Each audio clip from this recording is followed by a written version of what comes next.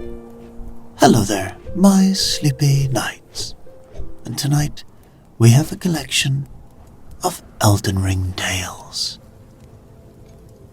Greetings, fellow wanderers. My name is Thorna, and I've spent years traversing the lands between, collecting folklore and legends from every corner of this vast, mysterious realm.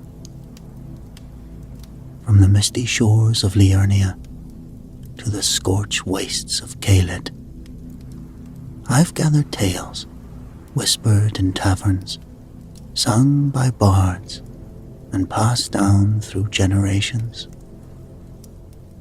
Of all the stories I've encountered, none has captivated me quite like the legend of Mira, the star-born shepherd.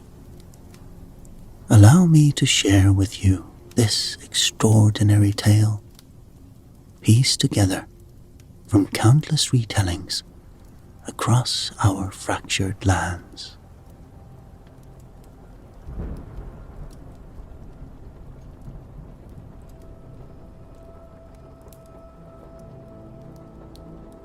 The night sky over Liurnia wept stars. Not the gentle, twinkling kind that had once adorned the firmament, but jagged, screaming things that tore through the veil of reality itself. The fractured dome of the heavens, a stark reminder of the shattering that had sundered the very fabric of existence, groaned under the weight of cosmic forces beyond mortal comprehension.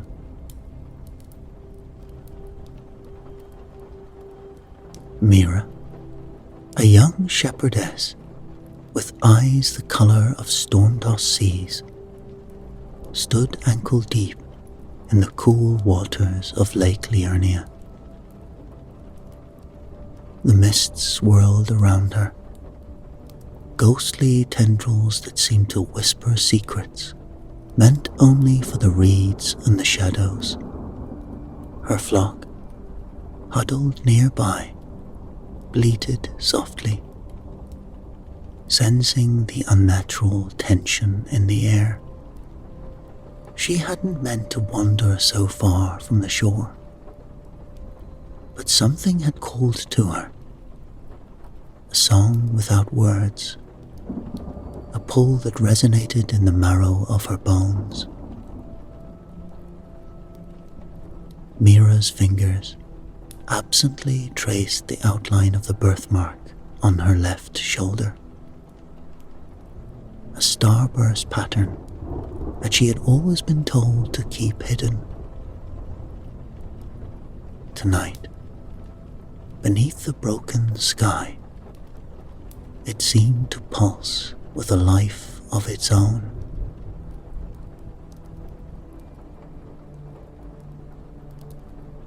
The first sign was a wail that split the night, a sound that didn't belong to any earthly creature. Mira's head snapped up, her gaze drawn to a point of light that grew larger with each passing heartbeat. It was as if a piece of the sun had broken free, hurtling towards the earth with terrifying speed. By the Erdtree, she breathed, rooted to the spot as the falling star blazed a trail across the shattered sky. The impact was both more and less than she expected. There was no earth-shattering boom, no tidal wave to sweep her away. Instead, the star struck the lake with a sound like 1,000 crystal glasses shattering at once. The water hissed and steamed, and for a moment, Mira feared she would be boiled alive where she stood. But the heat never came. Instead, a wave of pure argent light exploded outward from the point of impact. It washed over Mira like liquid moonlight, and she gasped as it passed through her. Every nerve in her body sang with an otherworldly energy, and the birthmark on her shoulder flared with a brilliant azure glow.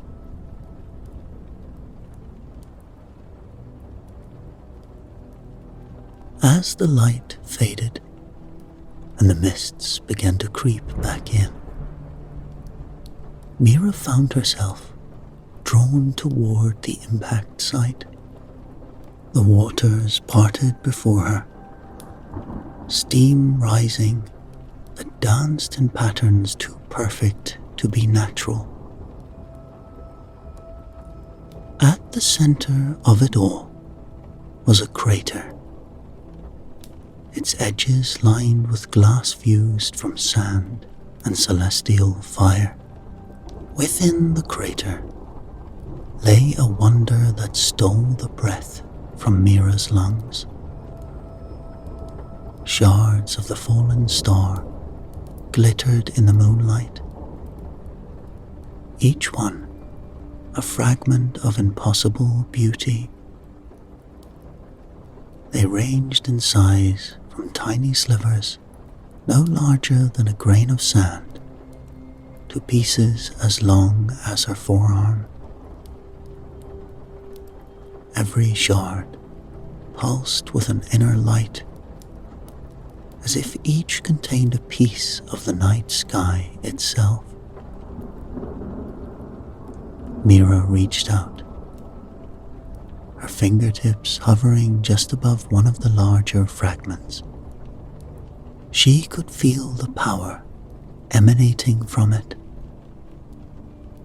a siren song that called to something deep within her, to a part of herself she had never known existed. "Who are you?" she whispered to the star shards, not expecting an answer. But as her fingers brushed against the cool, smooth surface of the nearest fragment, a jolt of energy surged through her. Visions flashed before her eyes. A towering spire of gleaming silver, a crown adorned with stars, a woman with hair like spun moonlight reaching out to her. Mira stumbled back, heart pounding.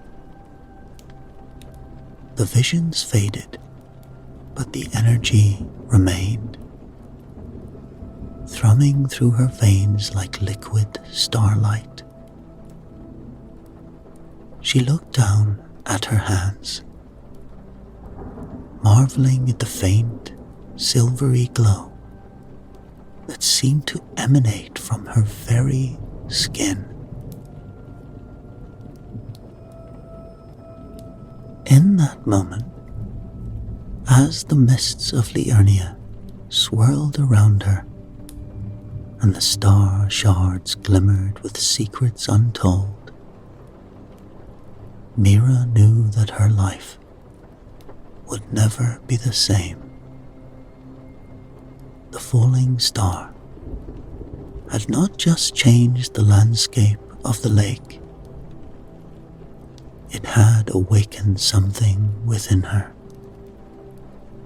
something tied to a legacy she was only beginning to understand.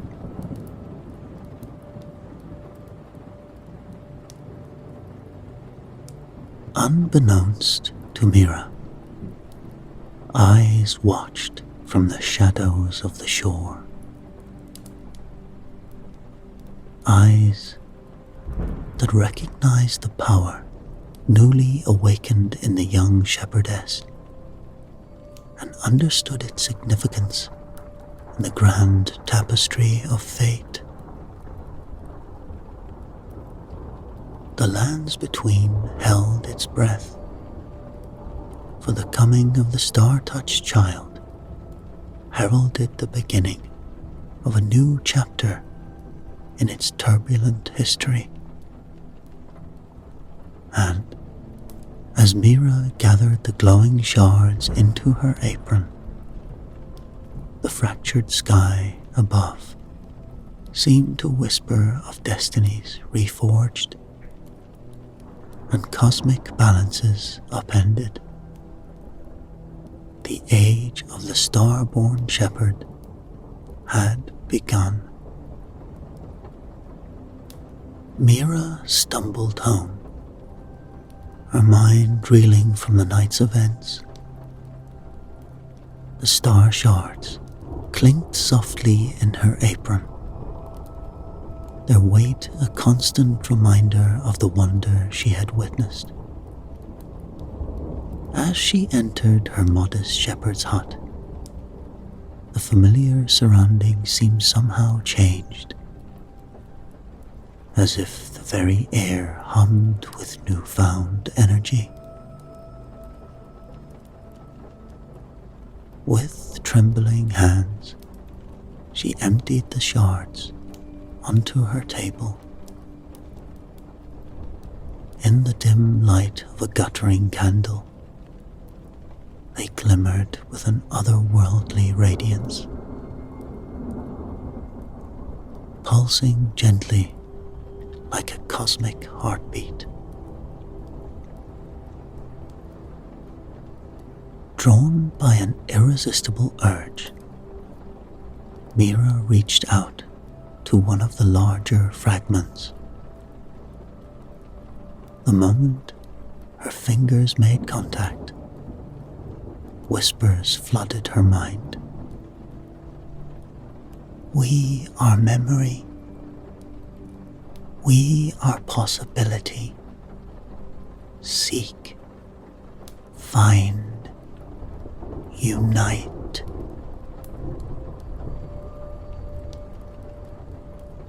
Visions flashed before her eyes, a kaleidoscope of images from a world before the shattering. She saw towering cities of silver and gold, their spires reaching impossibly high into a sky unmarred by fractures. Beings of grace and power, extraordinary beings, walked among mortals, wielding energies that could shape reality itself. Mira gasped, pulling her hand back, but the whispers persisted. They spoke of other shards scattered across the lands between, waiting to be found and reunited. There are more of you, she breathed, understanding dawning in her stormy eyes. As if in response, the shards began to move, ever so slightly, aligning themselves like compass needles drawn to true north. Mira watched in awe, realizing with a start that they were responding to her thoughts, her will.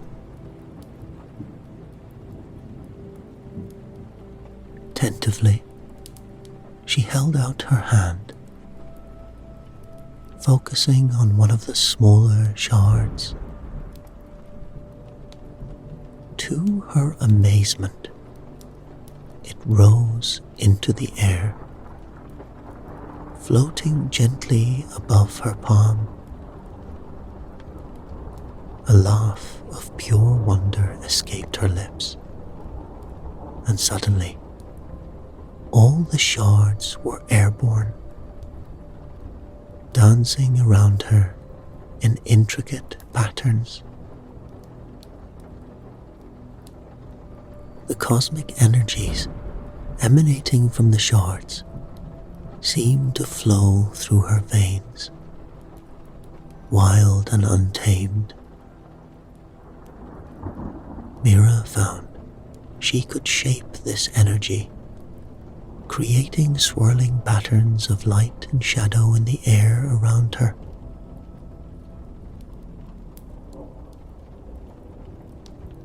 As she marveled at her newfound abilities, a floorboard creaked behind her. Mira turned around, the shards still spinning in the air. But it was too late. A dark figure loomed in the doorway, moving with unnatural speed. Before Mira could react, a heavy blow struck the base of her skull. Pain exploded through her head, and she crumpled to the floor. The last thing she saw before consciousness fled was the star shards falling around her like dying stars, their light fading as her world turned to darkness. The whispers followed her into oblivion. The star-born shepherd shall mend the broken heavens.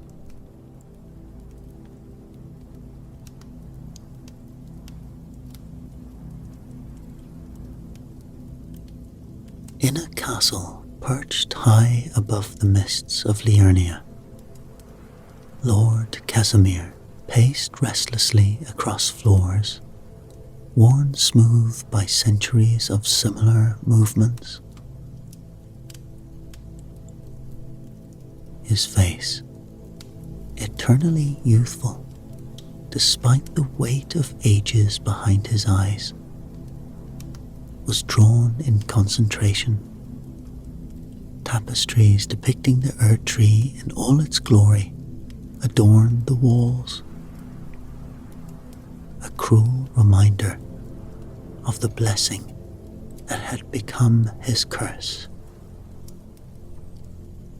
Immortality.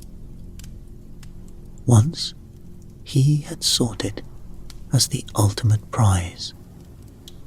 Now, after countless lifetimes, watching everyone he had ever cared for wither and die, it was a torment beyond measure. A knock at the chamber door broke his reverie. "Enter," he commanded, his voice carrying the authority of millennia. Grint, a knight whose armor bore the scars of countless battles, stepped into the room. He bowed low, the weight of his recent actions evident in the set of his shoulders. "My lord, it is done. We have the girl and the star shards she collected." Casimir's eyes lit up. "Excellent work, Grint. Tell me everything." We found her in a shepherd's hut by the lake, as our informants suggested. She was manipulating the shards somehow, my lord, moving them through the air as if by thought alone. Casimir strode to a window, looking out over the misty expanse of Liurnia. A shepherd girl with such power, he mused. The Erdtree does love its ironies. No matter. Where is she now? In the dungeons, my lord, as you ordered, unharmed but securely bound. The shards are in your private study.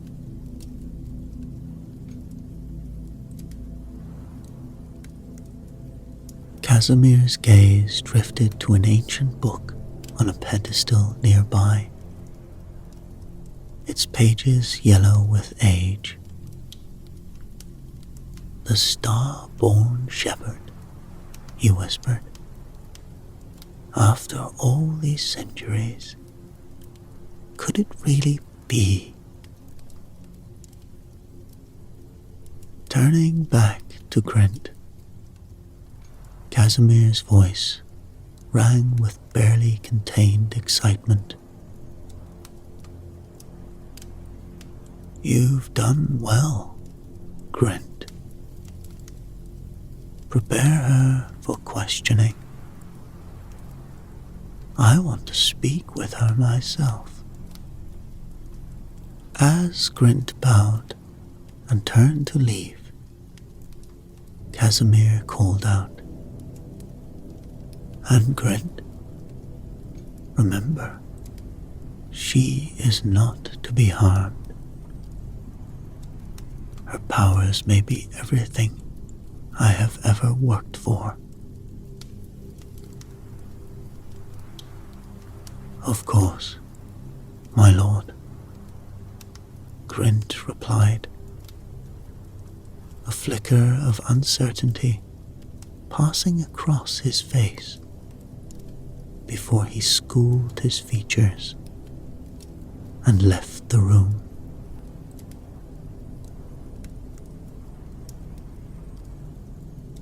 Alone once more, Casimir returned to the window.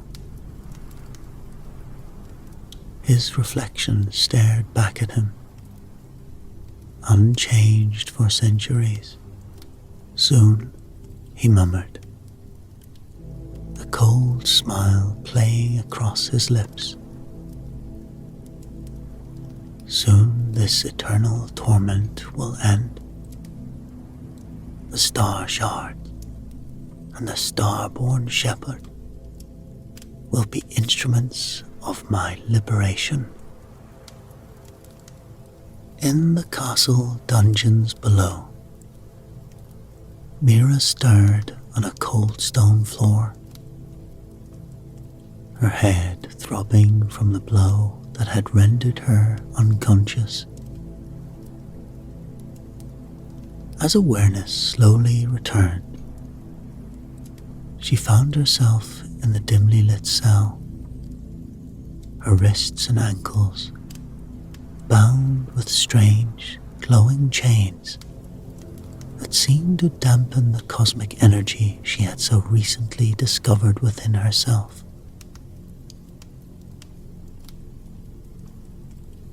The shards, she mumbled. Memories of swirling lights and ancient whispers flooding back. I must unite them. But the shards were gone, taken from her along with her freedom. As the reality of her situation sank in, Mira curled into herself, tears silently tracking down her cheeks. The whispers of the star shards, once so clear, now seemed distant and muffled, drowned out by the oppressive stone walls around her and the weight of an uncertain fate. Little did she know that high above, Lord Casimir was preparing to unravel the cosmic mystery she represented.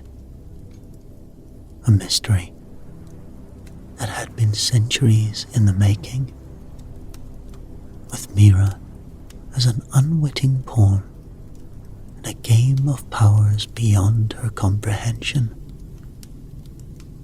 Mira's head throbbed as she was roughly escorted into a grand chamber. Lord Casimir stood by a window, his ageless face a mask of barely contained excitement. The room was littered with arcane instruments and ancient books. At last, Casimir breathed, approaching Mira. The star-born shepherd. Do you have any idea of the power you possess? Mira met his gaze defiantly. I know enough to understand. It's not meant for you. Casimir's eyes narrowed. You don't understand. This cursed immortality. It's a torment beyond measure. Your power, combined with the star shards, could free me. He grabbed a small shard from his pocket, forcing it into Mira's bound hands. Channel its power. Show me how to break free from this eternal prison. As the shard touched Mira's skin, a surge of cosmic energy flooded through her. Her eyes rolled back, glowing with an otherworldly light. And when she spoke, it wasn't her voice that emerged. Foolish immortal, boomed a voice, a vast and ancient voice like the cosmos itself. The cycle cannot be broken by one such as you.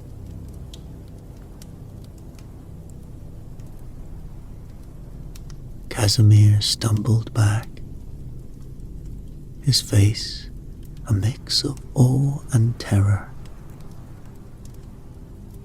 In the shadows, Grint, who had been guarding the door, stiffened in recognition of this voice. And before anyone could react further, Grint made a split-second decision. He rushed forward, striking Casimir with the pommel of his sword. The immortal lord crumpled to the ground, unconscious. My lady, Grint said, quickly working to free Mira from her bonds. We must leave. Now. The shards, Mira exclaimed. We need to take them with us. Grint shook his head grimly. They're in another room. There's no time. More guards will be here any moment. We have to go now. As they raced through the castle's winding corridors, alarms began to sound. The clang of armored pursuit grew louder behind them. That voice, Grint said as they ran. The one that spoke through you. I've heard it before, years ago, when Casimir first began his obsession with the stars. They rounded a corner, but nearly collided with a woman in ornate robes. Her face partially obscured by an intricate headdress. Her eyes widened at the sight of them. What is the meaning of this? She demanded, her voice carrying an authority despite her evident confusion.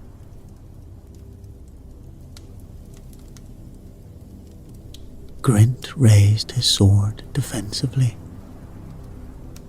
Stand aside. We mean you no harm, but we must pass. The woman's gaze flickered between Grint and Mira. It is you, fleeting Lord Casimir, isn't it? The girl. She's the one they brought in earlier. Mira nodded. Please, we need to escape. There's so much at stake. The woman held up a hand, silencing them. I am Liza, a finger maiden of the two fingers. I came here to speak with Lord Casimir about the fallen star, but... She paused, conflict clear on her face. The greater will has been silent on these matters. Its indifference to our suffering has shaken my faith. Making a swift decision, Liza gestured for them to follow. Come, I know a way out that few others are not aware of.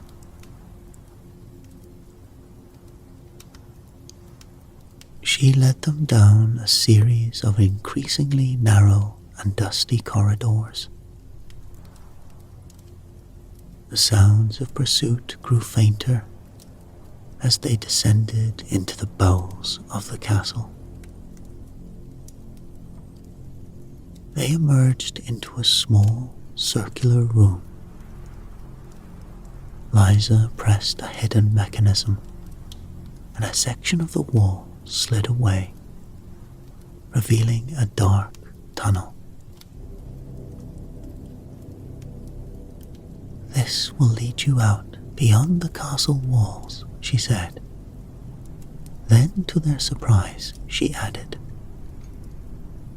and I'm coming with you. Whatever is happening, I sense it's of cosmic importance. My duty as a finger maiden compels me to see it through.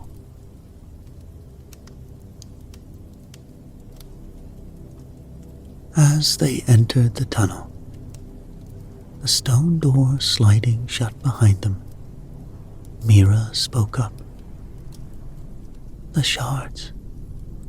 They're calling to me. We need to find the others and reunite them. Grint nodded firmly. And we will. But first, we need to put as much distance between us and Casimir as possible. As they made their way through the dark passage, the unlikely trio, the star-born shepherd, the conflicted knight, and the questioning finger maiden, had a sense that their journey was just beginning. Behind them, in the castle that had been his prison for centuries, Lord Casimir awakened, his immortal eyes blazing with fury and determination.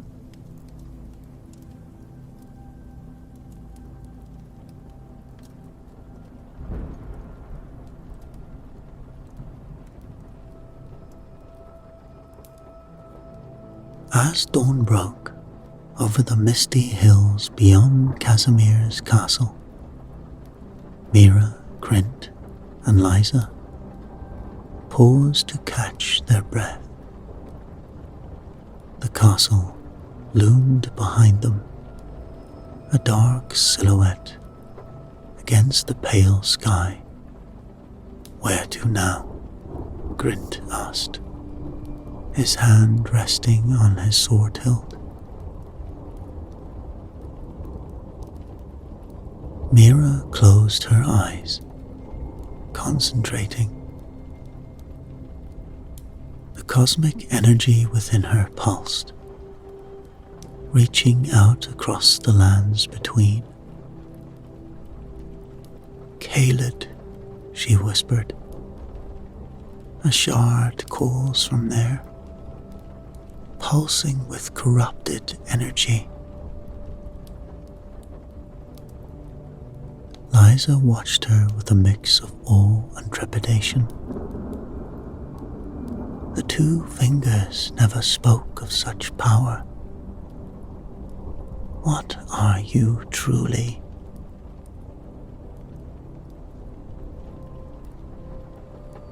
The putrid air of Caelid assaulted their senses as they crossed its border.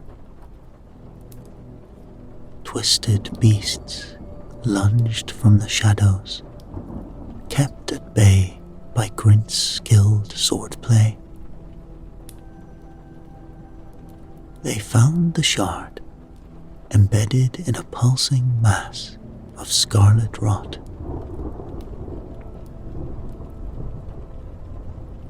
As Mira reached for it, tendrils of corruption snaked towards her,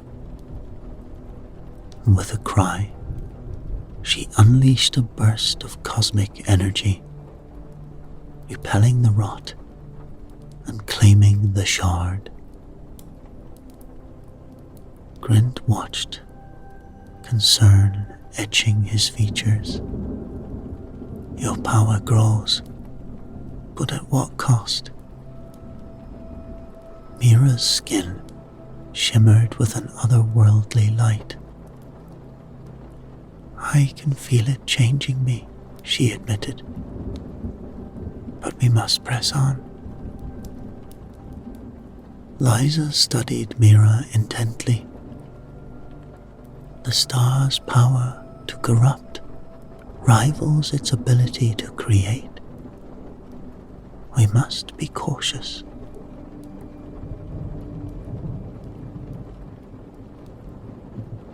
On the sun-drenched Altus Plateau, they raced against Casimir's knights, searching crumbling Erdtree ruins for the next shard. In a collapsed chamber, they found the shard nestled among ancient roots. Faded murals on the walls depicted epic battles between celestial beings, with familiar shards at the center of each conflict. "A cosmic war," Liza breathed, tracing the images. "Older than the Erdtree itself." Grint's eyes widened with understanding. This is bigger than Casimir's obsession. We're part of something greater. Mira nodded, her resolve strengthening. These shards are pieces of a key. We must reunite them, no matter the cost. The bitter cold of the mountaintops of the giants cut through their cloaks as they sought the next shard. Massive, lumbering figures watched their approach. After tense negotiations, aided by Mira's growing cosmic influence, they secured the shard. But the giants' tales of godly conflicts shook Liza's faith further. As they prepared to leave, a group of wild-eyed, frenzied flame cultists ambushed them. Grint fended them off, shouting, "More factions seek the shards. We must move quickly." Mira clutched the newly acquired shard, its power humming in harmony with the others. "The pieces are coming together," she said, her voice overlaid with cosmic resonance. "But so too are our enemies." As they fled the mountaintops, the weight of their quest and the growing threats against them hung heavy in the air. The race to reunite the shards of the fallen star had become a desperate struggle against forces that threatened to tear apart the very fabric of the lands between. The scorching heat of Volcano Manor enveloped them as they arrived, the air thick with sulfur and ash. Mira's eyes glowed with an intensity that was both awe-inspiring and unsettling. "The shard is close," she whispered. "But we're not alone." Grint nodded grimly, his sword at the ready. Casimir's men, frenzied flame cultists, who knows what else. We need to move quickly. They navigated the treacherous corridors of the manor, narrowly avoiding pools of lava and battling twisted creatures born of fire and madness. As they neared the chamber housing the shard, they encountered resistance from multiple factions, all vying for the cosmic power. In the ensuing chaos, Mira unleashed her powers in full force. Tendrils of starlight erupted from her hands, pushing back their enemies and clearing a path to the shard. The raw energy coursing through her was palpable, causing the very air to crackle with cosmic potential. As Mira claimed the penultimate shard, Grint and Liza watched with a mixture of awe and horror. Her feet no longer touched the ground, and her eyes shone with the light of distant galaxies. Mira, Grint called out. Are you still with us? For a moment, it seemed as if she might not respond. Then, slowly, she descended, the glow fading silently. I'm here, she said, her voice sounding distant and strange. But it's getting harder to hold on to myself.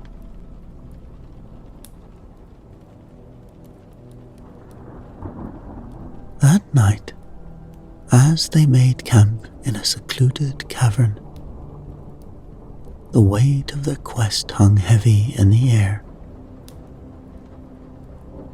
Mira sat apart from the others, the shards arrayed before her, pulsing in harmony with her own cosmic energy. Grint approached her cautiously. We're close to the end now. But at what cost to you? Mira looked up at him, her eyes shimmering with starlight. I don't know if I'll still be me when this is over, but it has to be done. The fate of the lands between depends on it. As Grint and Mira talked, Liza watched from the shadows. Internal conflict etched across her face. When the others finally succumbed to exhaustion, Liza made her move. With practiced stealth, Liza gathered the shards, her hands trembling slightly as she felt their power. She cast one last, regretful look at her sleeping companions before slipping out of the cavern. Outside, a steed waited. As Liza mounted, a figure emerged from the darkness, one of Casimir's knights. You've done well, the knight said. Lord Casimir will be pleased. The Two Fingers were right to place their trust in you.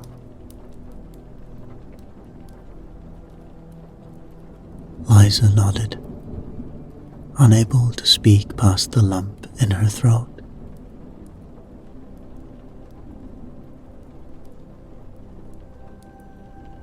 Back in the cavern, unaware of the betrayal, Mira stirred restlessly in her sleep, cosmic energy swirling around her.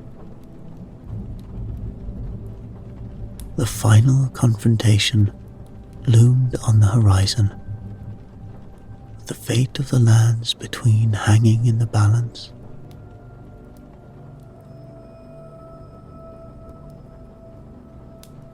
In the towering spire of his castle, Lord Casimir stood before an intricate array of arcane symbols, the star shards hovering in a perfect circle around him.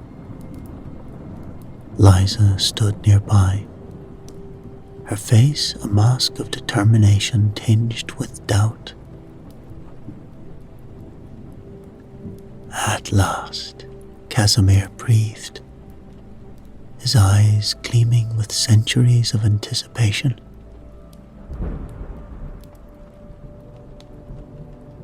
With all the shards collected, we now have the power to break my curse, to to reshape reality itself.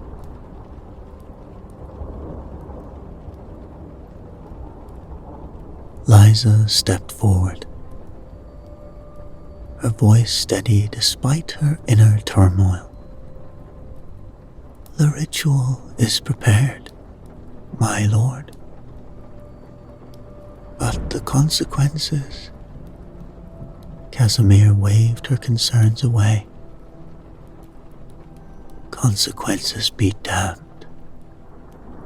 I've waited an eternity for this moment."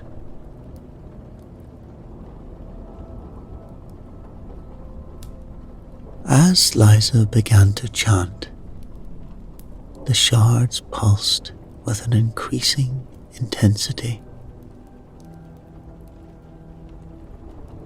Casimir raised his arms, the cosmic energy cackling around him. The castle trembled, and outside, the sky began to darken. Inky tendrils of unnatural light spread across the lands between, blotting out sun and stars alike. As the darkness deepened, Casimir's laughter echoed through the castle, a sound of triumph and madness intertwined. Liza watched in growing horror as the ritual's true scope became clear. This was more than the end of a curse. It was the beginning of a cosmic cataclysm. Mira and Grint rode hard through the black gloom, their path lit only by the otherworldly glow emanating from Mira's skin. The darkness pressed in around them, alive with malevolent purpose.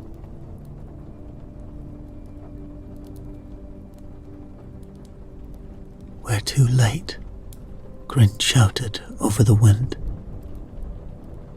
"Casimir's begun the ritual." Mira's eyes blazed like twin stars. "No, this isn't the end. It's just the beginning of the true battle."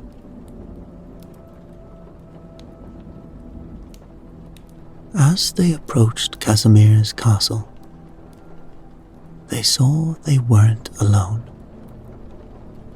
Frenzied flame cultists swarmed the lower levels, their mad chants rising above the chaos. Knights loyal to Casimir clashed with other factions, all vying for control of the cosmic power being unleashed. Mira and Grint fought their way through the melee, cosmic energy and steel carving a path towards the central spire. They burst into the ritual chamber to find Casimir, wreathed in starlight, Liza at his side. "You're too late, Starborn," Casimir crowed. "The power is now mine." Mira stepped forward, her feet leaving the ground. "This was never about you, Casimir. The star's power was never meant for any one being." As Mira and Casimir clashed in a spectacular display of cosmic forces, Grint found himself facing Liza. "Why?" he demanded, parrying her attack. "Why betray us? Liza's eyes were filled with conflicted tears. I was sent to get the rest of the shards. I was doing a duty. The old order must be preserved. The alternatives are too chaotic, too dangerous. Their battle raged on, a microcosm of the larger conflict between tradition and cosmic change. Outside, frenzied flame cultists breached the upper levels, adding their chaos to the fray. The chamber shook with the force of colliding powers. Mira and Casimir grappled for control of the star shards, each touch sending shockwaves of energy throughout the castle. The very fabric of reality seemed to warp around them. Grint, seeing an opening, disarmed Liza and pinned her against the wall. "Look around you," he shouted. "Is this the order you wanted to preserve?" Liza's resolve crumbled as she took in the scene. The madness of Casimir's ambition, the destructive zeal of the cultists, and Mira, shining like a newborn star, fighting to bring balance to forces beyond mortal comprehension. As the battle reached its crescendo, all present knew that the fate of the lands between would be decided in these next crucial moments. The stars' power hung in the balance, with the potential to either heal the fractured world or tear it apart completely. As the battle reached its peak, Mira felt a sudden clarity wash over her. The whispers of the cosmos, once chaotic, now spoke with a single unified voice. She understood at last the true nature of the star and her role as the star-born shepherd. "Enough," she cried,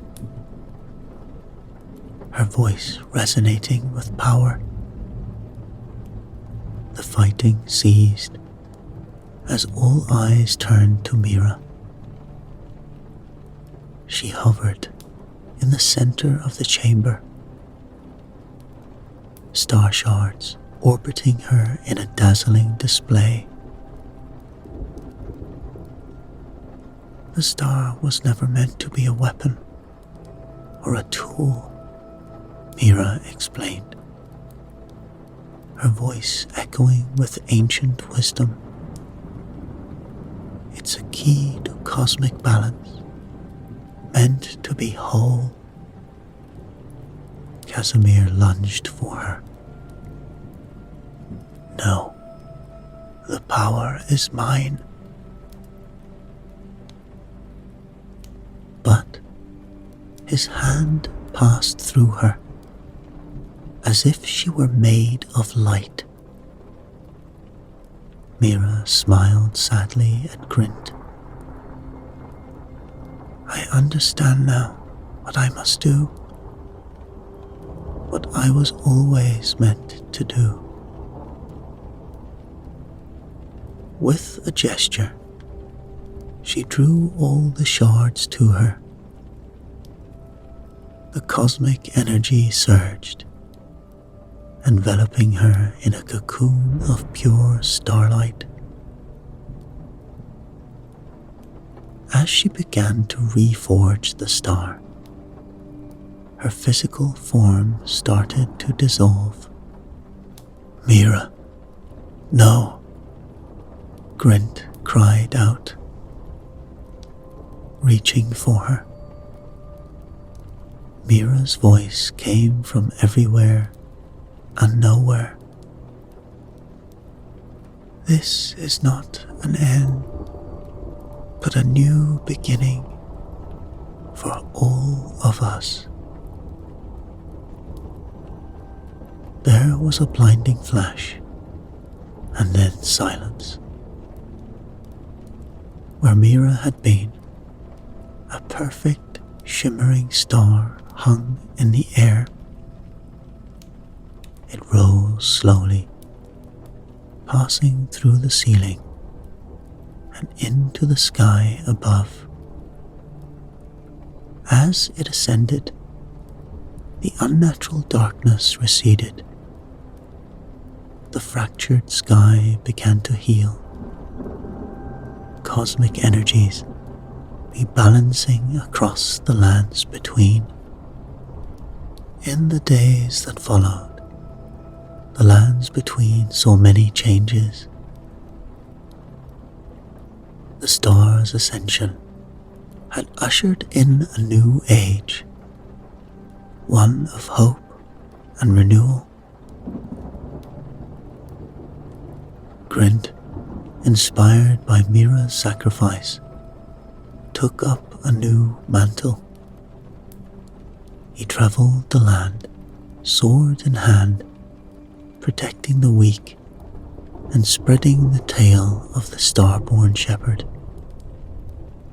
His eyes, once haunted by wars and betrayals, now shone with purpose.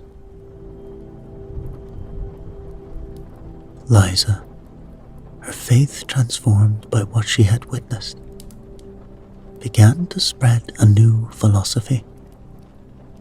She spoke of a balance between cosmic order and free will, drawing from both her training as a finger maiden and the revelations of their journey. Even Lord Casimir, stripped of his immortality by the star's reforging, found a measure of peace. The weight of endless years lifted. He dedicated his remaining time to studying the cosmos, seeking understanding rather than control. Across the lands between, people looked to the newly healed sky with wonder. The legend of Mira, the star-born shepherd, spread far and wide.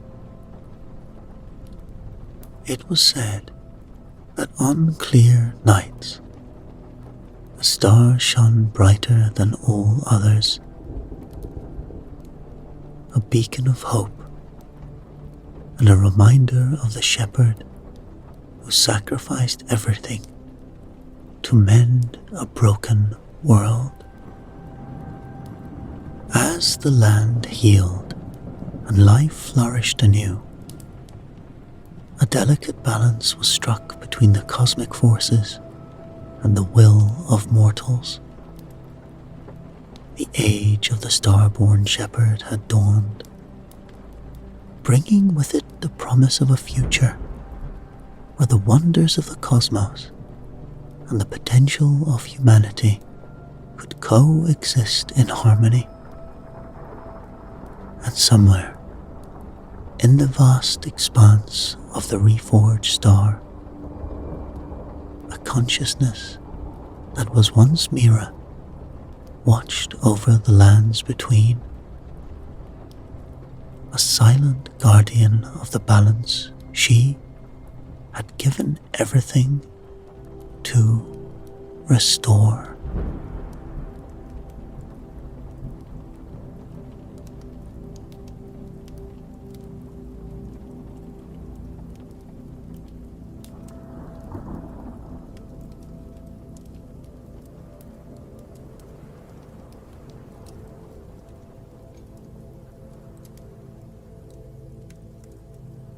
In far bygone days, in the shadowed expanse of the northern lands between, there lived a prosperous farmer known as Sir Eldred. Sir Eldred had 7 sons and 1 daughter. The youngest of these sons bore a curious name. He was called Malrin, though most gave him the nickname of Ashen, which meant he who grovels among the ashes. Perhaps Malrin deserved his name, for he was a lazy boy who never engaged in the laborious tasks on the farm like his brothers did. Instead, he wandered about in tattered clothes and with unkempt hair, his mind always filled with the tales of trolls and giants, elves and goblins. When the sun blazed hot in the long summer afternoons, and the bees droned drowsily, Malrin was content to lie in the ash heap, letting the ashes sift through his fingers as one might play with sand on the seashore, basking in the sunshine and spinning stories to himself.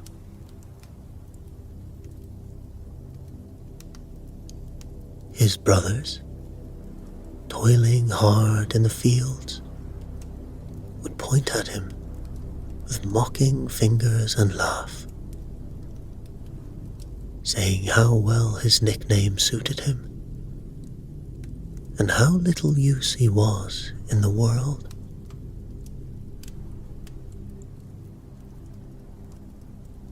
When they returned home from their work, they would push him about and tease him, and even his mother would make him sweep the floor, draw water from the well, fetch peats from the peat sack, and do all the little odd jobs that no one else wanted to do. Thus, poor Malrin had a rather hard life, and would often have been very miserable if it were not for his sister, who loved him very dearly. She listened patiently to all his stories, never laughing at him or calling him a liar, as his brothers did. But one day, a sorrowful event befell poor Malrin. It happened that King Aldrich, the ruler of these parts, had one beloved daughter, Princess Iloria, to whom he denied nothing. Princess Iloria, in need of a waiting maid, had once seen Malrin's sister standing by the garden gate as she rode by, and had taken a fancy to her. She asked her father if she might invite the girl to come and live at the castle and serve her. King Aldrich agreed at once, as he always did to any of his daughter's wishes, and so he sent a messenger to Sir Eldred's house to request that his daughter come to the castle and be the princess's waiting maid.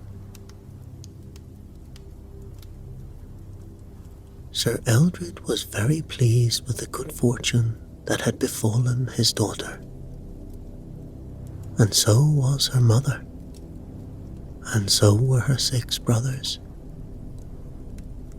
all except poor Malrin, who looked with wistful eyes after his sister as she rode away, proud in her new clothes and the shoes her father had made for her from cowhide, which she was to wear in the palace when she attended the princess.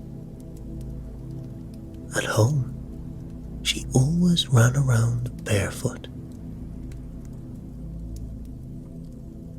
Time passed, and one day a rider came in hot haste through the countryside, bearing the most terrible tidings.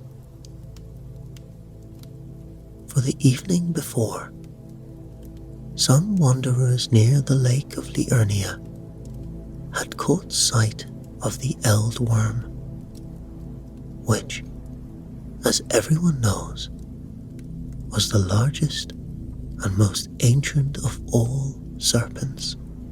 It was said that this beast, in the oldest texts, was called the Leviathan, and its length could span the breadth of the northern wilderness, its head resting near the ancient ruins, and its tail touching the farthest borders of the misty swamps.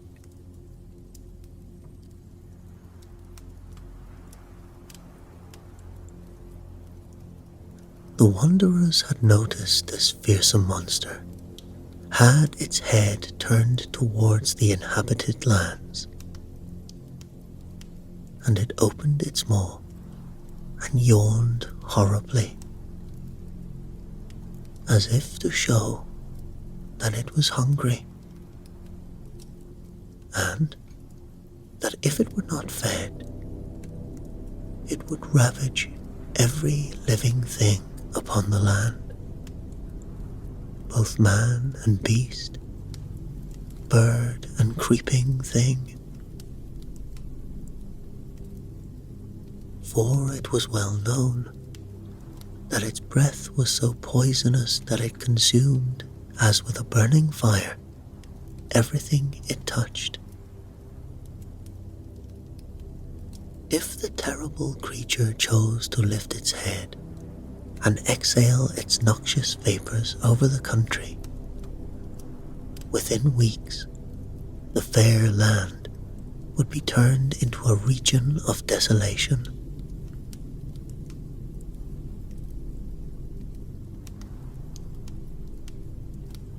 As you may imagine, everyone was almost paralyzed with terror.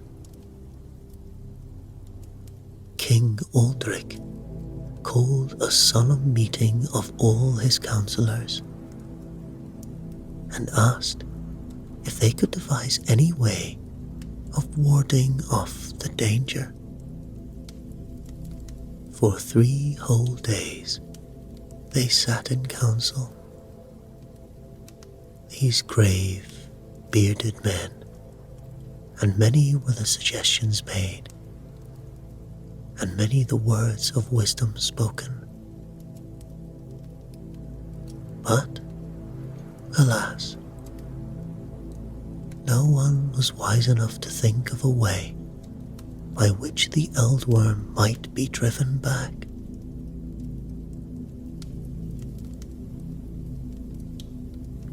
At last, at the end of the 3rd day, when everyone had given up hope of finding a remedy,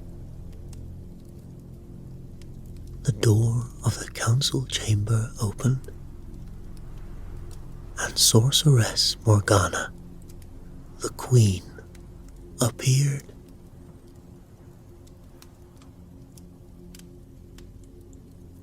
Now, the Sorceress Morgana was King Erdtree's 2nd wife,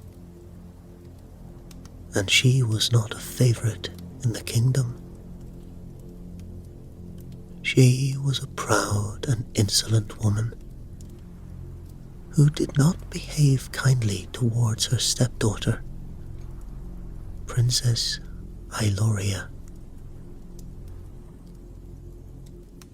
Instead, she spent much of her time in the company of Erdtree, the Dark Sage, a great sorcerer with whom everyone feared and dreaded.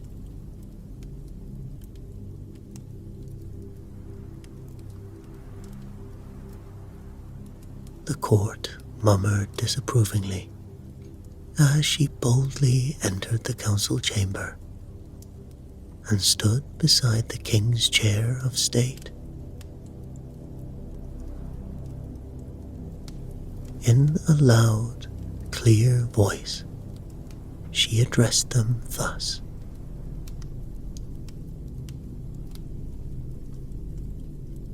You think yourselves brave and strong, O wise elders, fit to be the protectors of the people. And so it may be when facing mortal foes. But you are no match for the enemy that now threatens our land. Before it, your weapons are but straw. It is not through strength of arm, but through sorcery that he will be overcome. So listen to my words, even though they may be those of a woman, and take counsel with a great sorcerer, from whom nothing is hid, who knows all the mysteries of the earth, air, and waters of Liurnia.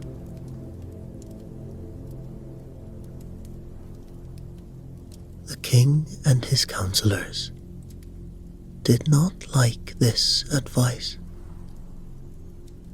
for they despised the dark sorcerer Erdtree, believing that he had way too much influence over the queen. Yet, being at their wits' end, and knowing not where else to turn for help, they reluctantly agreed to summon the sorcerer.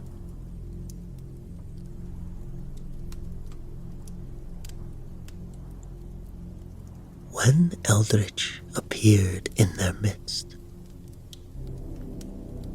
they liked him none the better for his looks. He was long, thin, and awe-inspiring, with a beard that reached his knees and hair that wrapped around him like a mantle.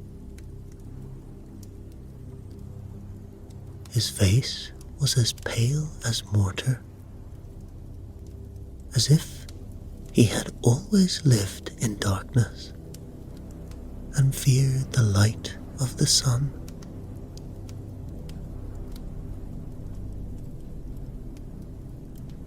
Yet, no other help was to be found. So, they laid the case before him and asked what they should do.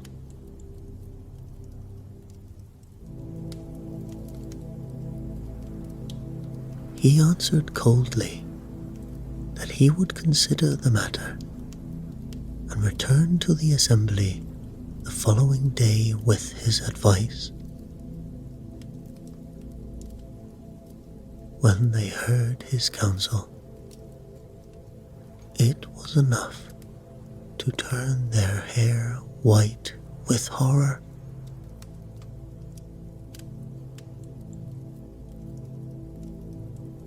For he declared that the only way to satisfy the monster and save the land was to feed it every Saturday with 7 young maidens, the fairest that could be found. If this remedy did not succeed in mollifying the eldworm and inducing it to depart, he hinted at a second measure, so dreadful he would not dare speak of it yet.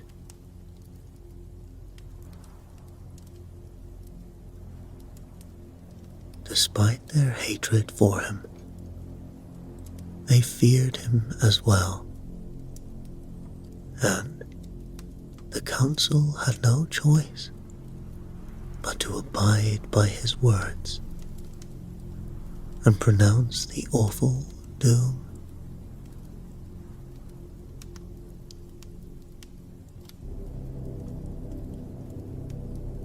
And so, every Saturday, 7 fair, innocent maidens were bound by hand and foot and laid on a great stone outcropping by the lake of Liurnia.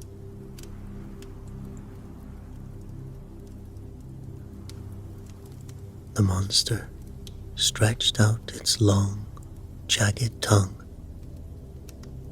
and swept them into its mouth,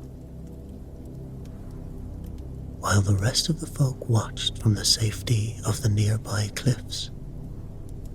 At least, the men watched.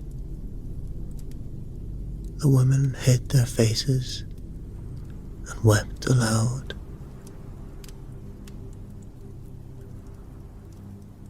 "Is there no other way?" they cried. "No other way to save this land?"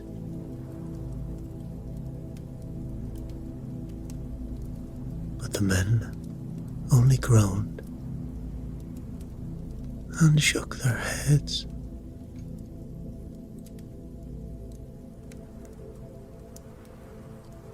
"No other way," they answered.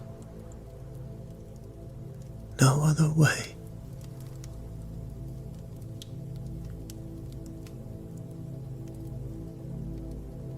Then, suddenly, a boy's indignant voice rang out among the crowd. "Is there really no grown man who would fight that monster and kill it and save the maidens? I would do it, for I am not feared of the eldworm."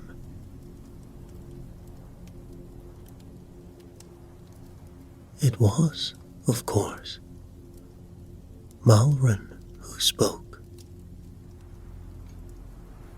and everyone looked at him in amazement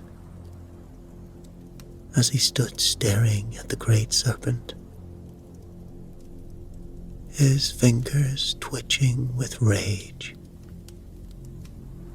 his eyes glowing with pity and indignation. "The poor boy's mad. The sight has turned him mad," the people whispered to one another.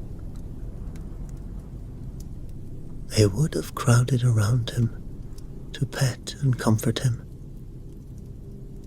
but his elder brother came and gave him a heavy clout on the side of the head.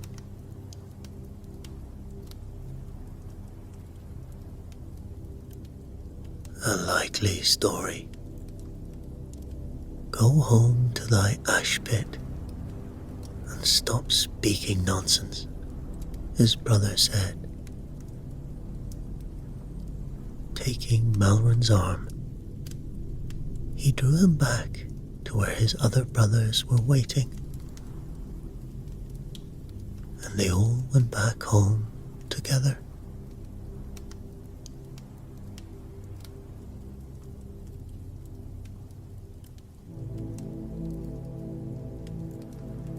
But all the while, Malrin kept saying that he meant to kill the Eldworm. Eventually, his brothers became so angry at what they thought was mere bragging that they picked up stones and pelted him so hard that he took to his heels and ran away from them.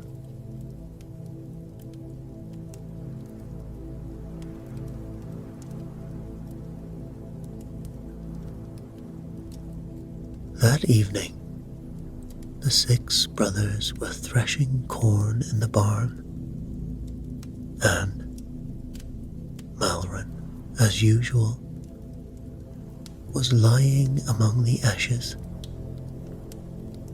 lost in his own thoughts. His mother came out and bade him run and tell the others to come in for their supper.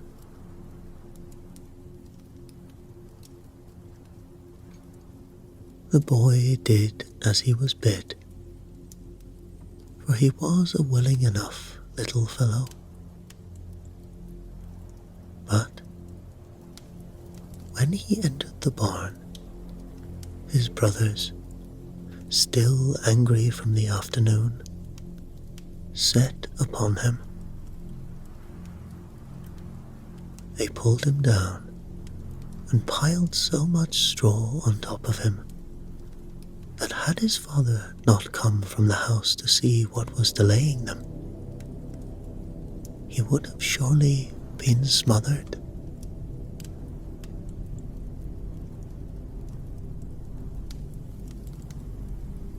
At the supper, his mother quarrelled with the other lads for what they had done, calling them cowards for setting upon a smaller and younger boy. Malrin looked up from his porridge, and he said,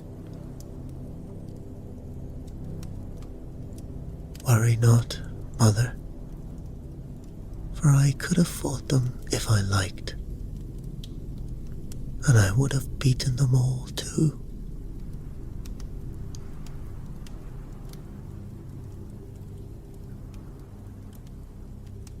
"Why did you not do it then?" asked one of the brothers. "Because I knew that I would need all my strength when I go to fight the Eldworm," replied Malrin gravely.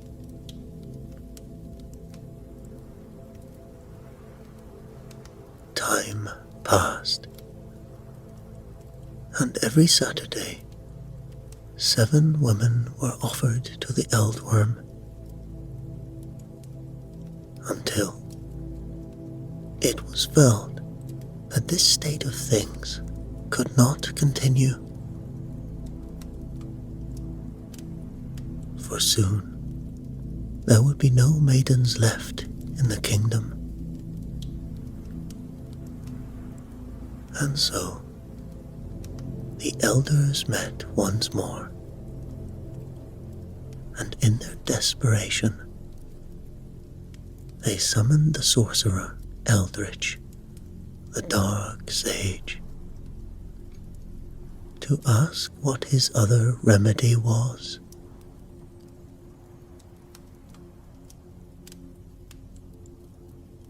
Erdtree, with a knowing look, stood before them, and, pretending to be very sorrowful, declared that the only other thing that could be done was to offer Princess Iloria to the Eldworm. Only then would it depart.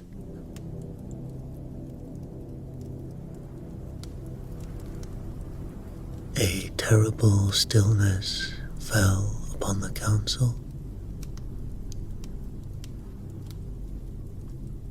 Everyone covered their faces with their hands, for no man dared look at the king. But although Princess Iloria was the apple of his eye, King Aldrich was a just and righteous monarch. He felt it was not right that other fathers should part with their daughters to save the kingdom if his child was to be spared.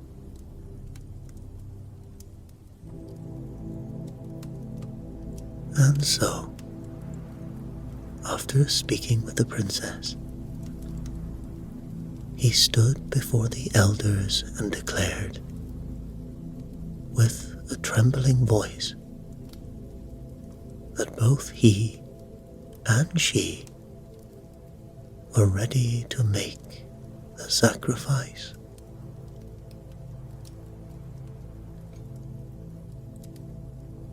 "She is my only child," he said.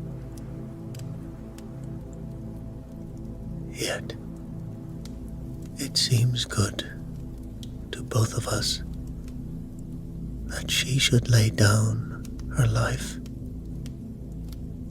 if by doing so she may save this land that she loves so well."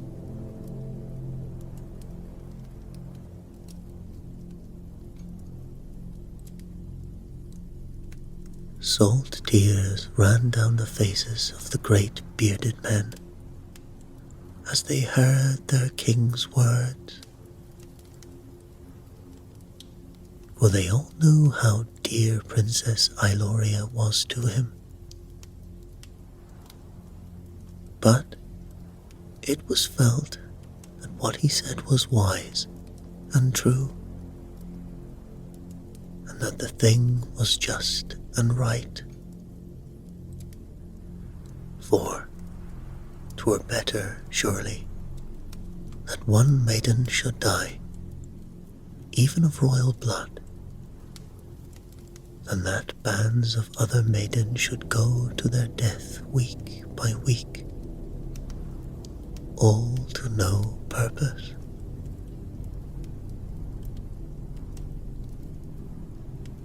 Amid heavy sobs, the aged lawman rose to pronounce the princess's doom. But before he could speak, the king's Kemperman, a warrior of great renown, stepped forward. "The Eldworm is a formidable foe," he declared, "and this doom, which our lawman is about to pronounce, is indeed a harsh one.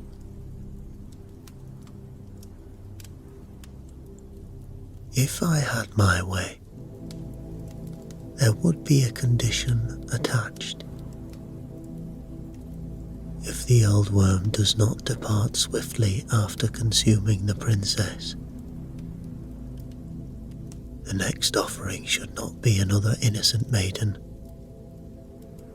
but the old sorcerer himself."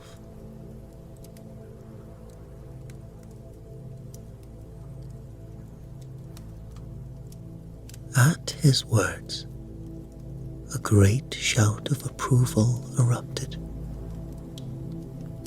and the wicked Eldritch seemed to shrink within himself, his face growing even paler than before.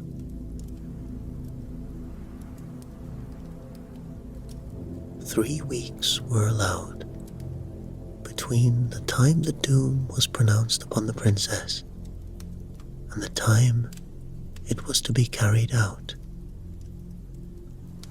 This was so the king might send ambassadors to all neighboring kingdoms to issue proclamations that if any champion could drive away the eldworm and save the princess, he should have her for his wife.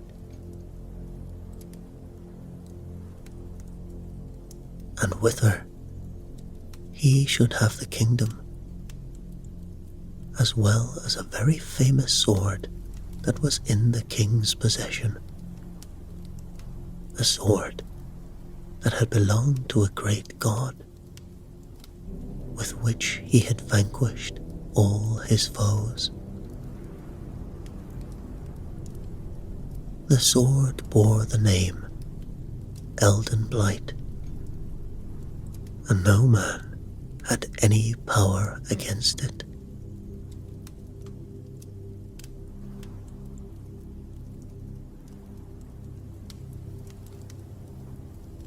The news of these events spread over the length and breadth of the land, and everyone mourned for the fate likely to befall the princess.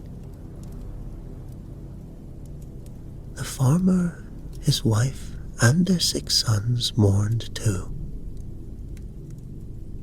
all except Malrin, who sat among the ashes and said nothing.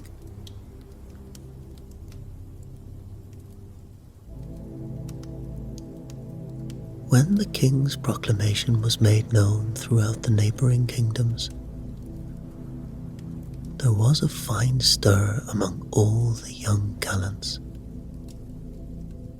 for it seemed but a little thing to slay a monster, and a beautiful wife, a fertile kingdom, and a trusty sword are not to be won every day. So, 36 champions arrived at the king's palace, each hoping to gain the prize.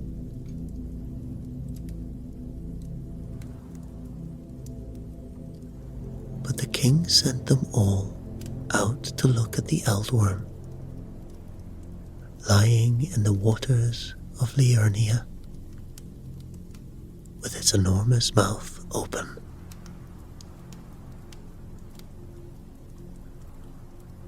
When they saw it, 12 were seized with sudden illness,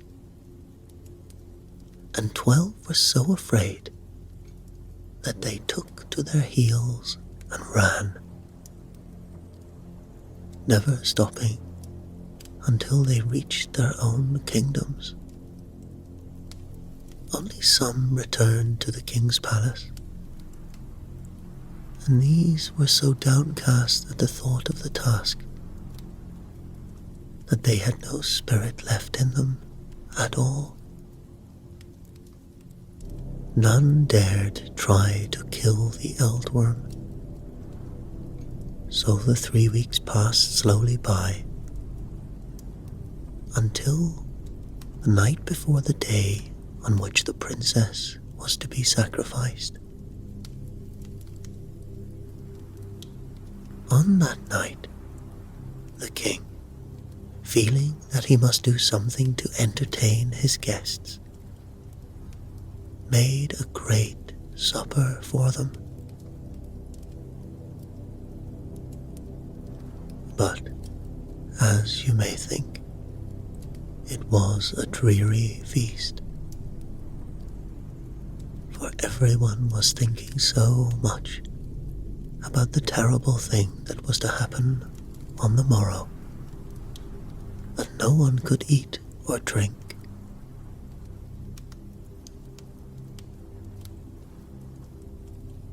When it was all over and everybody had retired to rest, save the king and his old Kemperman, the king returned to the great hall and went slowly up to his chair of state.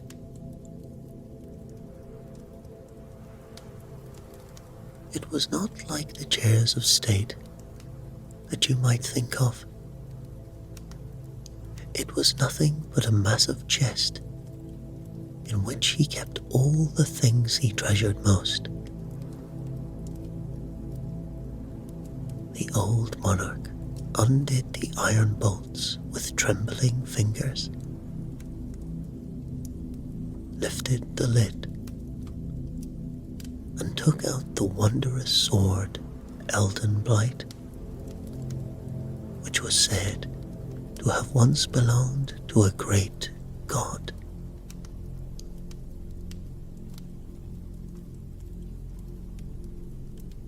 His trusty Kemperman, who stood by him in 100 fights, watched him with pitying eyes.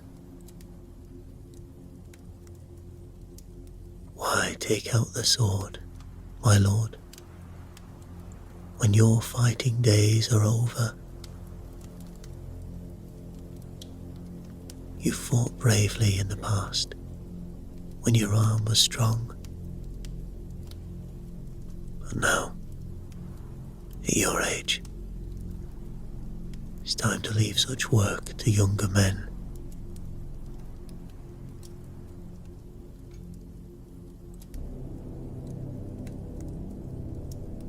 The old king turned on him angrily, with something of the old fire in his eyes. "Quiet yourself, or else I'll turn this sword on you. Do you think I can see my only child devoured by a monster and not lift a finger to try and save her when no other man will? I tell you, and I swear it with my 2 thumbs crossed on Elden Blight, that both the sword and I will be destroyed before even one hair on her head is touched." So go, if you care for me, old friend, and order my boat to be ready,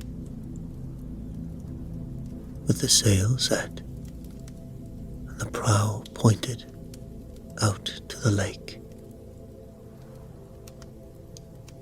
I will go myself and fight the Eldworm, and if I do not return, you must guard my cherished daughter. Perhaps my life may redeem hers."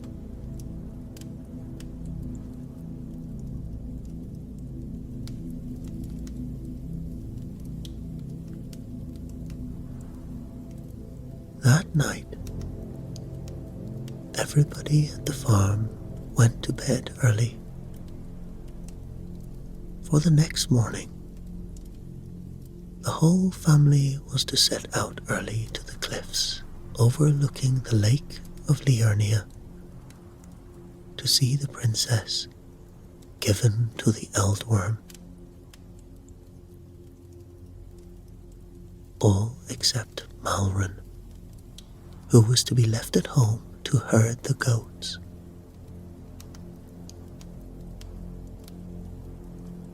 The young lad was so vexed by this, for he had great schemes in his head, that he could not even sleep.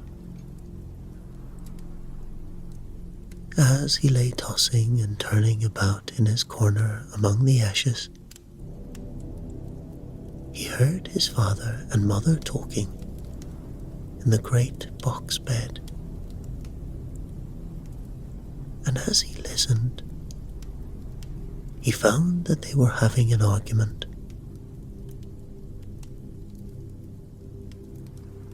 It's such a long way to the cliffs overlooking the lake. I fear I'll never walk it, said his mother. I think I should stay at home. No, replied her husband. That would look strange when all the countryside is to be there. You shall ride behind me on my good spectral steed.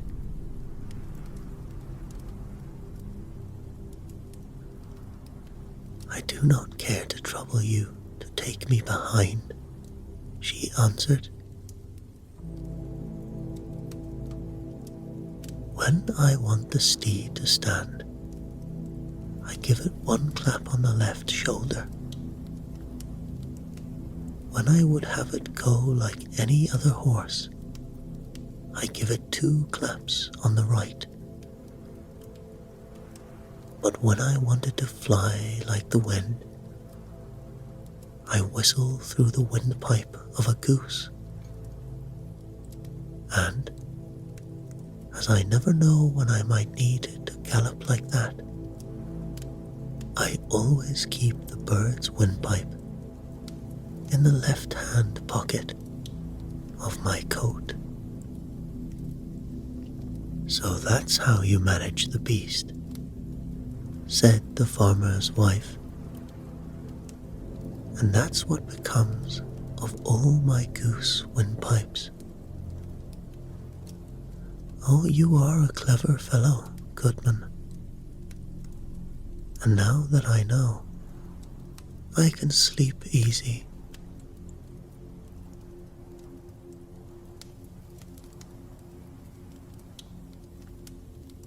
Malrin was not tossing about in the ashes now. He was sitting up in the darkness, with glowing cheeks and sparkling eyes. His opportunity had come at last. He waited patiently till their heavy breathing told him that his parents were sound asleep. Then he crept over to where his father's clothes were, took the goose's windpipe out of the pocket of his coat, and slipped quietly out of the house. Once he was out, he ran like lightning to the stable. He saddled and bridled the spectral steed, threw a halter round its neck, and led it to the stable door.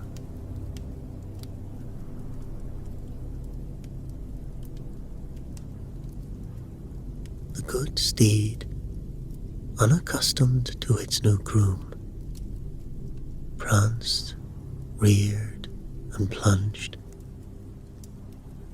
But Malrin, knowing his father's secret, clapped it once on the left shoulder, and it stood as still as stone. Then he mounted it, gave it 2 claps on the right shoulder, and the steed trotted off briskly, giving a loud neigh as it did so. The unwanted sound, ringing out in the stillness of the night, roused the household. The father and the 6 sons came tumbling down the wooden stairs, shouting to one another in confusion that someone was stealing the spectral steed.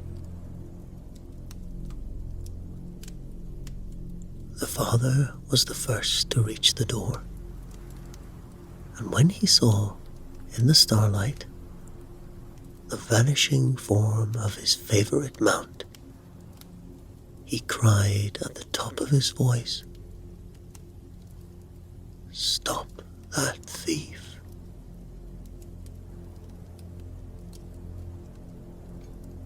When the spectral steed heard that, it pulled up in a moment. All seemed lost, for the father and his sons could run very fast indeed,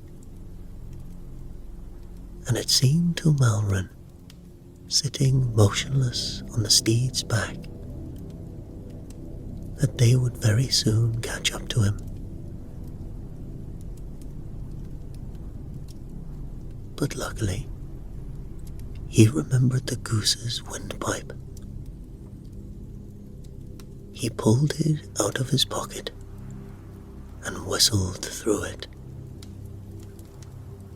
In an instant, the steed bounded forward, swift as the wind, and was over the hill and out of reach of its pursuers before they had taken 10 steps more.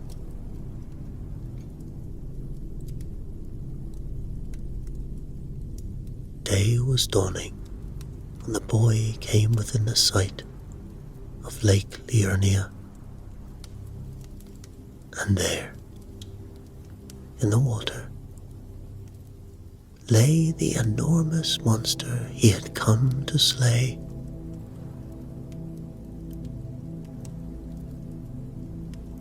Anyone would have said he was mad to even dream of making such an attempt,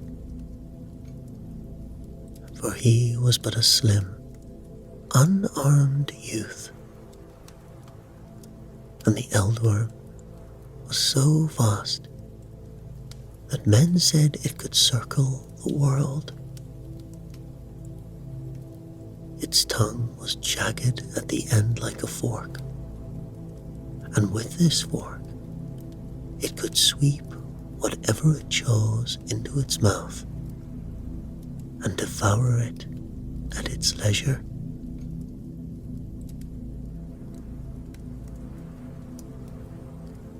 For all this, Malrin was not afraid, for he had the heart of a hero underneath his tattered garments.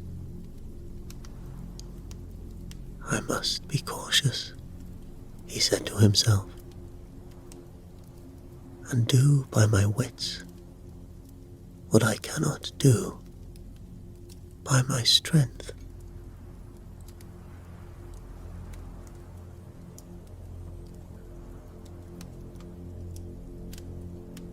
Malrin climbed down from his seat on the spectral steed's back, tethered the steed to a tree, and walked on, looking well about him, until he came to a little cottage on the edge of a wood. The door was not locked, so he entered and found its occupant, an old woman, fast asleep in bed.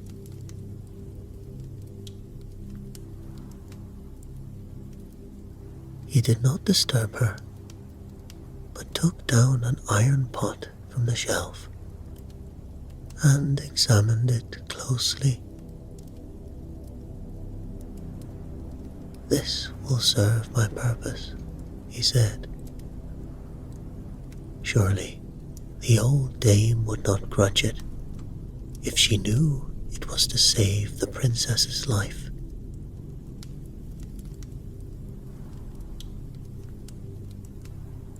Then he lifted a live peat from the smouldering fire and made his way down to the water's edge. There he found the king's boat lying, guarded only by a single boatman, with its sails set and its prow turned in the direction of the Eldworm.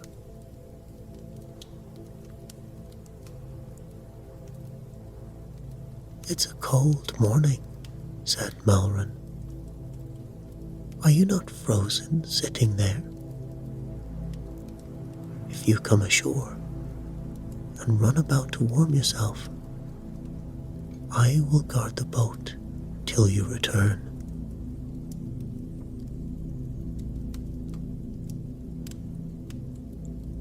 The boatman frowned. What would the king say if he were to come?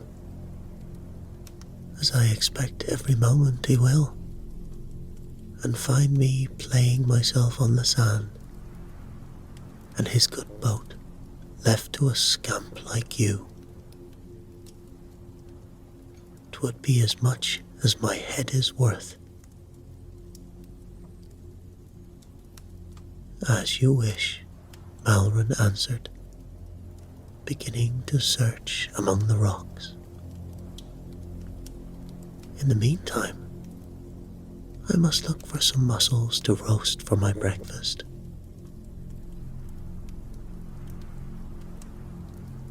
After he had gathered the mussels, he began to make a hole in the sand to put the live peat in.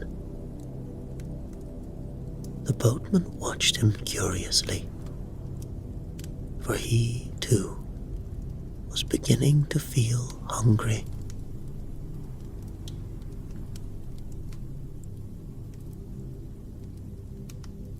Presently, the lad gave a wild shriek and jumped high in the air. "Gold, gold," he cried. "By the name of the Erdtree, who would have looked to find gold here?" This was too much for the boatman.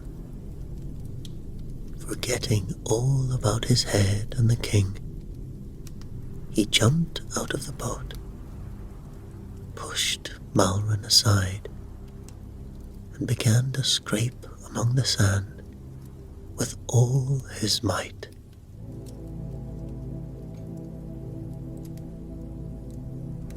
While he was doing so, Malron jumped into the boat, pushed off, and was half a mile out on the lake before the outwitted man, who, needless to say, could find no gold, noticed what had happened. Of course, he was very angry, and the old king was more angry still when he came down to the shore, attended by his nobles and carrying the great sword, Elden Blight, in the vain hope that he, poor old feeble man that he was, might somehow defeat the monster and save his daughter.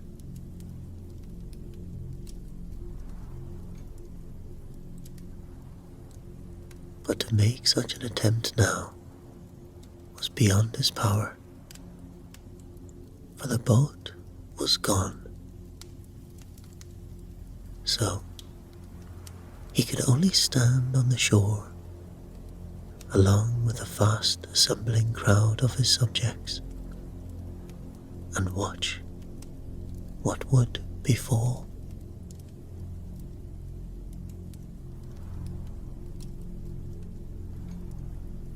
And this was what befell.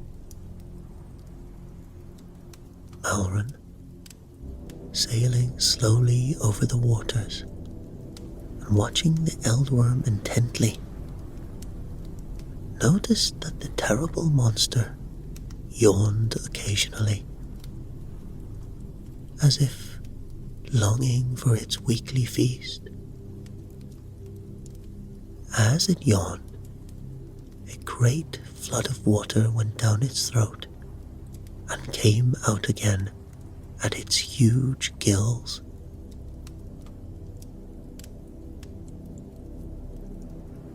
So, the brave lad took down his sail, pointed the prow of his boat straight at the monster's mouth, and the next time it yawned, he and his boat were sucked right in and went straight down its throat into the dark regions inside its body.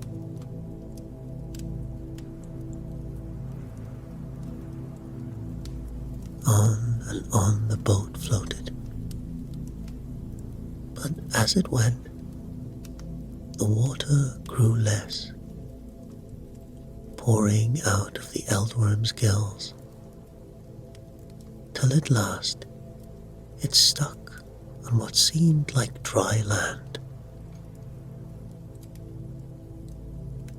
Malron jumped out,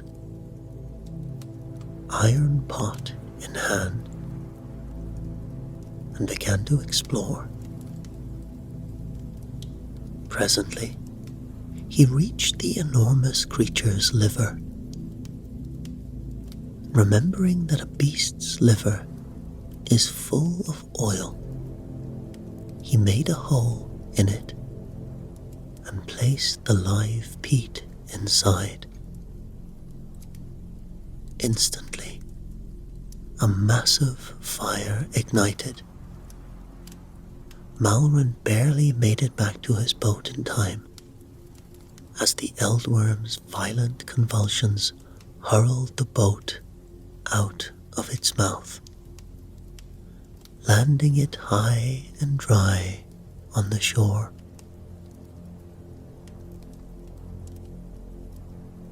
The chaos in the water was so intense that the king and his daughter, who had come down to the shore dressed in white, ready to be sacrificed to the monster, and all his courtiers and countryfolk, were forced to retreat to the hilltop, out of harm's way, and watch what unfolded next.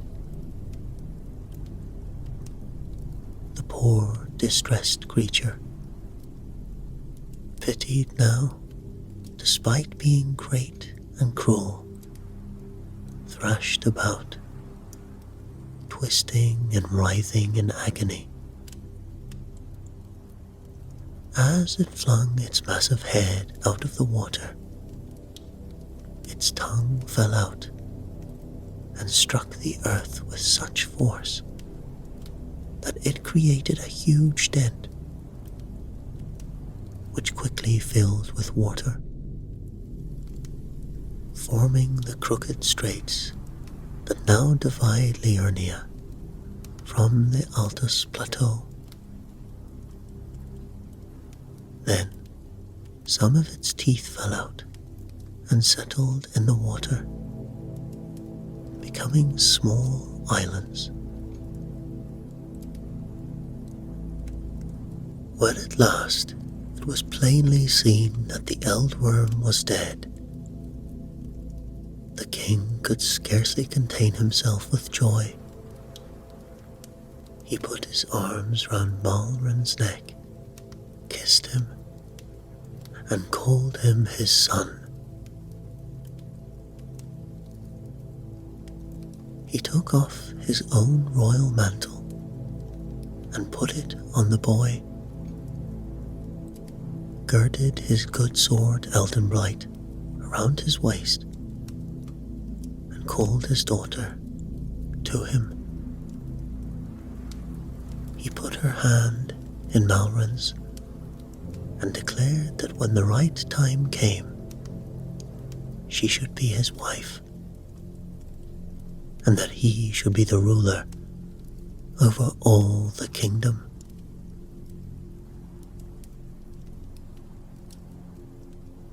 Then the whole company mounted their steeds again, and Malron rode on the spectral steed by the princess's side, and so they returned with great joy to the king's palace.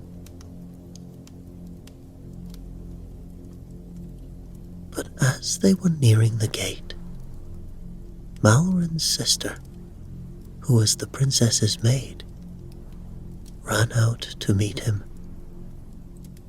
and signaled to the princess to lean down and whispered something in her ear.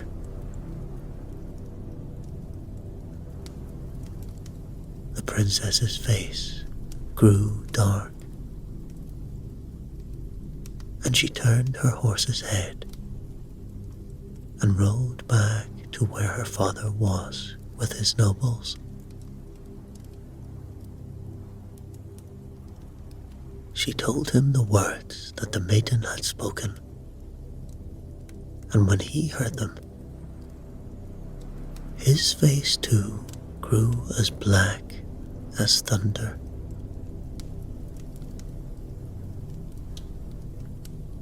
For the matter was this: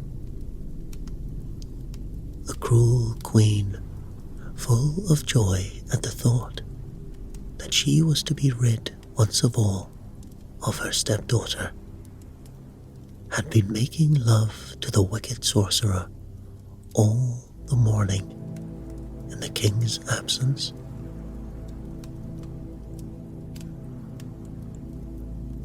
"He shall be killed at once," cried the monarch. "Such behavior cannot be overlooked."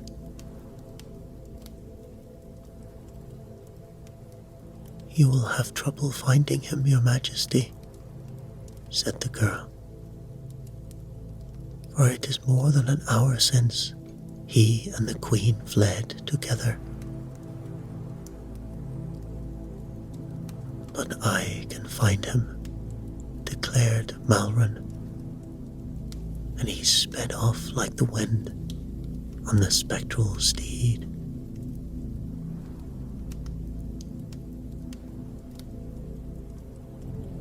It was not long before he came within the sight of the fugitives, and he drew his sword, and he shouted for them to stop. They heard the shout, turned around, and laughed when they saw that it was only the boy who grovelled in ashes. "The insolent brat! I will cut off his head for him. I will teach him a lesson," cried the sorcerer. And he rode boldly back to meet Malrin. For although he was no fighter, he knew that no ordinary weapon could harm his enchanted body. Therefore, he was not afraid. But he did not count on Malrin having the sword of a great god, with which he had slain all his enemies. Before this magic weapon, the dark sorcerer was powerless. With one thrust, the young lad ran it through his body as easily as if he had been an ordinary man, and he fell from his horse, dead.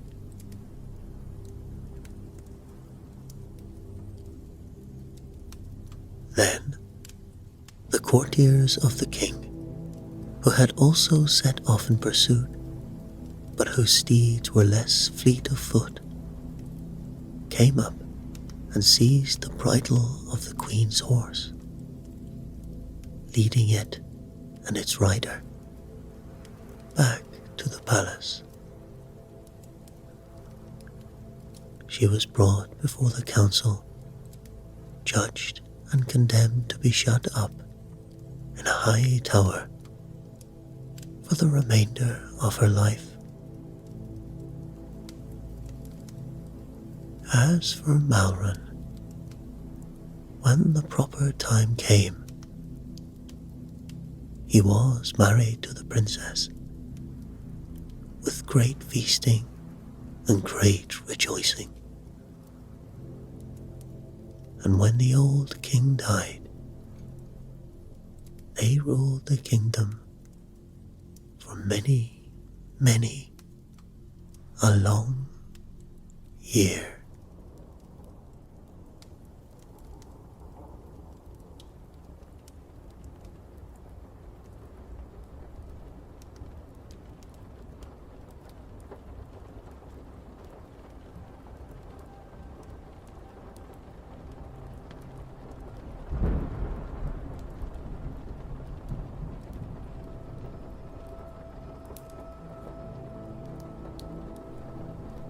Long before the shattering that sundered the lands between, there existed a realm of otherworldly beauty and unfathomed peril.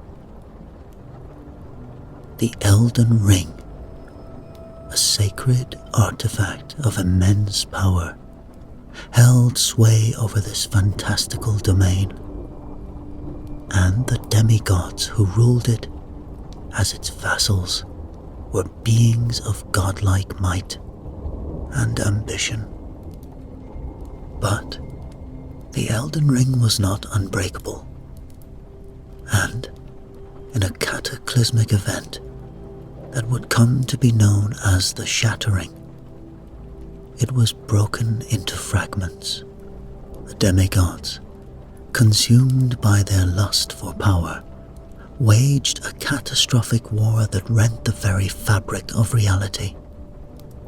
In the wake of this apocalyptic conflict, the lands between fell into chaos.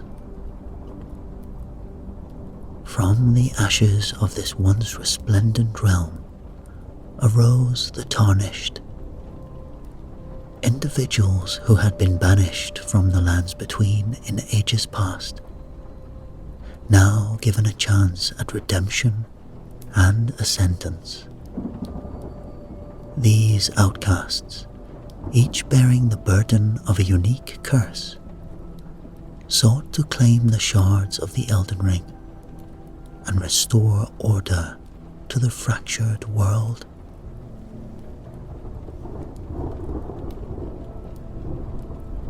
And in a small, forgotten hamlet, nestled on the fringes of the lands between, there lived a man who had 3 sons. They were tarnished, and like their father before them, eking out a meagre existence in a world that had long since turned its back on their kind. The father, once a proud knight in service to a now fallen demigod, had little left to his name save for a few handful of relics from a bygone age. But now the 3 brothers had heard the call of the Elden Ring, far from beyond the misty veil that separated their exile from the lands between. And they knew that their destiny awaited them in that perilous realm. The eldest of the brothers was a warrior of unparalleled might. He was hardened by a lifetime of battle, and his spirit tempered by the forge of adversity. The second brother was a mage of arcane brilliance, his mind alight with the eldritch secrets of sorcery, and his soul attuned to the unseen currents of magic. The youngest of the brothers was a hunter, his senses sharpened to a razor's edge, and his heart imbued with an uncanny connection to the beasts of the wild. As the eldest son grew into a strapping young man, he saw the poverty that gripped his family, and the hopelessness that haunted his father's eyes. He knew that there was no future for him in this desolate place. No means of making a livelihood amidst the ruins of a shattered realm. And so, he resolved to strike out on his own, to seek his fortune in the wide and perilous world beyond the hamlet's borders.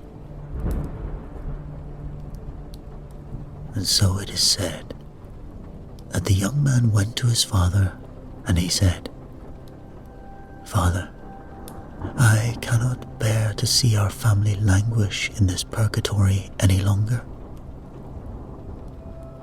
Grant me a spirit steed to carry me across the vast distances, a phantom wolf to hunt beside me, and a spectral hawk to soar above me.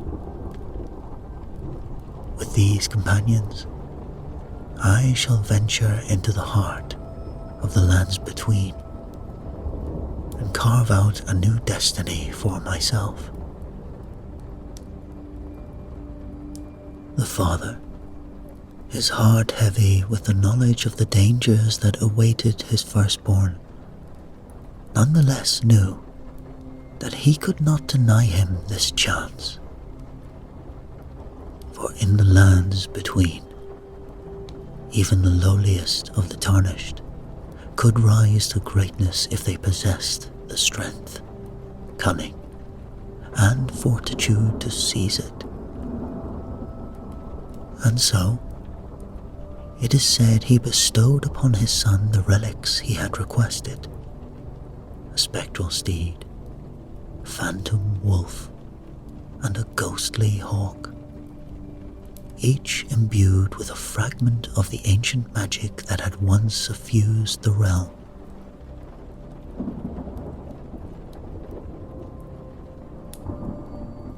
With his spirit companions at his side, the eldest son set out on his journey, riding across the vast and haunted expanses of the lands between.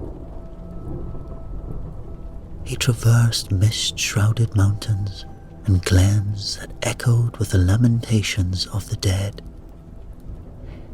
ever seeking a path that would lead him to his destiny. But as night fell and the shadows deepened, the young man found himself lost in a thick, dark wood. The trees pressed close on all sides, the gnarled branches reaching out like clawing fingers to snatch at his spectral steed's flanks. No matter which way he turned, no path presented itself, and soon the Tarnished was forced to confront the grim reality that he was well and truly lost in this labyrinth.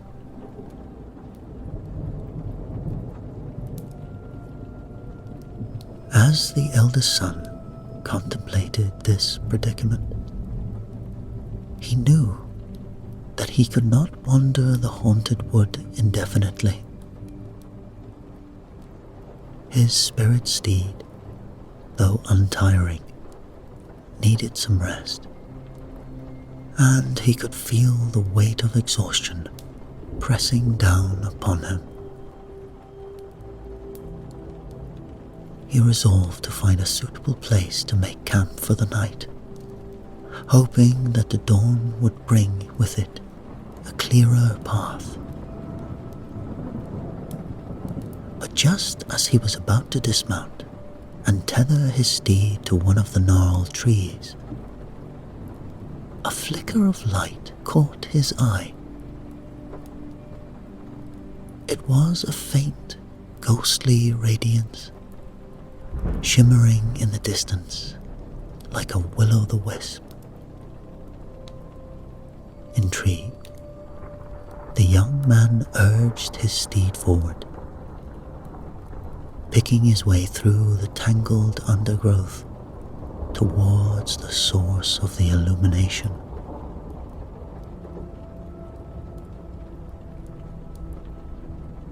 And as he drew closer, the light grew stronger, and soon he found himself at the edge of a clearing that seemed to have been carved out of the very heart of this forest. In the center of this glade stood a magnificent castle, its walls of pale ethereal stone glowing with an inner light that pulsed like a living heartbeat. The windows were all lit up, casting an eerie, otherworldly radiance across the surrounding landscape. The Tarnished rode up to the great door of the castle, marveling at its intricate patterns and sigils that adorned its surface.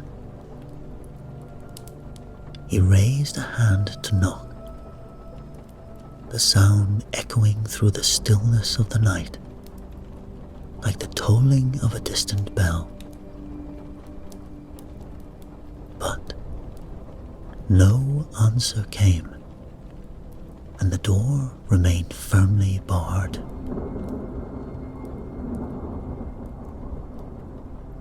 Undeterred, the young man raised a hunting horn to his lips and blew a long, clear note that seemed to hang in the air like a crystalline thread. It was a call to the inhabitants of the castle, a plea for shelter in the midst of this dark wood.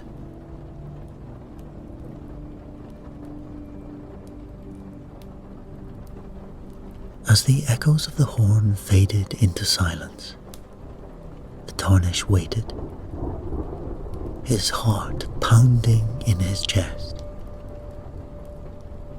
He knew not what manner of beings dwelt within this strange and wondrous keep, but he hoped they would hear his call and grant him entry.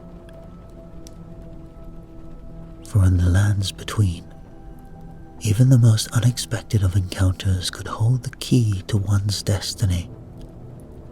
And the young man sensed that his fate was somehow intertwined with this enigmatic castle.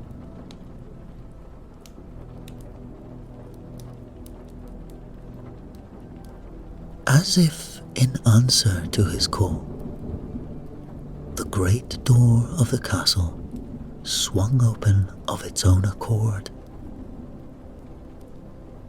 its hinges moving soundlessly despite their apparent age and weight. The Tarnished hesitated for a moment, his hand resting on the hilt of his sword, before cautiously crossing the threshold into the enigmatic keep.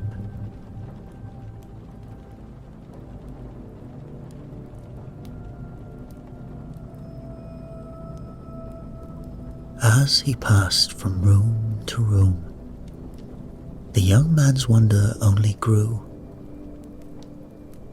Fires burned brightly in every hearth, casting flickering shadows across the walls adorned with intricate tapestries and ancient heraldry.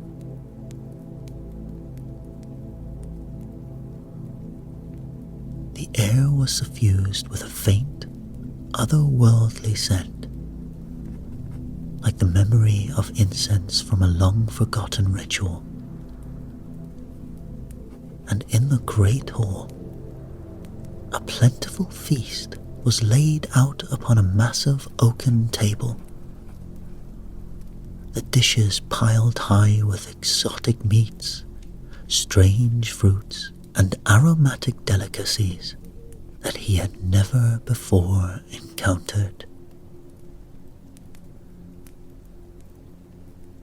Yet, despite these signs of habitation, there seemed to be not a single soul present in the entire vast castle.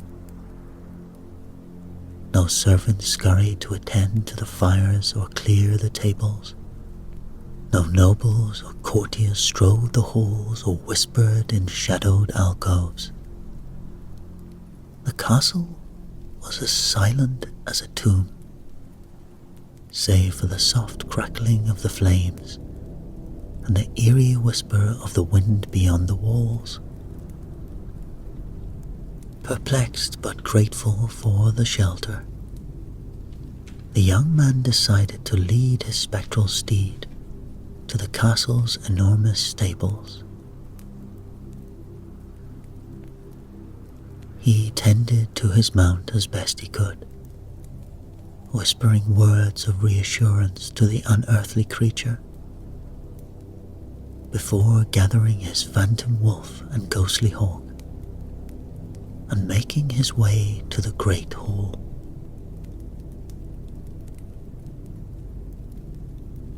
There, he partook of the strange feast, his hunger overcoming any trepidation he might have felt at the castle's eerie emptiness. The food was unlike anything he had ever tasted, both familiar and alien all at once, and he felt a strange, tingling warmth suffusing his limbs as he ate.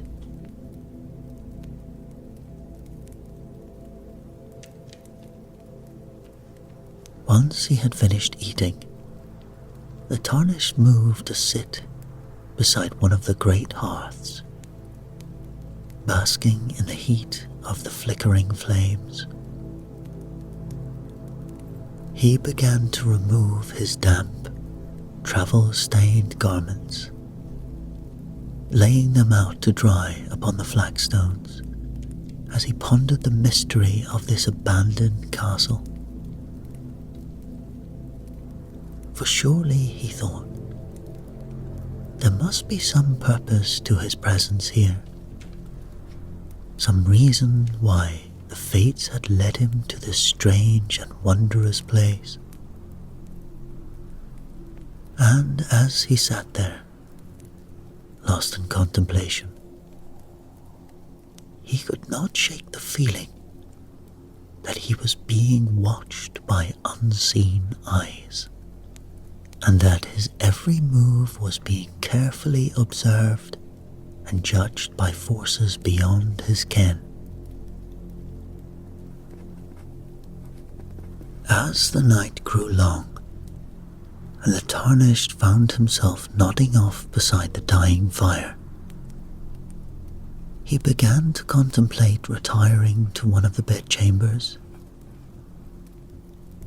But just as he was about to rise and make his way towards the stairs,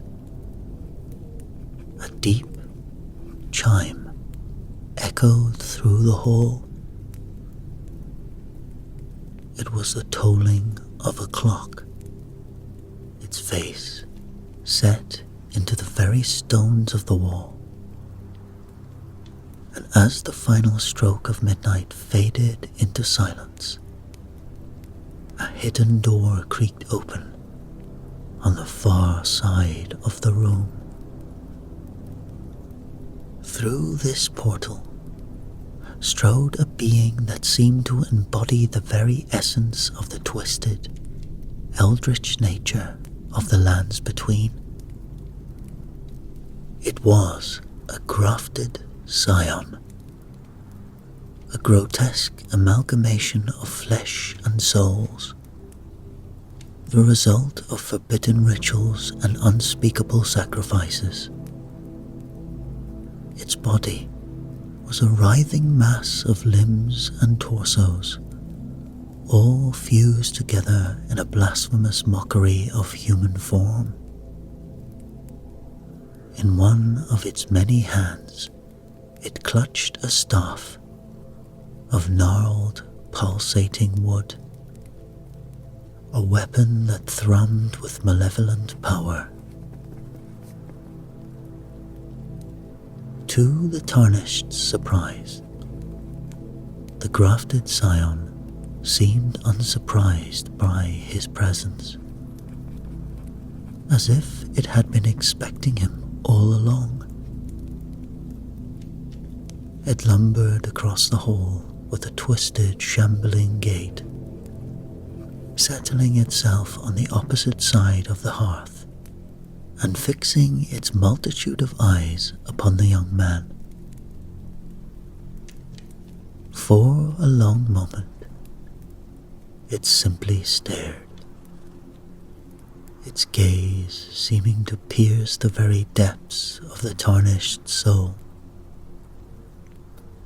At last, it spoke, its voice a cacophony of whispers and moans that sent shivers down the young man's spine. Does thy spectral steed ever kick and rear? It asked. The Tarnished nodded, a flicker of unease passing through him. Aye, he replied, for 'tis a wild and untamed thing, born of the ghostly mists and imbued with the fury of the grave. A multi-layered grin split the grafted scions' faces. I have some skill in taming such beasts, it said, reaching up to pluck a long, pulsating piece of tissue from its own mass of flesh. Throw this over thy mount, and it shall trouble thee no more.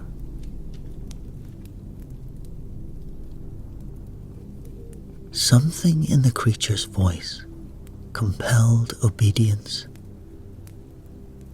and the young man found himself rising and making his way to the stables, the tissue clutched tightly in his fist. He did as the grafted scion had instructed, draping the fleshy strand over his spectral steed's neck before returning to the great hall.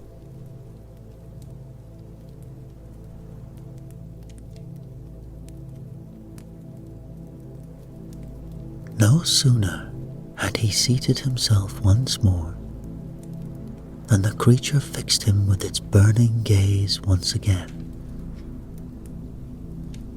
And what of thy hound? It rasped. Does it ever bare its fangs and snap at you? The Tarnished nodded once more, a growing sense of unease coiling in his gut. Aye, he said, for 'tis a fierce and loyal companion, but ill-tempered and quick to anger.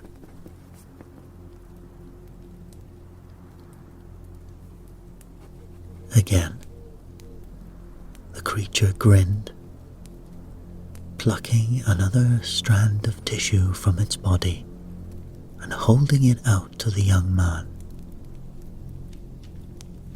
Cast this over the beast, it said, and its fury shall be quelled. And so, feeling as though he were moving in a dream, the Tarnished took the tissue and did as he was bidden, draping it over his snarling phantom wolf. But still, the creature was not done with him. And thy hawk? It asked. It its voice now little more than a sinister whisper. Does it ever peck and claw at thee? Wild and untamable as the storms above. The young man could only nod, his throat tight with fear. Aye, he managed, for 'tis a creature of the wild winds and fierce skies, ill-suited to the confines of the hood and Jess. For a third time, the grafted scion plucked a tissue from its mass, holding it out to the Tarnished with a twisted leer. Place this upon its breast, it commanded, and it shall trouble thee no more. With trembling fingers, the young man took the tissue and stumbled out to the courtyard where his ghostly hawk perched, draping the pulsating strand over its spectral plumage. But as he turned to make his way back to the great hall, he found the grafted scion looming over him, its multitude of eyes blazing with malevolent glee. And before the Tarnished could react, the creature lashed out with its gnarled staff, striking him a blow to the temple that sent him crumpling to the flagstones. As darkness closed in around him, he saw his faithful companions, his spectral steed, his phantom wolf, and his ghostly hawk, toppling to the ground beside him, their forms going slack and lifeless, as if turned to stone. And as he slipped into unconsciousness, the young man realized the true nature of the grafted scion's power. For the creature had not merely offered to tame his unruly beasts, it had worked some dark and terrible magic upon them, stealing away their very essence and leaving them as cold and empty as the grave. And for now, it seemed, the same fate had befallen the Tarnished himself, his quest cut short by the might of this twisted creature. Time passed by, and the second son, restless and unsatisfied with his lot in life, came to his father with the same request his elder brother had made. He sought a spectral steed, a phantom wolf, and a ghostly hawk, so that he might venture out into the lands between and seek his own fortune. And once again the old man, his heart heavy with the loss of his firstborn, reluctantly granted his second son's wish, bestowing upon him the same uncanny companions that had accompanied his brother. And so, the second son set out, following in his elder sibling's footsteps. And in time, he too found himself lost in the same twisted wood, the path obscured by gnarled branches and clinging mists. And like his brother before him, he was drawn to the eerie light that spilled from the windows of the ghostly castle, a promise of shelter and warmth amidst the chilling darkness. The second son entered the castle, marveling at the empty halls and the uneaten feast that lay spread out upon the table. He supped and dried his clothes by the hearth, just as his brother had done. And when the grafted scion creature appeared, the young man found himself transfixed by its malevolent gaze. The creature questioned him just as it had questioned his brother, seeking dominion over the young man's spectral companions. "Does thy steed kick and rear?" it asked. "Does thy hound bare its fangs and snap? Does thy hawk peck and claw, wild and untamed?" To each question, the second son gave the same answers as his brother had, for his companions were just as fierce and unruly. And each time, the grafted scion plucked a pulsating piece of tissue from his own flesh and handed it to the young man, commanding him to drape it over his steed, his wolf, and his hawk. The second son did as he was bidden, and took the fleshy strands and laid them upon his spectral companions. And as he did so, he felt a strange lethargy creep over him, a sense of his own will and vitality draining away. By the time he realized his peril, it was too late. The grafted scion loomed over him, its myriad of eyes gleaming with malevolent triumph. It raised its gnarled staff, and with a single, brutally efficient blow, it struck the young man down, just as it had struck down his elder brother. As darkness closed in around him, the second son saw his spectral companions crumple to the ground beside him, the grafted scion's dark magic having drained the very essence from their being. And with his last fleeting thoughts, the young man cursed his own foolishness and prayed that his youngest sibling, now the last hope of their dwindling family, would fare better than he had. And so, the second son was lost, another victim of the twisted creature that lurked within the ghostly castle. His fate, like that of his eldest brother, served only to deepen the mystery and peril that hung over the lands between.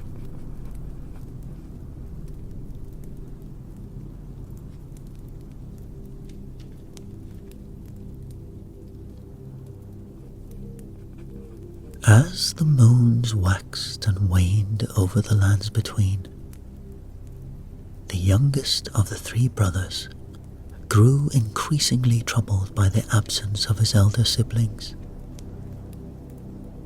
They had set out on their quests long ago, seeking fortune and glory in the twisted wilds. But no word of their fates had ever returned to their father's hall. And, at last, the young man could bear the uncertainty no longer. He went to his father, now grown old and frail, and begged to leave to seek out his brothers, to bring them home, or avenge their fall. The old man, his heart heavy with grief and longing, gladly granted his youngest son's request. He bestowed upon him a spectral steed of his own, a phantom wolf to hunt at his side, and a ghostly hawk to soar above him. Each creature imbued with the same uncanny power as those that had accompanied his brothers. Armed with these loyal companions and his own quick wits, the young Tarnished set out into the mist-shrouded wilderness.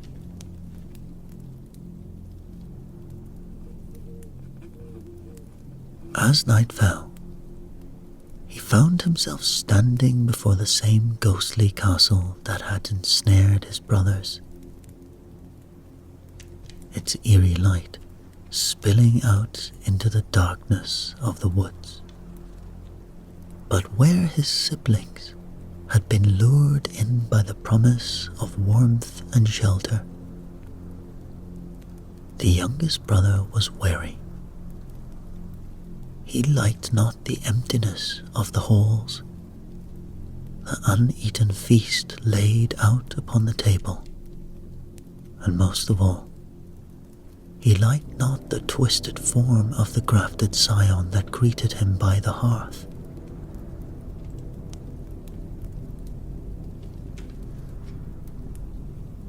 When the creature questioned him about his spectral steed,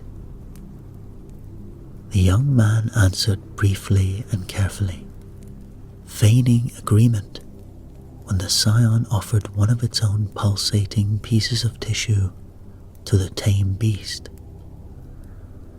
But instead of draping the fleshy strand over his mount, the Tarnished merely pretended to do so, keeping the tissue hidden in his hand. At the first opportunity, he cast it into the fire, where it burst into flame with a hiss. "What's that fizzling noise?" asked the grafted scion, its myriad of eyes narrowing with suspicion. "'Tis but the sap of the greenwood," the young man replied, his tone careless and unbothered, as he reached out to stroke his phantom wolf's spectral fur. The grafted scion seemed satisfied with his answer, and paid no mind to the similar sounds that followed when the Tarnished cast the tissues meant for his hound and hawk into the flames. But the young man could feel the creature's malevolent gaze upon him, could sense its mounting frustration as he refused to succumb to its twisted magic.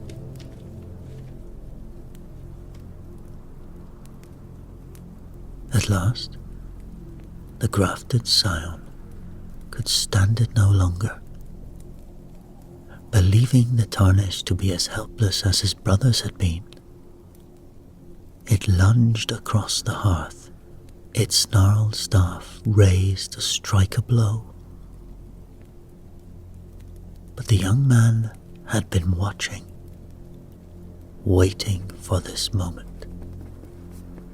He let out a sharp, piercing whistle, and in an instant, his spectral companions sprang to his defense. His steed came thundering in from the stables, hooves lashing out with ethereal fury. His phantom wolf leapt from its place by the fire, spectral fangs bared in a snarl. And his ghostly hawk dove from above its perch on his shoulder, talons outstretched and eyes blazing.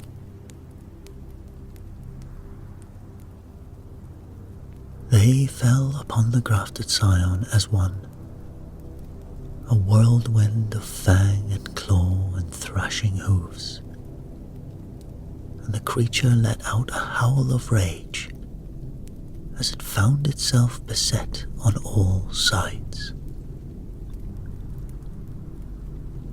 The battle was fierce but brief,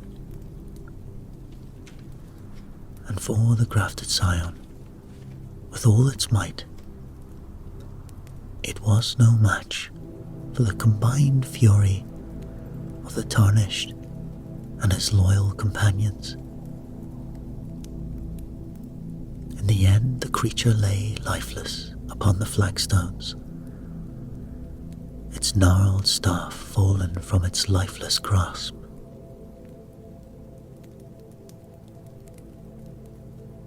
Breathing hard, the young man reached down and took up the staff, feeling its power thrum through his fingers.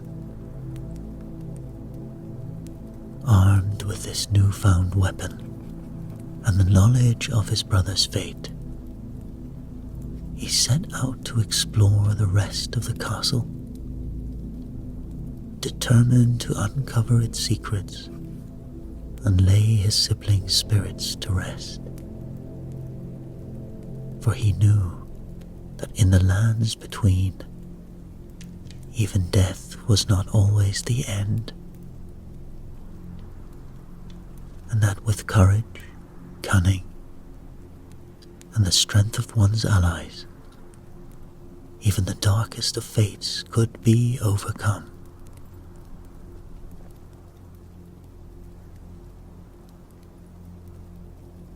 As he delved deeper into the keep's winding passages, he found himself in a series of dark and dreary dungeons. In one of these dank cells, he discovered his two brothers lying side by side, their spirits seemingly fled from their mortal shells. The young Tarnished was not one to accept defeat so easily. He touched the gnarled staff to his brother's still forms, and in an instant, a surge of energy coursed through their bodies. Their eyes snapped open, and they sprang to their feet. Life and vigor restored by the strange magic of the grafted scion's weapon. Heartened by this miraculous reunion, the three brothers pressed on, exploring the remaining dungeons with renewed purpose. In another cell, they discovered their spectral companions, the ethereal steeds, phantom wolves, and ghostly hawks that had been drained of their essence by the grafted scion's dark magic. Once again, the youngest brother touched the staff to their lifeless forms, and once again, the creatures stirred and rose, their spectral bodies suffused with renewed vitality.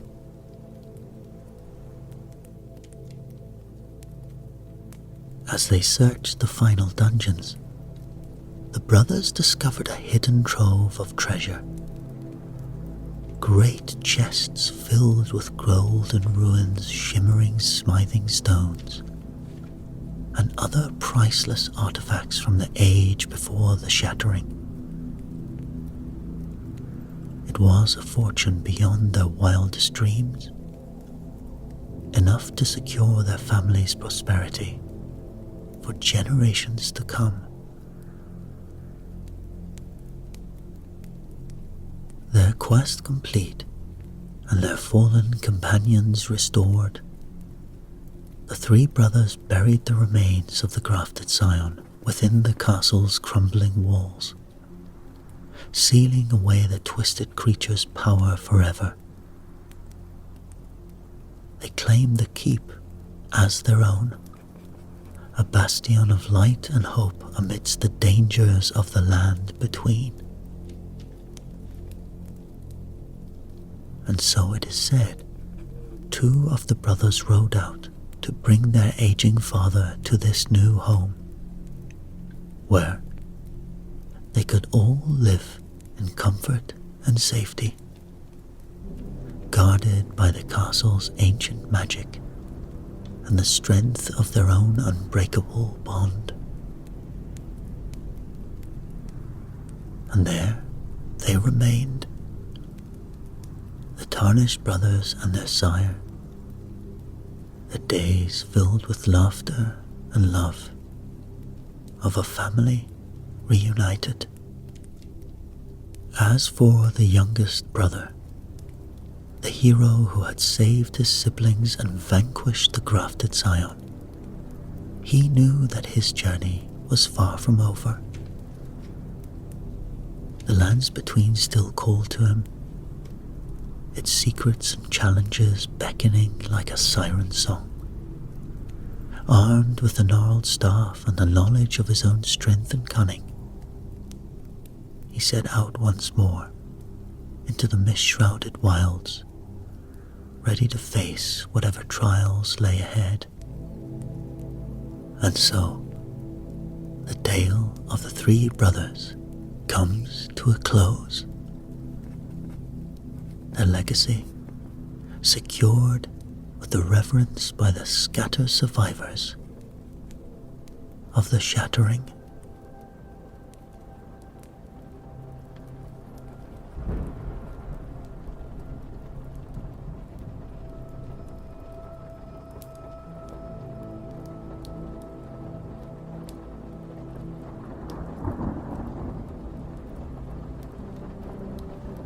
There once lived a demigod of terrible renown, said to have been a descendant of a greater outer god. This demigod was known as Valgrim, and his very name struck fear into the hearts of all who dwelt within his domain.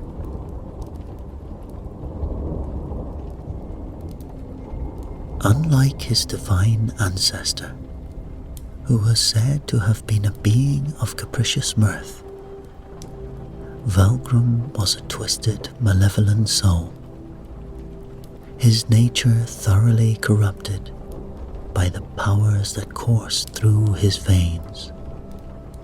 He stood as a giant, a towering figure of dread, his huge size and reputation alone enough to cow the surrounding lands into submission.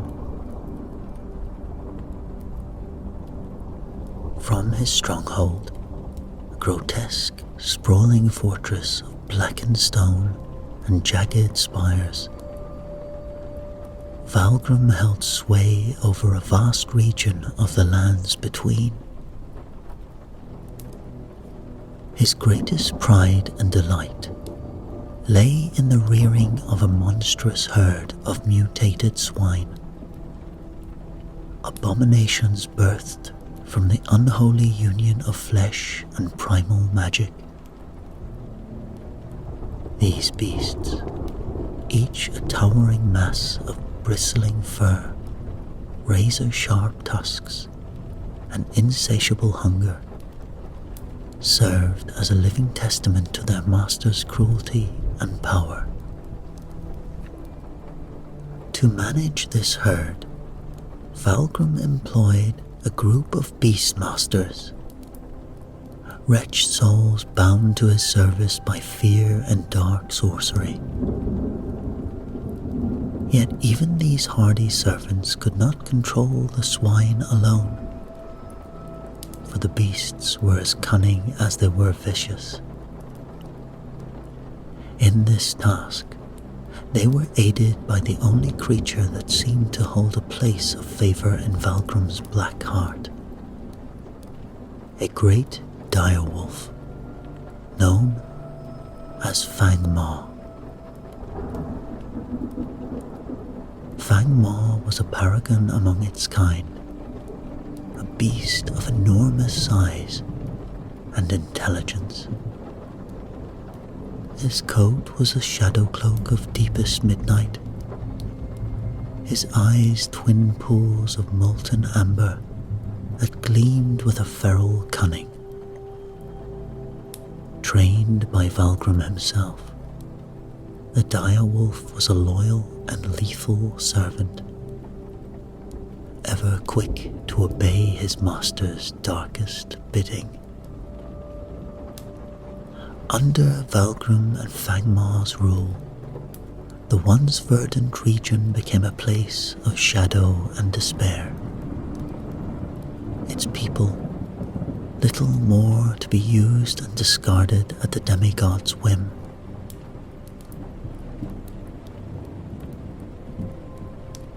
Between Valgrim and Fangmar, there existed an uncanny bond, a connection that transcended the boundaries of master and beast. It was as if some dark magic had woven their very essences together. When the demigod and his direwolf took to the field together, the very earth seemed to tremble beneath their tread, and the hearts of all who beheld them were filled with a primal, unshakable dread. One fateful day, as Valgrim strode through a verdant valley nestled in the heart of his domain, Fangmar padding silently at his heels, they came upon a small gathering of nomads, a tribe of wanderers who eked out a meager existence on the fringes of the demigod's realm. The sight of these free folk, with their humble herd of goats and the makeshift shelters, filled Valgrim with a seething rage. In his twisted mind, the very notion that anyone dared to exist outside his iron control was an unforgivable affront, a challenge to his divine right to dominate all that lay within his grasp.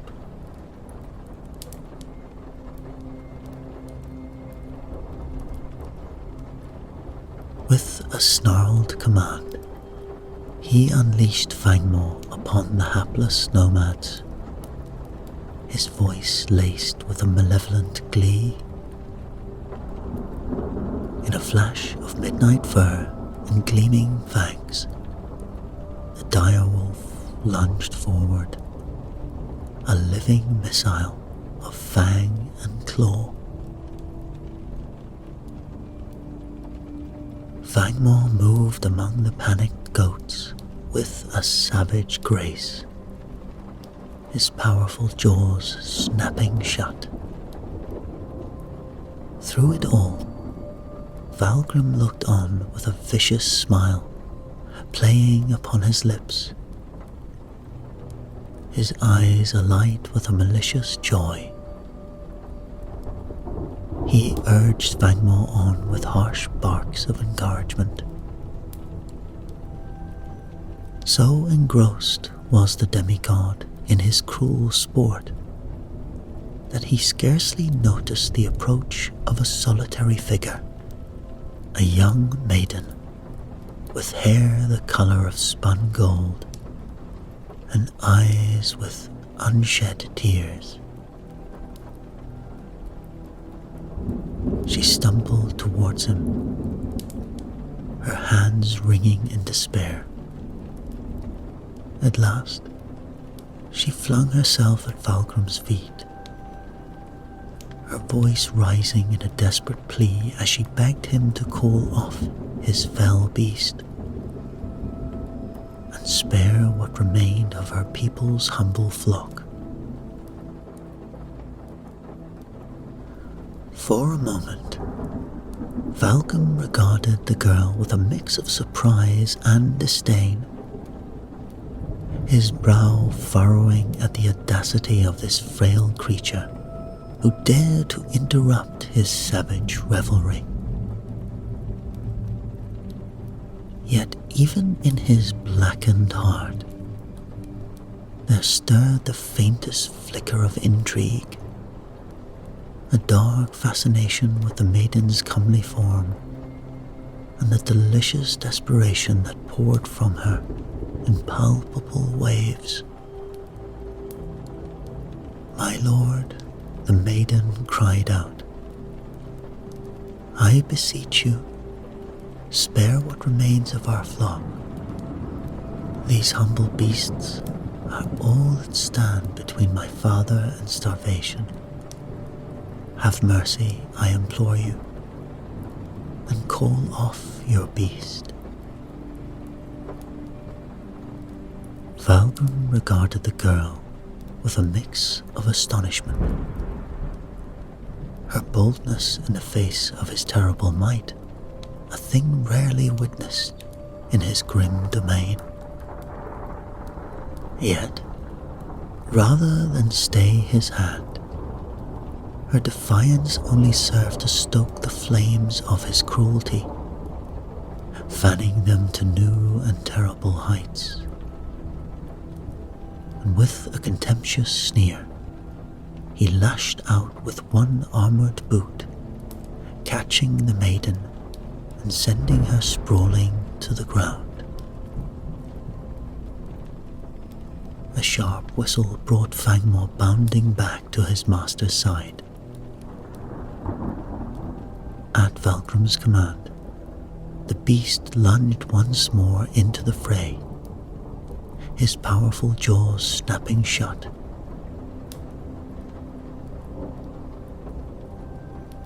The maiden, her body racked with sobs of grief, could only watch on helplessly as the dire wolf continued his grisly work. Yet, even in the depths of her anguish, Valgrim found himself drawn to the maiden once more. In his mind, a new and insidious desire began to take hold, a hunger that had little to do with the thrill of the hunt or the joy of the wanton destruction. Reaching down with one massive gauntleted hand, the demigod seized the maiden by the wrist, hauling her to her feet. His fingers closed around her slender frame like a vice, the metal of his armor biting into her soft, yielding flesh. Leering down at his captive prize, Valgrim let his other hand roam across her body, savoring the delicate texture of her skin. But the maiden, even in the grip of her terror, possessed a fierce and unyielding spirit. With a burst of desperate strength, she wrenched herself free from Valgrim's grasp and headed towards the shelter of a nearby group of twisted trees. Valgrim, his face contorting in rictus of rage and thwarted lust, let out a bellow of fury that shook the very earth beneath his feet. Ignoring the protests of his armor, he gave chase, his thunderous strides eating up the ground between himself and his prey. Yet, for all his terrible might, the girl's desperate speed and the treacherous terrain conspired against him, allowing her to maintain a slim but steadfast lead.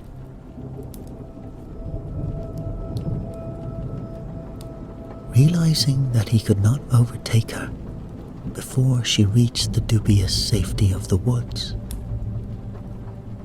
Valgrim called once more to Fangmore, his voice harsh and laden with a terrible promise of violence.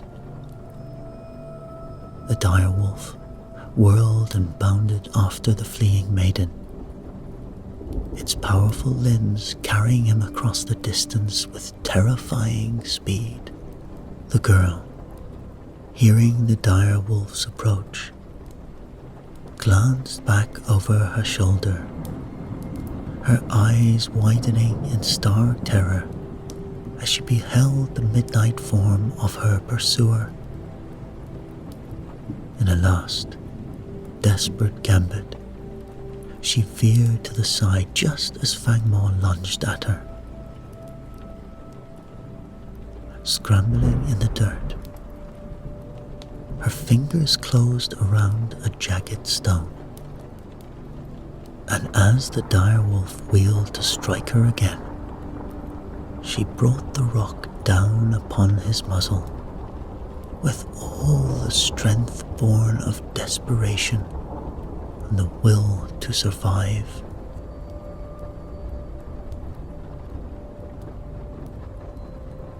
Fangmore recoiled with a yelp of pain and surprise. The sudden, unfamiliar sensation of vulnerability flooding his predatory mind. Warily, he circled the fallen maiden, his fangs bared in a menacing snarl, but made no further move to attack. Even Valkrum's furious commands seemed to fall upon deaf ears. The direwolf's confidence shaken by this unexpected turn of events. Yet, the demigod's wrath could not be so easily thwarted. Closing the distance to the stricken girl in a few immense strides, he towered over her prone form. In one hand, he hefted his immense battle axe, the weapon's keen edge glinting in the fading light. With a roar of primal rage, he brought the blade down, the keen edge cleaving the maiden's skull. In an instant, the light of life fled from her eyes, her body going limp as her spirit fled its shattered mortal vessel. Valgrim, his chest heaving with exertion and his face twisted in a mask of cruel satisfaction, planted one armored boot upon her lifeless form. Turning away, he let out a sharp whistle, summoning Fangmore back to his side as he strode off into the gathering gloom.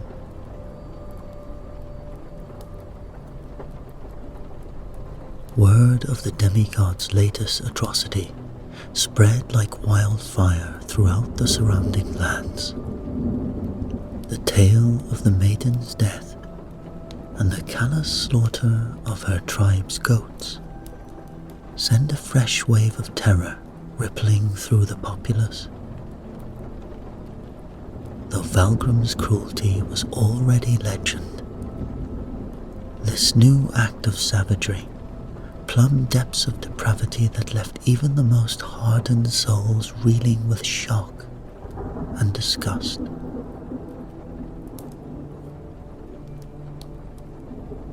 Mark my words, whispered the people, their voices heavy with dread. A reckoning will come for Valgrim. No beast in human form can commit such evil and escape the judgment of the gods.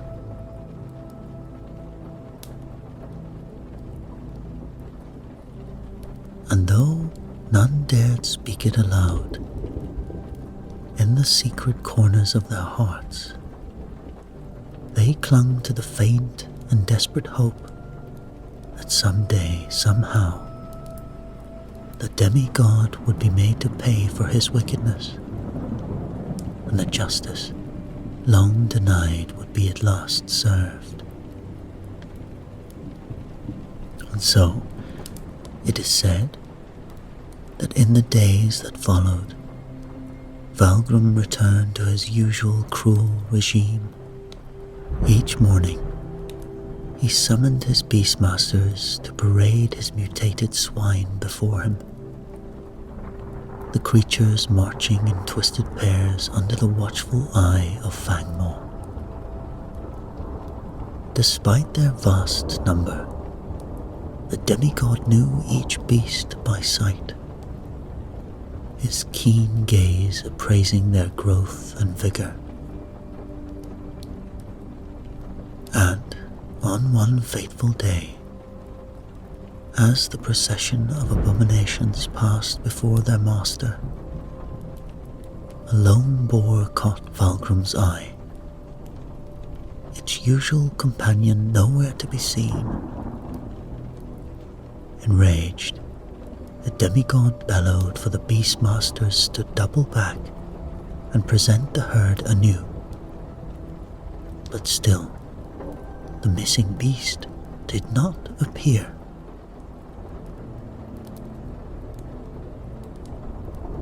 Rounding on Fangmaw, Valgrim lashed out with a vicious kick,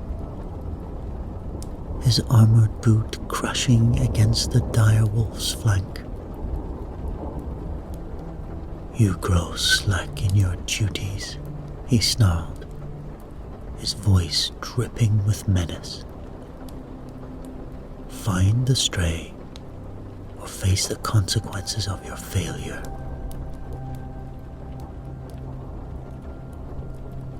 Fangmaw, his fangs bared in a submissive grimace, slunk away to obey his master's command, leaving the beastmasters to tremble beneath Valgrim's baleful glare.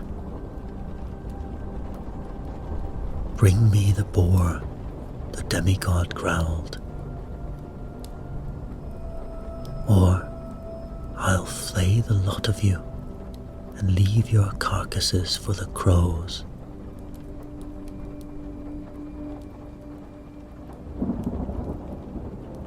As the beastmasters turned to begin their search, a mournful howl split the air, the sound of Fangmaw's distress carrying across the blighted landscape.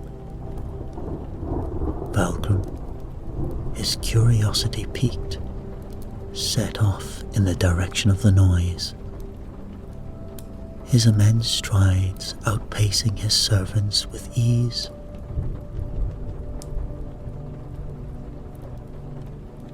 The sight that greeted him sent a fresh wave of fury surging through his veins. There, lying amidst the twisted roots of a gnarled tree, lay the carcass of the missing boar, a single arrow protruding from its heart. Fangmaw crouched nearby, his posture a mix of fear and grim loyalty.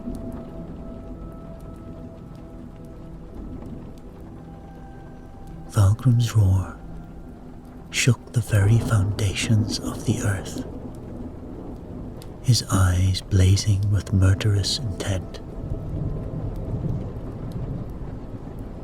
"I know not whose hand loosed this shaft," he snarled, "but I swear I'll find the wretch and tear the offending limb from their body."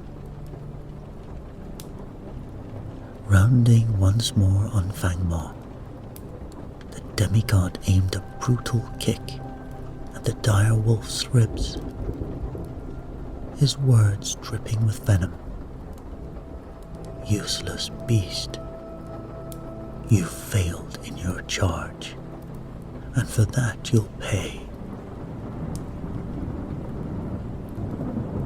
Hoisting the boar's carcass onto his broad shoulders, Valgrim stormed off. Fangmore, his spirit cowed by his master's wrath, slunk away into the shadows of the forest, seeking solace in the same lonely place where the murdered maiden had met her grim fate. Valgrim summoned his steward and issued a chilling decree. Send forth messengers to every corner of my domain. Command every man who can draw a bow to present himself at the high cliff on the outskirts of my realm in 7 days' time. Those who dare to defy me shall face the full measure of my wrath, for I will not rest until I have found the wretch who slew my prized boar.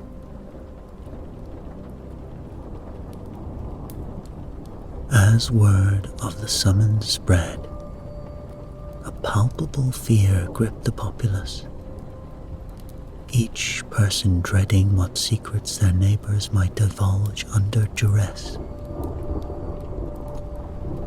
The days crept by, and Valgrim's impatience festered, fueled by Fangmore's continued absence.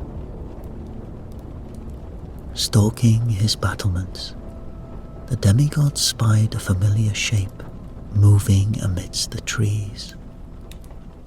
The direwolf, the sole creature for whom he had ever felt a glimmer of genuine affection. Valgrim called out, his voice carrying across the blighted landscape. Fangmore, to me, you ungrateful cur.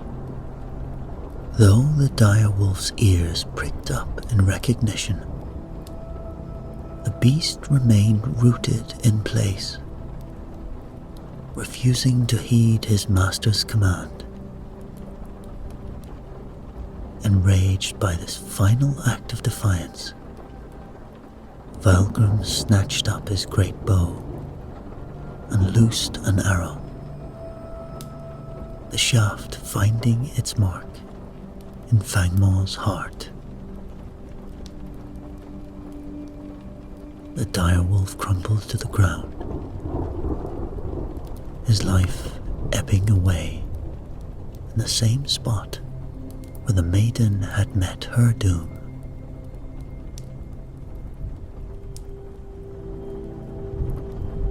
When the appointed day arrived, the populace gathered before their lord, trembling beneath his baleful glare. Valgrim brandished the arrow that felled his boar and bellowed, "Which of you loosed this accursed shaft? Speak, and your death shall be swift." Met with only stubborn, fearful silence, the demigod's fury reached new heights. 3 times he repeated his question, and 3 times the crowd remained mute, their faces ashen with dread. "So, you dare defy me?" Valgrim snarled, his eyes blazing with malevolent fire. "You think to shield the culprit with your silence? Then I shall loosen your tongues. Begone, all of you, but return on the morrow, each with your youngest child in tow. We shall see how many of you remain steadfast in your defiance. Your babes bear the brunt of my wrath."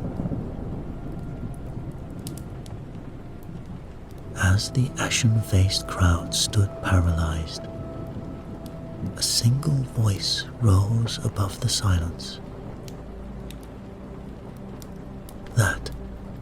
of an aged hermit, his beard grey and his eyes filled with steely contempt.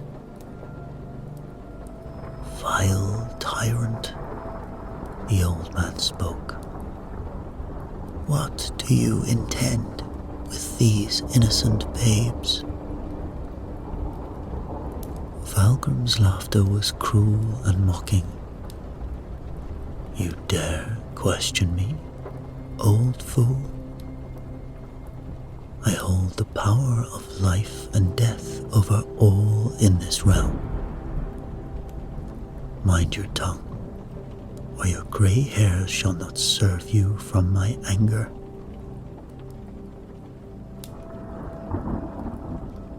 Undaunted, the hermit pressed on. "Is that all the answer you can muster, you brutish fiend?" "It is all the answer your kind deserves," Valgrim spat.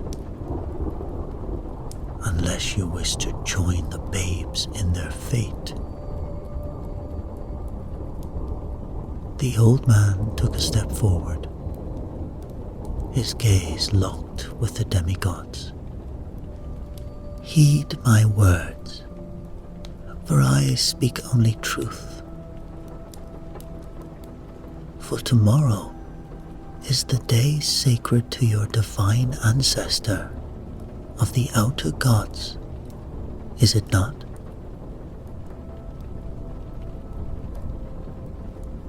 Valgrim shook his head. The old man continued, "If on that hallowed day you spill even a single drop of innocent blood, or cause one babe to cry out in fear, then mark me, dead or alive, you shall never set foot again within your precious stronghold."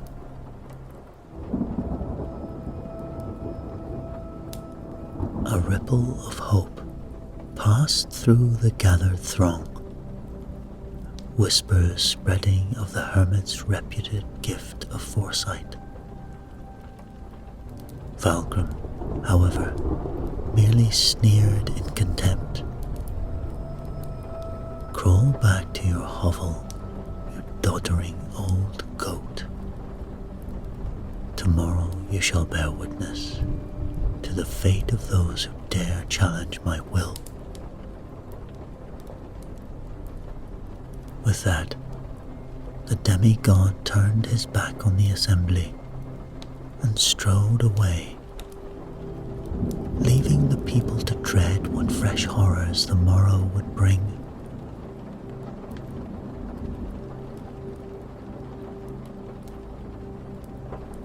The dawn broke cold and grey, casting misery over the lands as the men trudged up the slopes of the accursed hill, each with a babe or toddler clutched tightly in their arms. In their humble dwellings, the womenfolk wailed and lamented, their hearts shattered by the grim fate that awaited their innocent children. Valgrim, perched high in his tower, gazed down upon the procession with a twisted sense of satisfaction.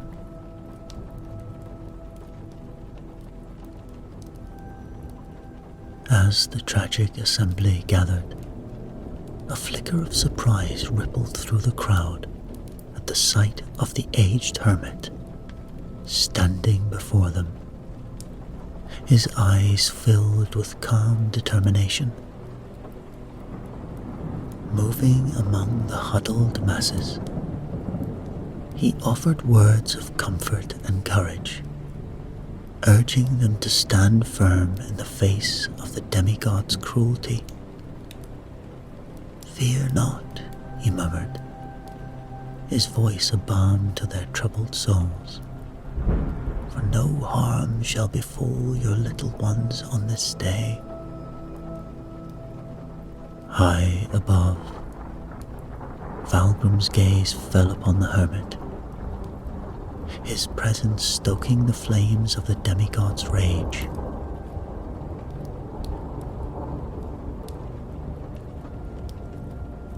As he prepared to descend and confront the assembly, a steward burst into the chamber, falling to his knees in supplication. "My lord," he gasped, his voice trembling with fear. "I beg you show mercy. The ravens and crows, they gather in vast numbers, dark omens of impending doom. And last night I dreamt a terrible dream." His words were cut short by a vicious blow from Valgrim's armored boot.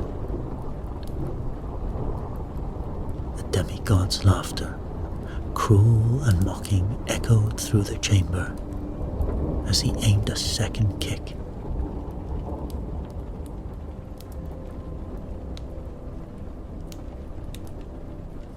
Unbeknownst to Valgrim, the steward, though gravely injured, clung stubbornly to life. Hatred and fear long suppressed now boiled over in a desperate bid for retribution. Staggering to the great hall, he gathered 9 heaping mounds of straw, 9 bundles of dried heather, and 9 baskets filled with peat. With trembling hands, he built a pyre in the center of the chamber, setting it alight with a torch before fleeing into the gathering gloom, praying that his actions might somehow thwart demigod's vile deeds. And so, Valgrim made his way to the summit, his mind awhirl with visions of the carnage to come. The first tendrils of smoke began to rise from the heart of his stronghold, a harbinger of the cataclysm that was about to unfold. As Valgrim strode up the hillside, his mind consumed by thoughts of vengeance,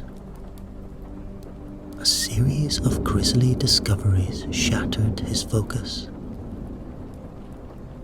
Barely 9 paces from his stronghold lay the lifeless forms of 9 mutated boars. 9 steps further, another 9 carcasses greeted his disbelieving eyes. This pattern repeated itself all the way to the summit, the demigod's rage mounting with each revelation until fury choked his very breath.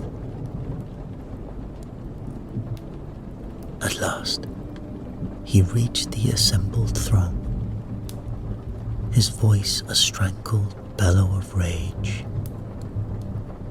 "You dare defy me? By the outer gods, your blood shall paint these slopes crimson, and the birds shall feast upon your flesh." Pausing to catch his breath, Valgrim's gaze fell upon the aged hermit, standing calm and resolute before the cowering masses.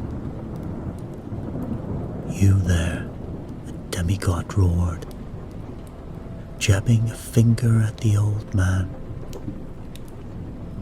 "Come forth and face me." The hermit, his voice steady and clear, replied, "If you wish to speak with me, then you must come here. I do not fear you, for your power has waned. If you doubt my words, then look behind you." Valgrim, his curiosity piqued, cast a glance over his shoulder. From the heights of his stronghold, 9 tongues of lurid flame licked at the sky, while 9 columns of oily smoke billowed forth, staining the heavens.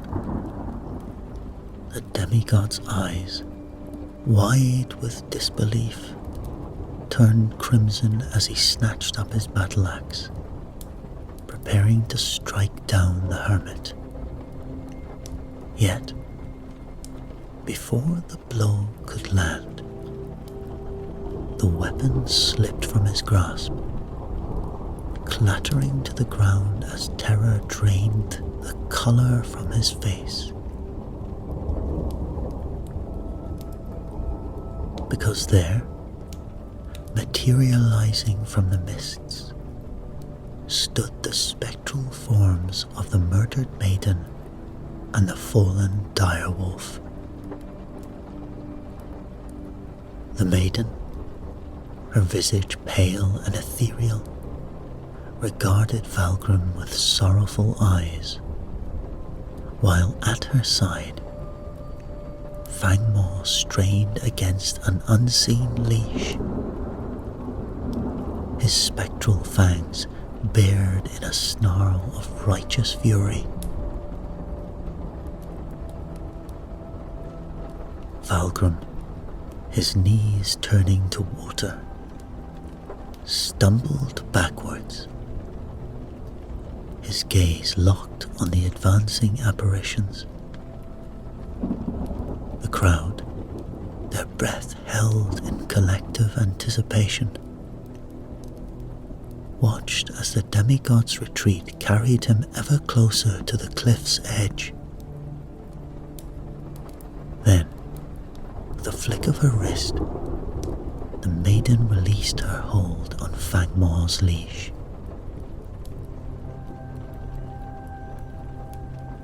The spectral direwolf lunged forward, latching onto Valgrim with a sickening crunch.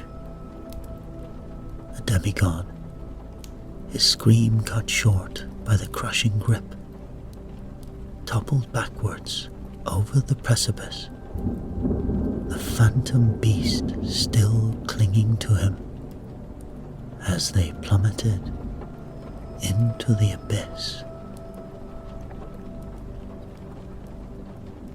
In the space of a heartbeat, the scene had changed.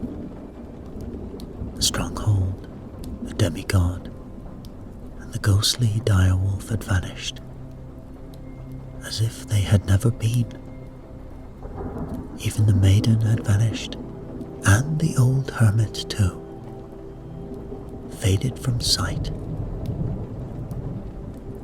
A great cry of joy erupted from the assembled throng as the men, their hearts overflowing with relief and gratitude, clutched their children tightly and hastened down the hillside, eager to reunite their precious babes with the waiting arms of their mothers. And so, the tale of Valgrim came to an end. The demigod's reign of terror snuffed out like a candle in the wind. In the years that followed, people would speak of this day in hushed tones, their voices filled with awe and wonder at the strange events that unfolded upon the slopes of that accursed hill. But for those who had borne witness to the demigod's fall, the memory of that fateful day would forever be etched upon their souls.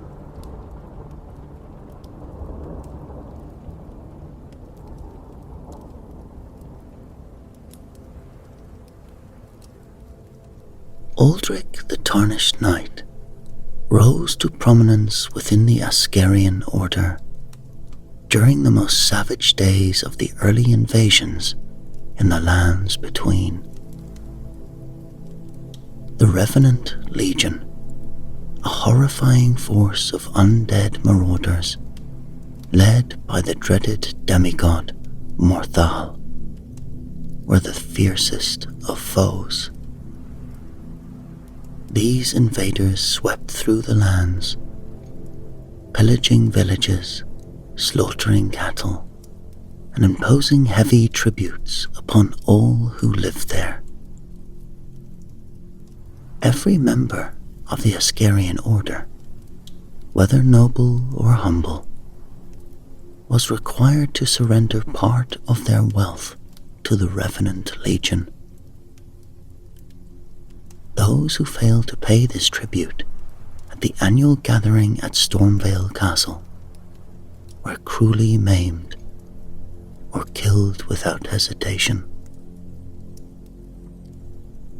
Morthal, with his single cursed eye, struck fear into the hearts of all who opposed him.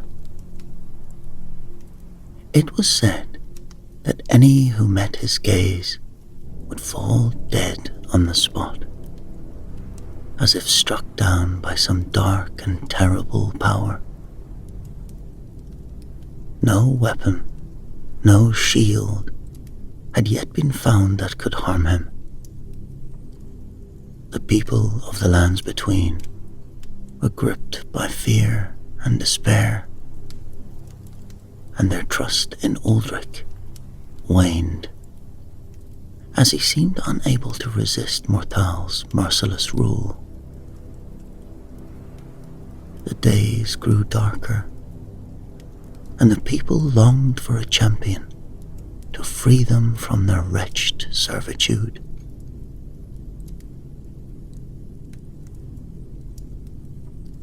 News of the Ascarian Order's plight spread far and wide, eventually reaching the ears of Lorien, a fearless warrior of ancient lineage.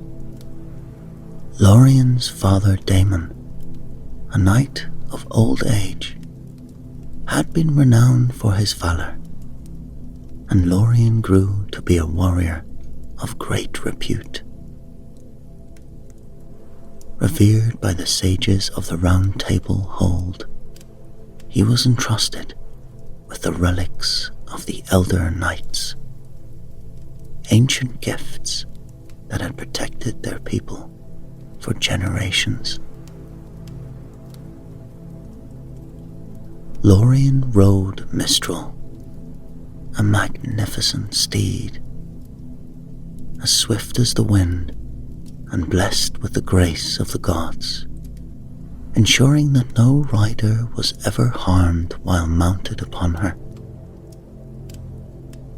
He commanded the Abyssal Skiff, a boat that could navigate any waters and heed the thoughts of its captain.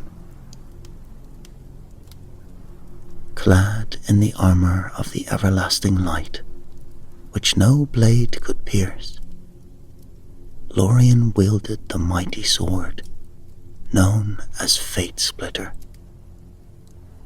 a weapon that could cleave through any shield or armor.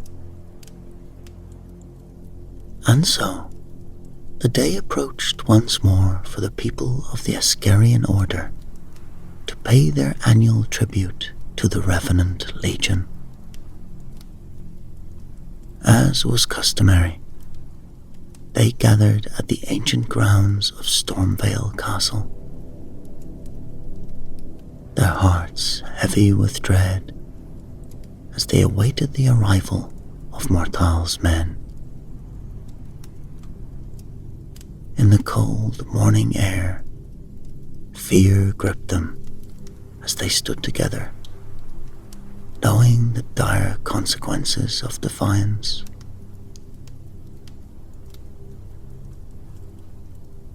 As the sun began to rise, a commotion spread through the crowd. From the east, a strange cavalry appeared on the horizon, advancing swiftly across the plains. At the head of this impressive group, seated high on a radiant steed, was Lorien. His noble presence and the gleam of his armor shone down like the dawn itself, and the people murmured in awe at the sight of this unexpected visitor.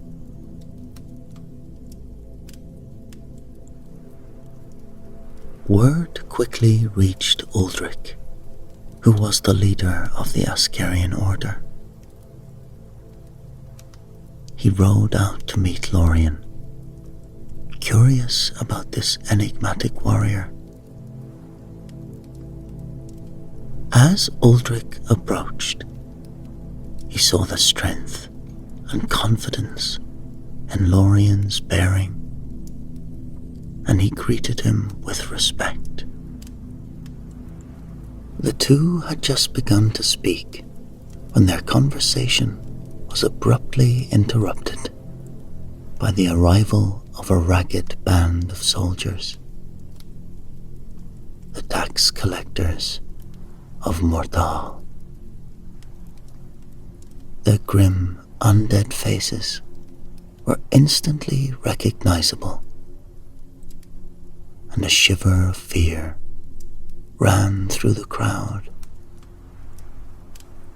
Without hesitation, Uldric bowed to them and instructed his people to present their tributes immediately, fearing the wrath of Morthal if they delayed. Such a pitiful sight filled Lorien with anger and shame. He turned to Uldric and pulled him aside. "Why do your people bow before these vile servants of darkness, when they show you no respect or honor in return?" "We are bound to this," replied Uldric. "If we refuse, we would be killed instantly. Our land has seen more than enough bloodshed at the hands of Mortal."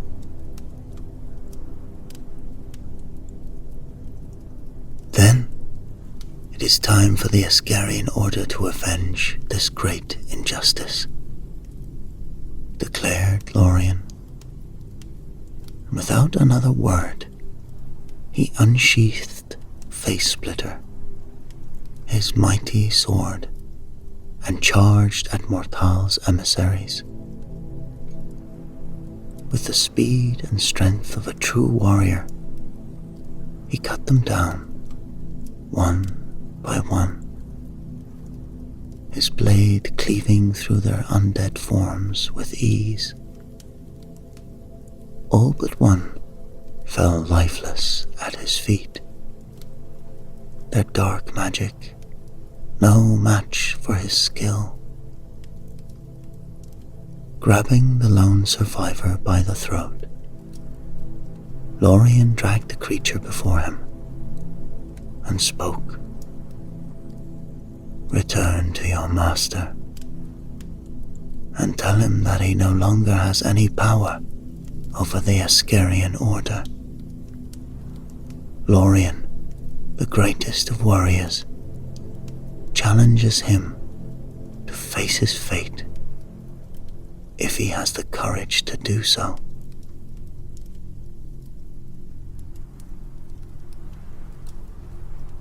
Knowing these words would surely enrage Mortal, Lorien wasted no time preparing for the battle.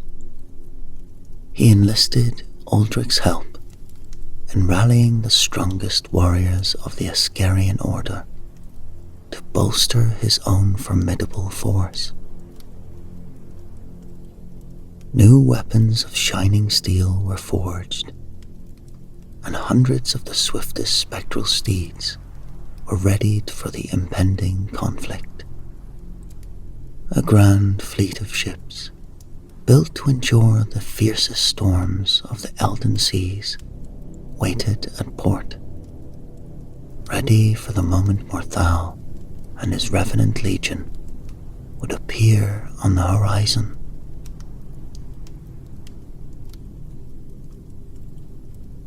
The moment of reckoning finally arrived when Aldrich received word that Morthal's fearsome army had landed on the northern shores. Within hours, the revenant legion had laid waste to the lands, pillaging the villages and slaughtering the inhabitants. Hearing of this wanton destruction, Lorien was more determined than ever to bring an end to Morthal's reign. And so, Lorien rode swiftly to the Round Table Hold, seeking the aid of his father Daemon, who had commanded the secret forces of the Elden Knights hidden throughout the lands between.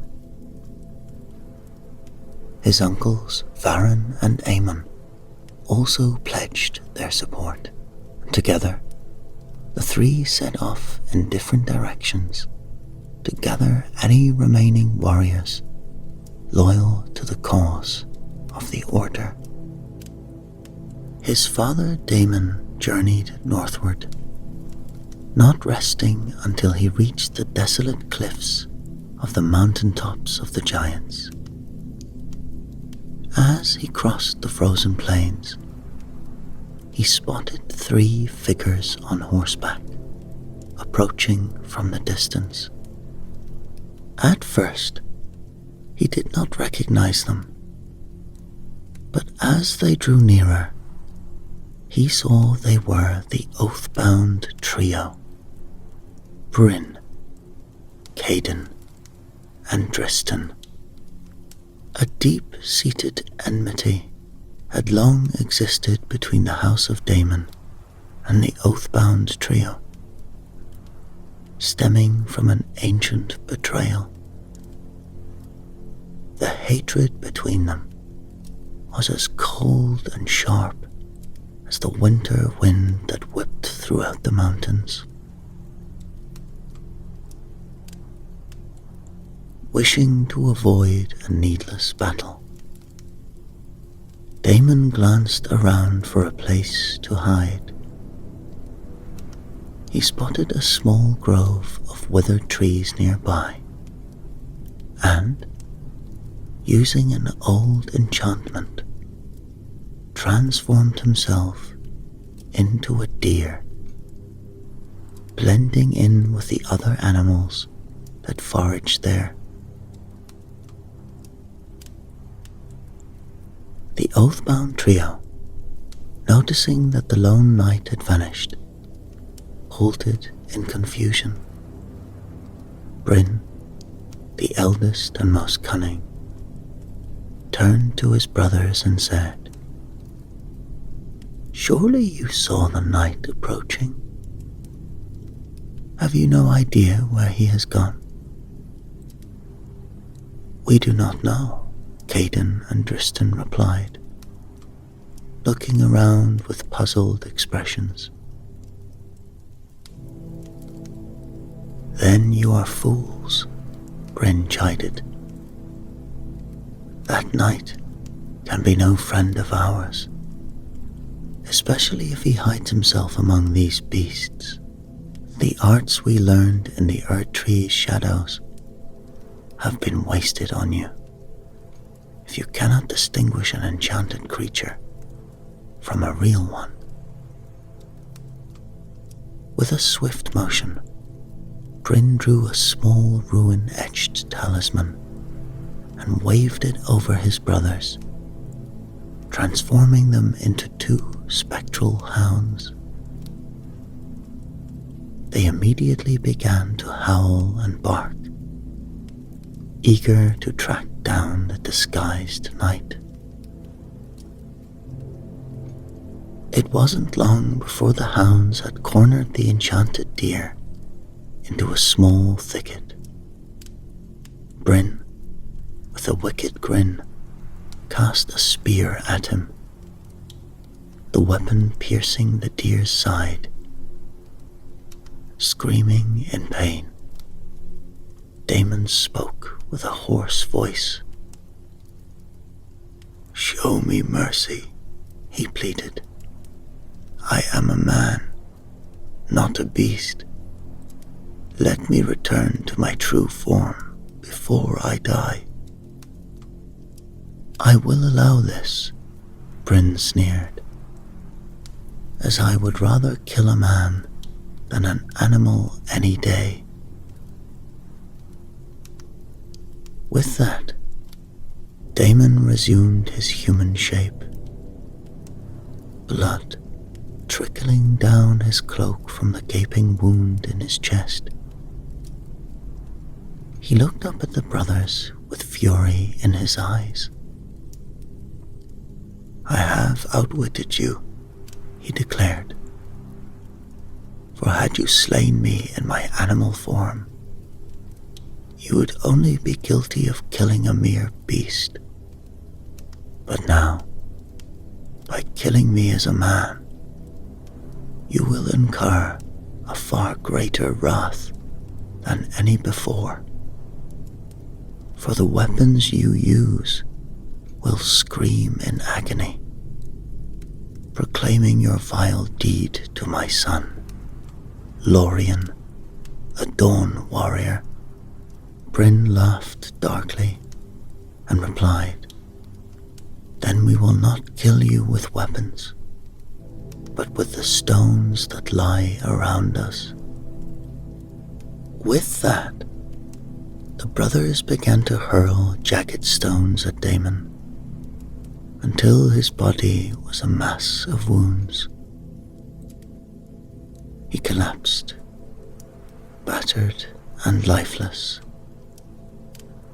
The oathbound trio buried him where he fell, in an unmarked grave, and hurried off to join the war against Morthal, their hearts cold and their minds focused on the battle to come.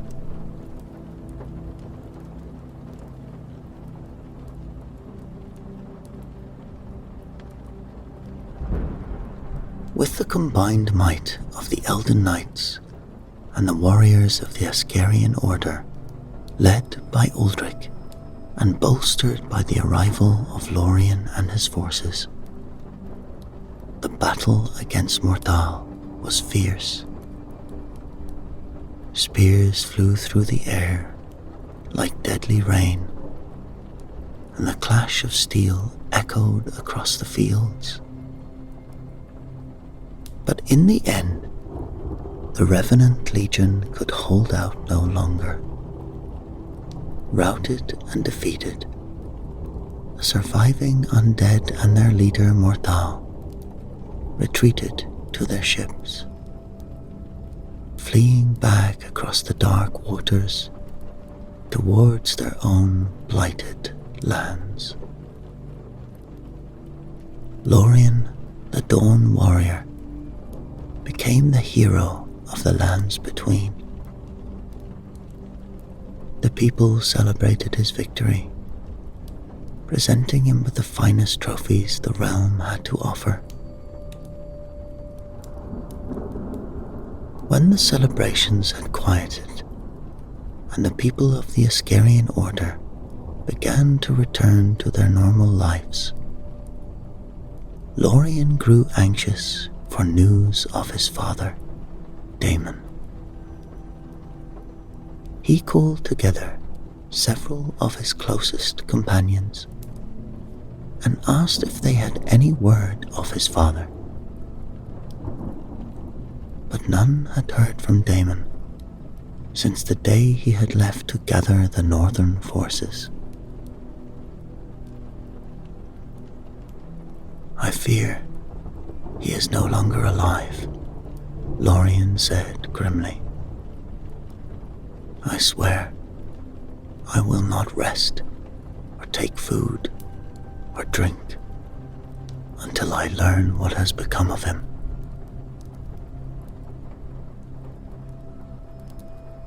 And so, Lorien, with a handful of his most trusted kinsmen, rode out to the place where he had last seen his father. From there, Mistral, his enchanted steed, guided him to the very spot where Damon had met his fate. As soon as they entered the space, the very ground seemed to cry out in sorrow. Stones began to whisper, revealing how Bryn, Caden, and Dristan, the oath-bound trio, had murdered Damon and buried him in a shallow grave. This death has drained my spirit, Lorien said. I see nothing. I hear nothing. And my heart beats only with the pain of this loss. Those who have done this shall face my wrath and suffer for their wickedness. And so, Lorien returned to the Round Table Hold, where the last of the victory celebrations were still underway. Seated beside Uldric at the feasting table, Lorien's eyes scanned the room until they found the oath-bound trio among the revelers. Rising to his feet, Lorien raised his hand, calling for silence.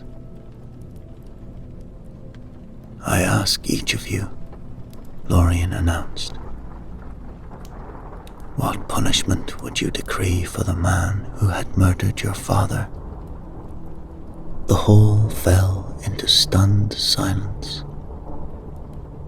After a moment, Uldric spoke up, asking if it was indeed Lorien's father who had been killed.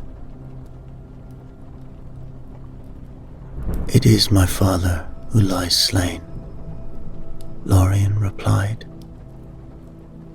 and the ones who committed this foul deed are here among us. The crowd gasped as Lorien pointed to Bryn, Caden, and Dristan. Overwhelmed with guilt, the brothers could not deny their crime. Hanging their heads in shame, they awaited Lorien's judgment. Uldric, filled with righteous anger, declared, it would be too lenient to kill them outright. If it were up to me, I would make them suffer a lingering death, cutting off a piece of them each day until they begged for mercy.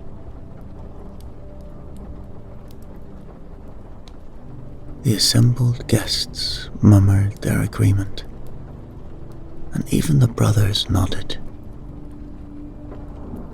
But Lorien, maintaining his composure, shook his head. I do not wish to spill more blood among our people. Instead, I will demand a great price from them. He turned to the trio, his gaze hard and unyielding.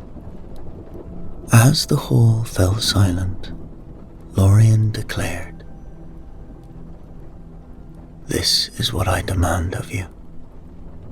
The 3 glintstone fruits, the pelt of the fell beast, the blood-soaked spear, 2 spectral mounts and the wraith chariot, the 7 silver-fanged boars, the black hound of Nokron, the everlasting ember spit, and 3 echoes of the ancient lords.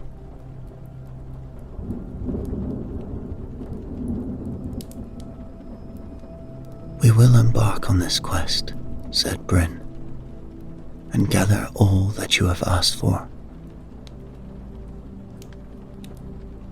Lorien turned. "Then hear the details of your quest.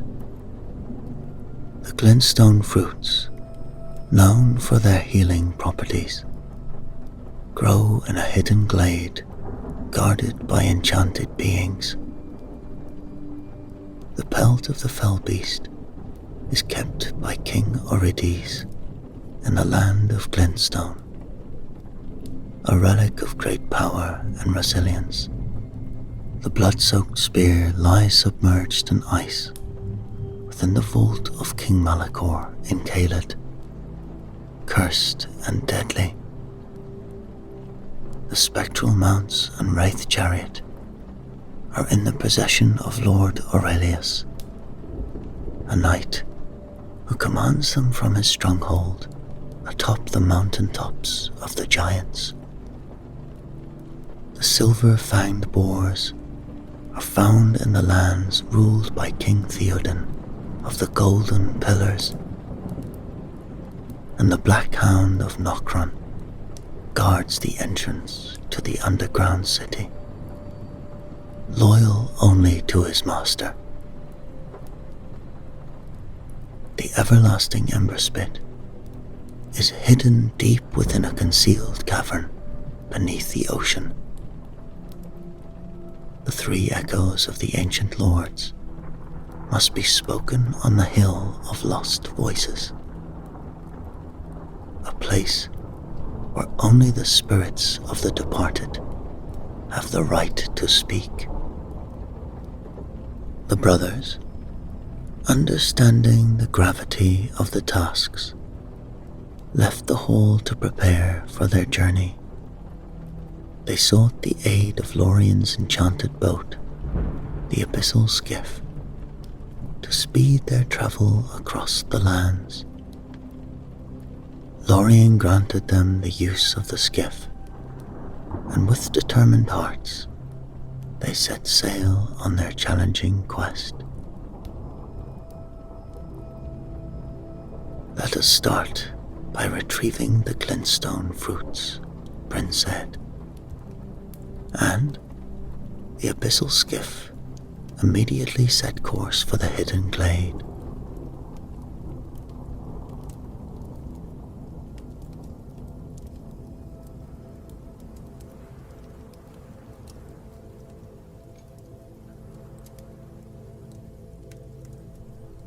Upon arrival, the brothers transformed into 3 swift hawks, circling above the glade. "The glade is well guarded," Bryn observed, "but if we are patient, we can avoid the dangers and take the fruits." Their plan was executed with precision, and soon they had secured the fruits.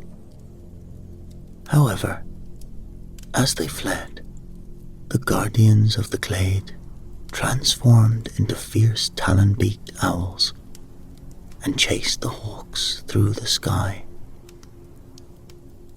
Lightning flashed around them as the owls closed in, scorching their feathers and threatening to bring them down.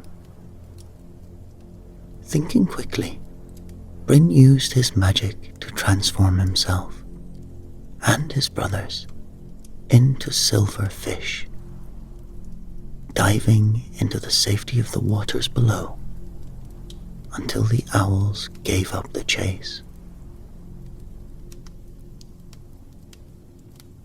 After catching their breath, they decided their next task would be to obtain the pelt of the fell beast from King Orides. Let us disguise ourselves as wandering scholars, Bryn suggested. If we appear as humble poets, we may be welcomed into the court and find a way to acquire the pelt without arousing suspicion. And so, the brothers dressed in the garb of wandering scholars and set sail, composing flattering verses in honor of the king as they journeyed. Upon landing, they made their way to the palace and were warmly welcomed as esteemed poets who had traveled far in search of a worthy patron. An evening of feasting and merriment ensued. Verses were recited by the king's poets, and ballads were sung by the court musicians. At length, Bryn rose and began to recite a poem he had written for King Orides. The king beamed with pride at the flattering verses, and he invited Bryn to name his reward for the poem. "I would gladly accept the pelt of the fell beast," said Bryn. The king shook his head. "That pelt is my most cherished possession, and I would not part with it for even the greatest poet. But I shall give you thrice its weight in gold, which you may take as your reward."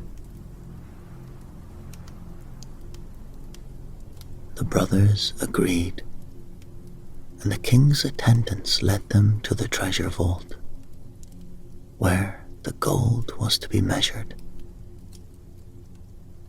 As the last of the gold was being weighed, Bryn suddenly saw the pelt and snatched it, racing from the room, striking down several guards in his path. He had just reached the outer courtyard when King Orides appeared, sword drawn, to reclaim his prized possession. A fierce battle ensued, but Bryn eventually delivered a fatal blow, and the king fell to the ground, never to rise again.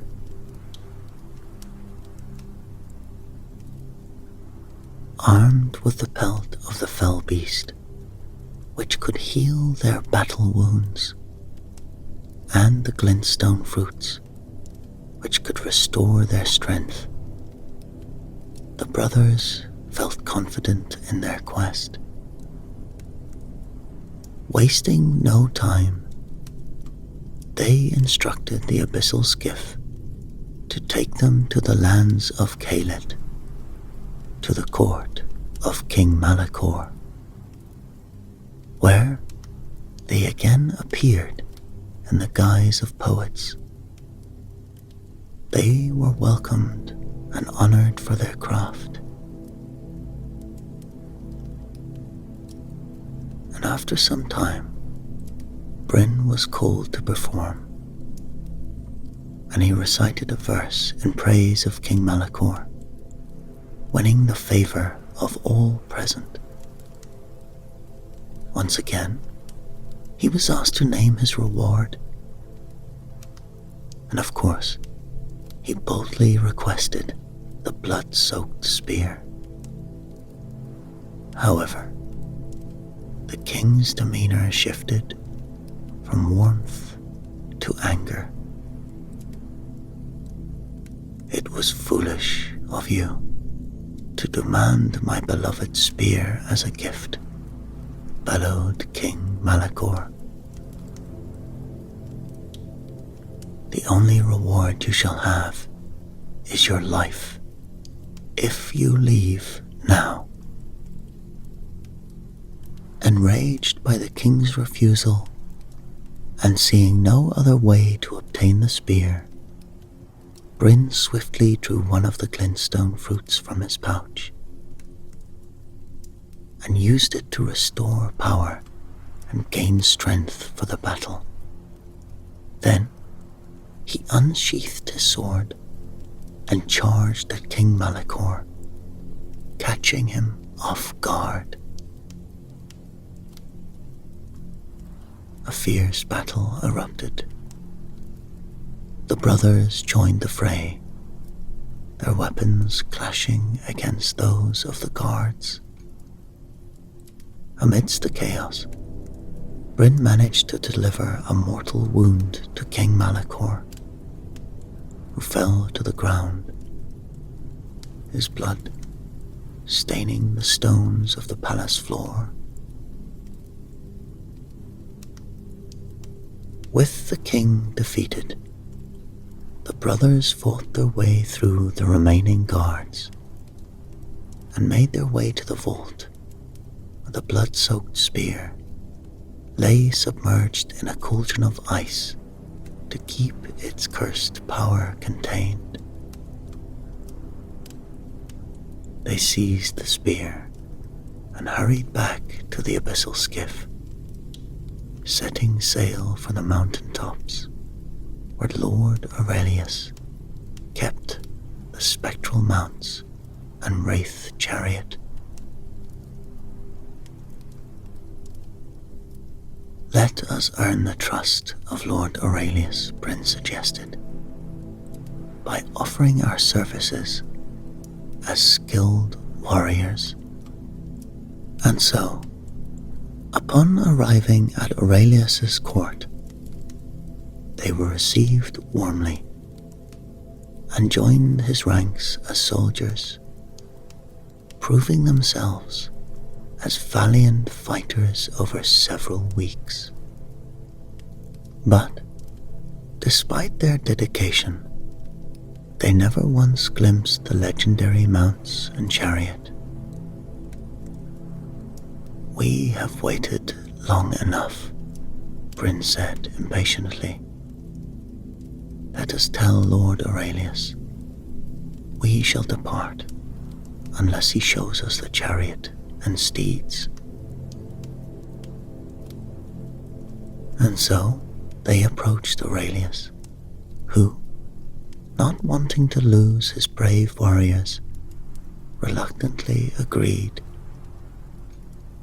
The chariot and spectral mounts were summoned and paraded before them.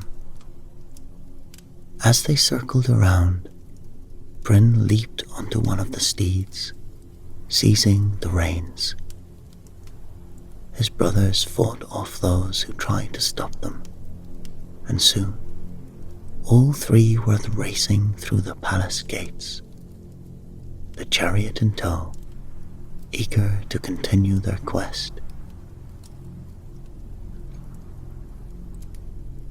They sailed on without incident until they reached the kingdom of Marika, ruled by King Theoden of the Golden Pillars. But their spirits fell at the sight of a large army guarding the harbour, prepared for their arrival. You see, by now, the brothers' reputation had spread far and wide, and their exploits were known throughout the lands. King Theoden himself approached and demanded to know why they had plundered the lands of other kings and spilled so much blood. Bryn explained the sentence passed by Lorien and the trials they had endured. "We have come for the 7 silver-fanged boars as part of recompense demanded by Lorien," Bryn said.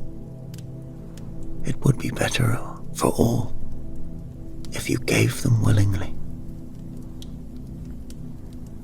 the king, after consulting with his advisors, decided it was wise to hand over the boars peacefully. And grateful for the king's cooperation, the brothers offered their service in future battles. Theoden, intrigued by their next destination, asked about their journey. When he learned they sought the Black Hound of Nokron, he requested to accompany them. "Take me with you," he said, "for my daughter is married to the Lord of Nokron, and I wish to plead for the hound's release without bloodshed." The brothers agreed, and their boat set sail for the underground city. Upon arrival, Theoden went ahead to speak with his son-in-law, recounting the brothers' journey and the hardships they had faced. However, the Lord of Nokron was not swayed by Theoden's pleas, and refused to give up the hound without a fight. Seizing his weapon, he ordered his men to attack, while he himself sought out Bryn to challenge him in single combat. A fierce duel ensued, each man striking vicious blows. Eventually, Bryn overpowered the Lord and brought him before Theoden, bound and humbled. "I have spared his life," Bryn said. "Perhaps now he will hand over the hound in acknowledgement of my mercy." And so, the Lord handed over the Black Hound of Nokron, and peace was restored between him and the brothers. The task complete, they bid a cordial farewell to Theoden and the people of Nokron, setting out to sea once again on their perilous journey.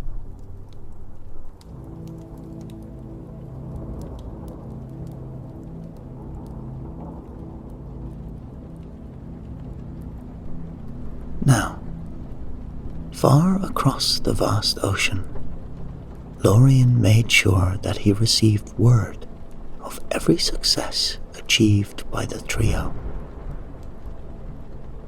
Fully aware that the quest he had set them upon was nearing its end, Lorien grew increasingly anxious. He desired, above all, to claim the valuable relics the brothers had collected, for the demigod Morthal had once again emerged, threatening another dark invasion. And so, hoping to lure the brothers back before they completed their final tasks, Lorien cast a powerful enchantment, causing the brothers to forget that their quest was not yet finished. And so, under its spell, the brothers began to envision a triumphant return to the Round Table Hold, imagining a hero's welcome and the joy of reuniting with their kin. And within days, their feet touched the soil once more, and they hastened to the hold, where the high lords of the realm had gathered for a grand assembly. The trio was warmly welcomed by the nobility, who praised their courage and valor. It was agreed that they would present the relics of their quest to the Elden Lords, who would examine them and inform Lorien of their return. a messenger was dispatched to Lorien's stronghold, and within the hour he arrived, eager to confront the men he still considered his enemies. "We have paid the price for your father's life," said Bryn, gesturing towards the array of relics displayed before them. "This is indeed an impressive collection," Lorien replied, his voice cold. "It would suffice as payment for any lesser crime.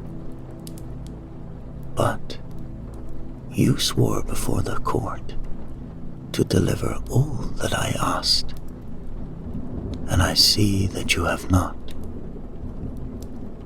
Where is the everlasting ember spit? And what of the 3 echoes of the ancient lords, which you have not delivered?"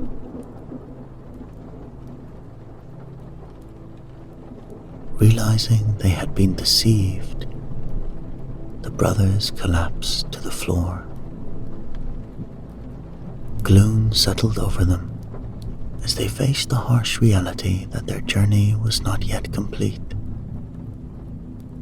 And so, leaving the relics behind, they made their way wearily back to the abyssal skiff, which carried them swiftly over the stormy seas. For 3 months they sailed, unable to find any trace of the ember spit. When hope was nearly lost, Bryn suggested one last search beneath the waves. He donned a magical diving suit and plunged into the ocean's depths. After 2 weeks of swimming through treacherous waters, he finally discovered the entrance to a hidden cavern tucked away in a dark hollow beneath the sea. Inside, he found a chamber occupied by a group of women, their heads bent over a massive forge as they worked on glowing strands of molten metal. The woman seemed not to notice Bryn as he quietly approached the everlasting ember spit, resting near the forge's heart. Just as he reached for it, the woman burst into mocking laughter, their voices echoing through the chamber until the eldest among them addressed him. "Take the spit with you as a reward for your bravery," she said. "But know this, even if your brothers were here, the weakest of us could have stopped you with ease." Humbled but relieved, Bryn took the ember spit and returned to the skiff. Only one task remained. Wasting no time, they directed the skiff to their final destination, the Hill of Lost Voices, where they needed to deliver 3 echoes of the ancient lords. As they began to ascend the hill, the guardian of the summit, Caladrius, emerged from the mist to confront them. "What business do you have in my domain?" demanded Caladrius. "We have come to deliver the 3 echoes," said Bryn, "in fulfillment of the quest set upon us by Lorien." "I knew his father well," Caladrius replied, "and I am sworn to allow no one to speak upon this hill." "Then we have no choice but to fight for that right," Bryn declared. And so he drew his sword and charged before the guardian could react, striking him down with a single powerful blow. No sooner had Caladrius fallen than his 3 sons emerged to defend their father's honor. What followed was one of the fiercest battles the lands between had ever witnessed. The brothers fought like wild beasts, driven by fury against Caladrius' sons, who matched their skill and strength. The battle raged on, and in the end, it was the oath-bound trio who emerged victorious. But their victory came at a great cost. Gravely wounded, they fell to the ground, one by one, their bodies too weak to stand. They lay there, bleeding and broken, wishing in vain that they still possessed the pelt of the fell beast to heal their wounds.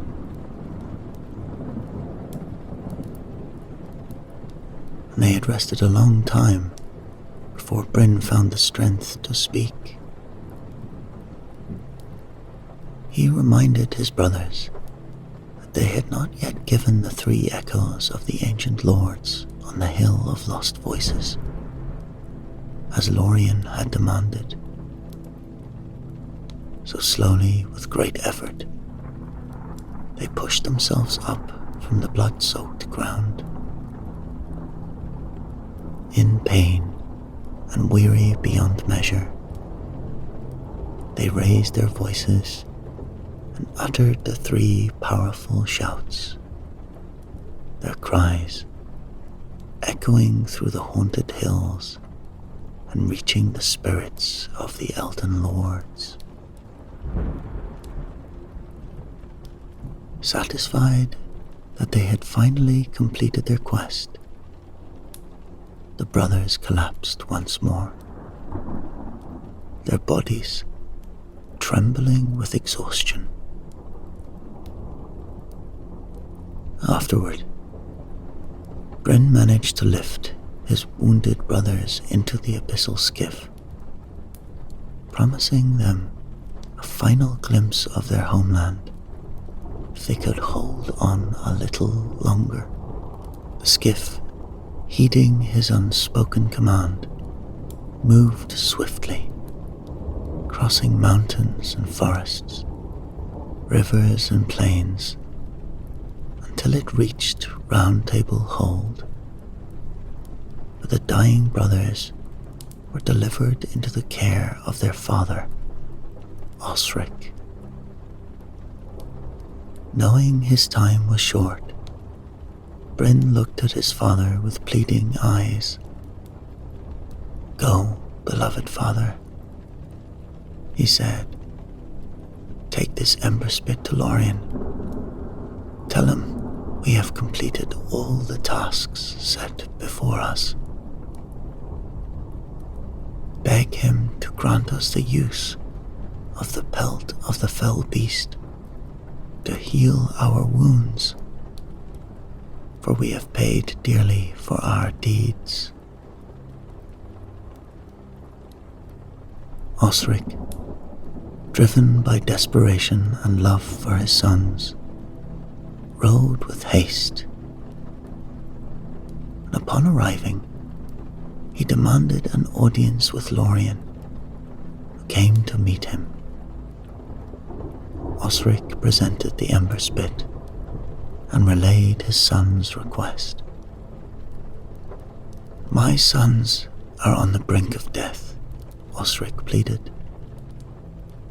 I beg of you, lend them the pelt of the fell beast for one single night, so its magic may heal their wounds and restore them to life. But Lorien fell silent at this plea, staring coldly into the distance. His thoughts turned to the memory of his father, slain by the brothers in their bitter feud. After a long pause, Lorien's gaze returned to Osric. I would rather give you all the riches of the Golden City, Lorien replied, than part with anything that would save the lives of your sons. Let them die knowing they achieved greatness only through my challenge, and let them thank me for granting them the glory of a warrior's death. Upon hearing Lorien's words, Osric hung his head in sorrow, realizing that no amount of pleading would soften Lorien's heart. He returned, despondent, to where his sons lay dying. The brothers, already weakened, were overcome with grief. So devastated were they by Lorien's decision that not one of them survived to see the sun set that evening. Osric's heart shattered as he watched the life fade from his sons. From that day on, the tragic tale of the Oathbound trio became a legend recounted throughout the lands between, remembered as one of the greatest sorrows of their age.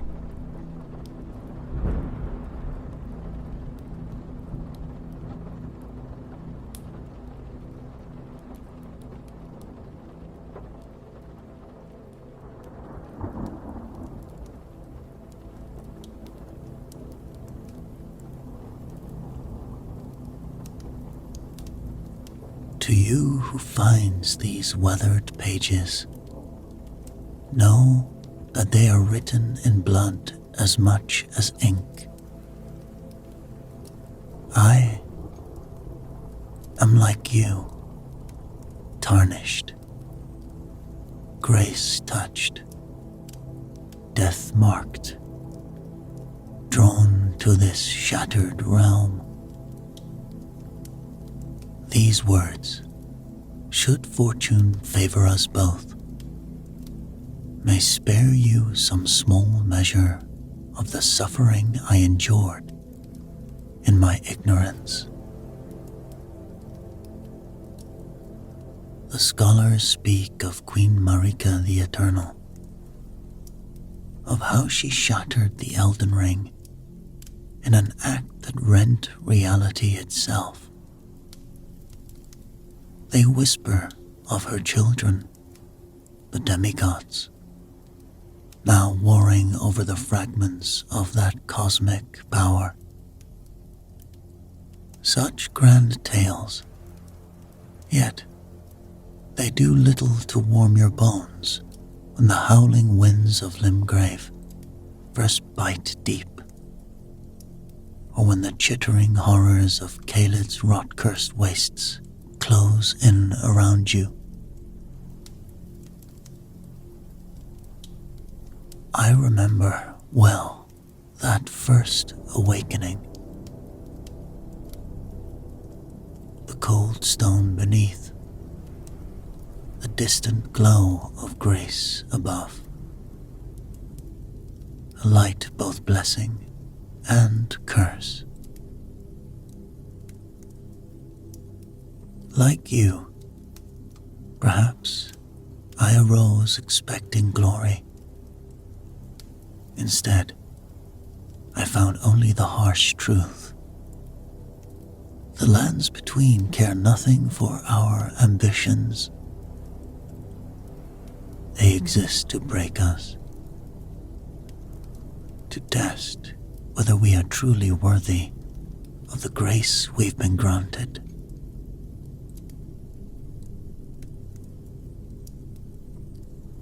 Many Tarnished I've met speak of destiny, of some grand design that guides us toward the Erdtree distant splendor. But destiny, I've learned, is a cruel jest. I've seen too many fellow Tarnished fall to believe in such comfort. Their bodies lie scattered across these lands, each a testament to misplaced confidence or simple misfortune.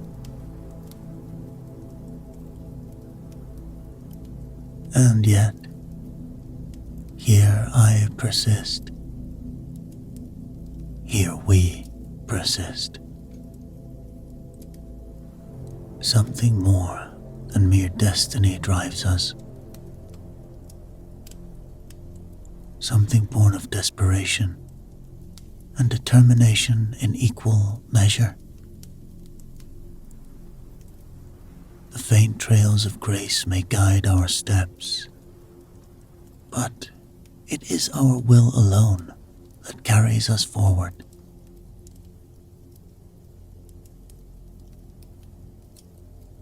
These notes I leave behind, stained with victory's joy and defeat's bitter lessons, are my offering to you, fellow Tarnished.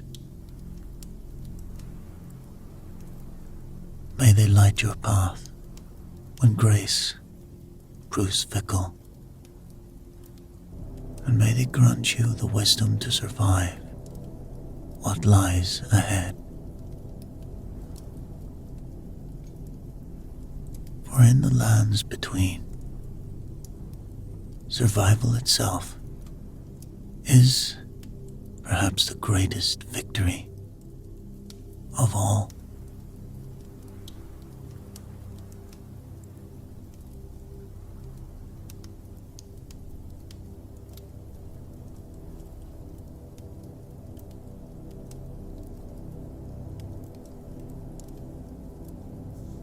Limgrave stretches before you like a vast burial ground, dressed in nature's finery. Do not let its pastoral beauty deceive you. Every golden tree, every crumbling church, every swaying blade of grass conceals death's eager embrace. I learned this truth from the tree sentinel, as have countless Tarnished before me. That golden rider, perpetually circling near our first awakening. He is not a challenge to be overcome, but a lesson written in gleaming armor. Not all battles must be fought when first encountered.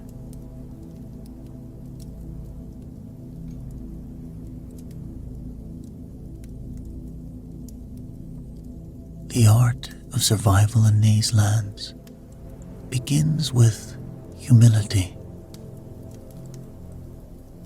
Those who charge headlong toward every glinting item or conspicuous foe rarely live to pen their own chronicles. Instead, seek first sights of grace, those golden tendrils of light that pierce our world's gloom. From these sanctuaries, study the land. The ruins of Limgrave tell tales to those patient enough to read them. Worn paths suggest safer passages, while overgrown thickets often conceal valuable resources or deadly ambushers. In my early wanderings, I discovered an essential truth. The flask of crimson tears is more precious than any ruin or golden seed. Seek out the churches, particularly the isolated church of Marika. Here, sacred tears wait to strengthen your healing drafts. But approach with caution. I once found myself cornered by a knight of no small skill, his sword gleaming with frost. Only the timely arrival of Melina and her gift of torrent saved me from an ignominious end. Speaking of Melina, when she offers you a cord, the third sight of grace, accept without hesitation. Torrent, that spectral steed, is more than mere convenience. Those ghostly hoofs have borne me from countless perils, and his double jump has proved the difference between life and death.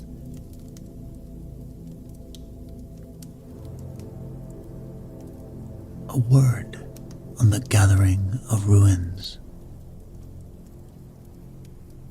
The soldiers encamped near the gatefront ruins offer a profitable training ground. But beware. Their numbers can quickly overwhelm, and their crossbow bolts show no mercy to the unwary. I developed a strategy of approaching at dawn when their attention wanes. A few well-placed strikes, a strategic retreat, and repeat. This is how a clever Tarnished builds their strength.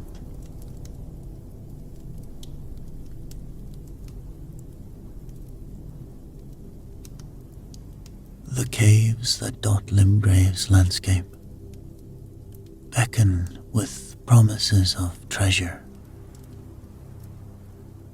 But enter prepared.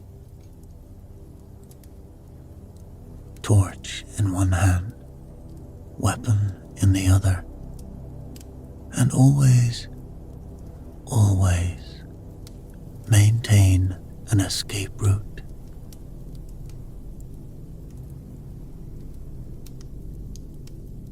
I once spent 3 days trapped in the depths of a mine, surrounded by crystal-wielding workers, learning this lesson the hard way.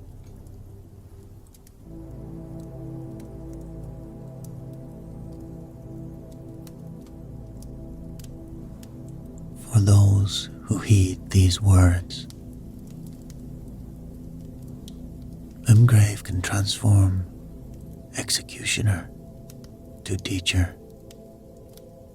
Its challenges, while stern, are not insurmountable. But remember,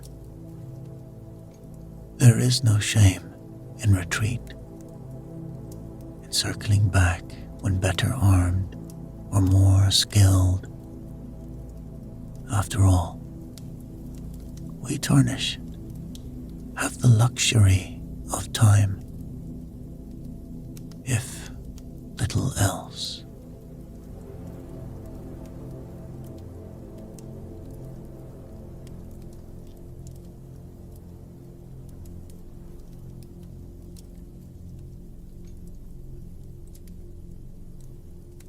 Stormvale Castle looms like a wound in the sky. Its ancient stones weeping with the memory of former glory.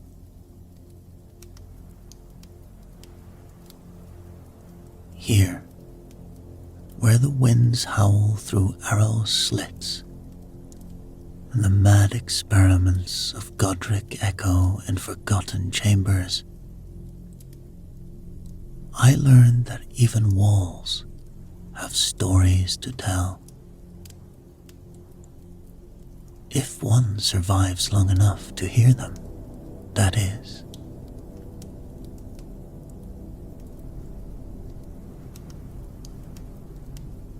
The approach presents your first choice, Tarnished. The main gate stands proud, a challenge written in steel and stone. But heed well the words of gatekeeper Gostock when he speaks of a sudden breach in the walls. His counsel saved my life, though I would later curse his name for other reasons. The choice between brazen assault and cunning infiltration sets the tone for all that follows within these cursed walls.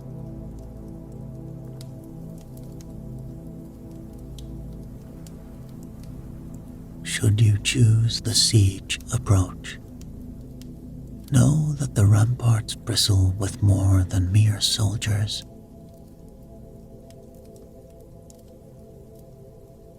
Ballistas manned by tireless warriors will reduce even the most confident charge to a desperate scramble for cover. I watched a fellow Tarnished, resplendent in golden armor, reduced to scattered ruins by their coordinated fire. The stones still bear the stains. Your shield, should you carry one, must become your closest companion. Even the sturdiest iron-bound great shield will eventually buckle under sustained assault.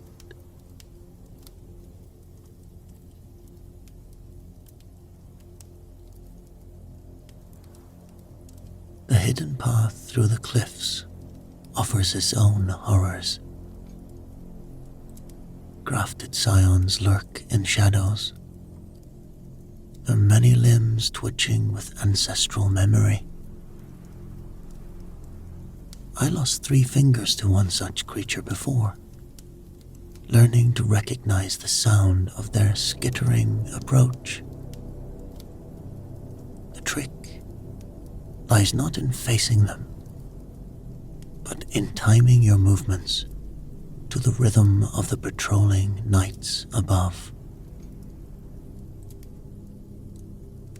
Let their heavy footfalls mask your own.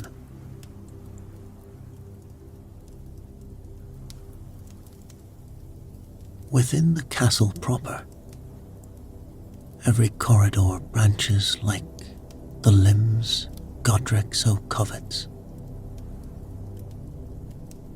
I mapped my progress by counting the corpses of failed Tarnished, grim waymakers that at least assured me others had passed this way before. The libraries hold secrets worth dying for, though I advise against such sacrifice. Ancient ashes, weapons of forgotten champions, and scrolls detailing the castle's fall from grace. All can be claimed by those patient enough to wait for the patrolling soldiers to complete their rounds.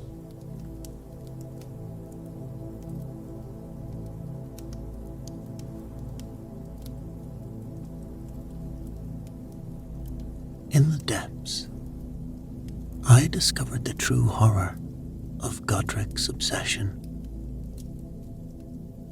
The grafting chambers. I will not describe them in detail. Let it suffice to say that the screams are not all from the past,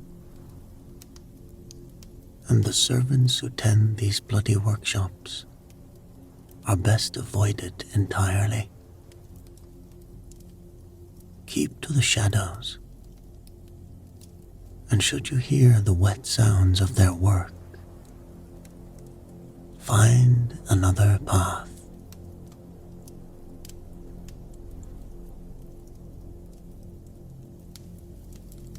But it was in these same depths that I found hope, or something like it.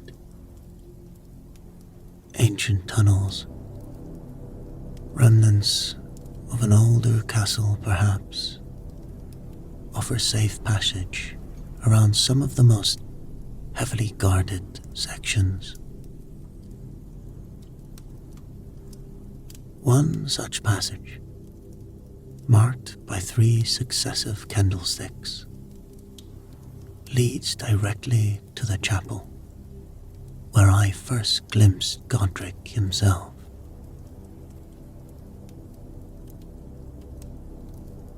The sight of him.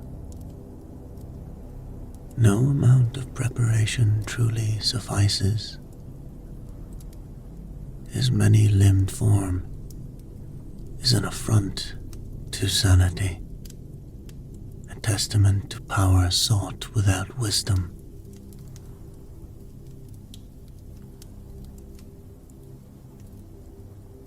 Remember this, above all. Stormvale's greatest weapon is not its soldiers, its traps, or even its grafted monstrosities. It is fear itself. Fear that seeps from these stones. Fear that whispers of failure. Fear that breeds hesitation. Master this fear, and you master the castle itself.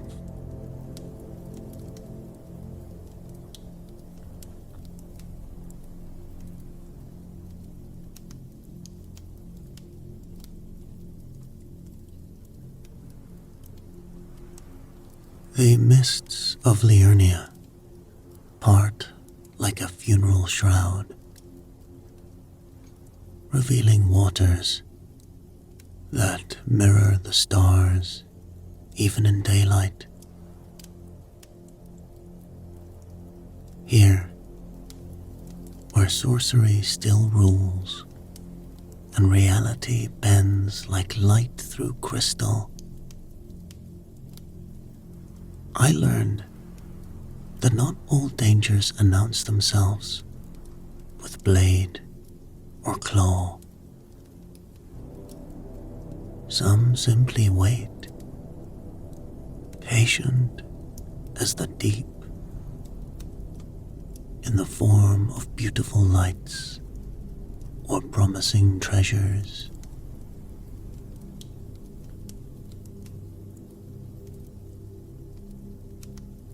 Your first steps into these waters will likely be tentative, as they should be. The lake's depths harbor creatures that remember older wars, older magics. Giant crabs lurk beneath the surface, their shells encrusted with the armor of fallen knights. I lost my first sword to one such beast, its pincers snapping steel like kindling. Better to skirt the deeper waters on torrent, using the scattered ruins as stepping stones in your journey.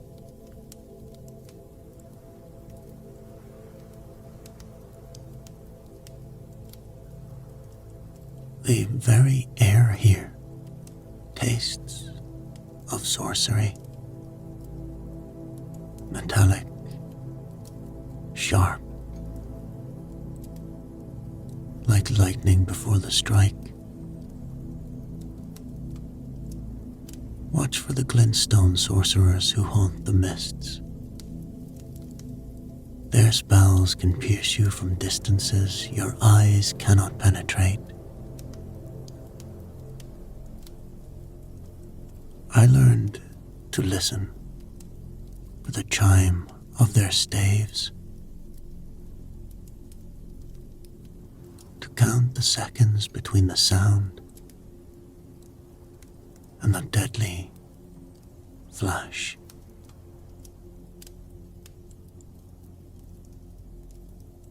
Three seconds means you can close the distance. Any less, and you must seek cover or perish.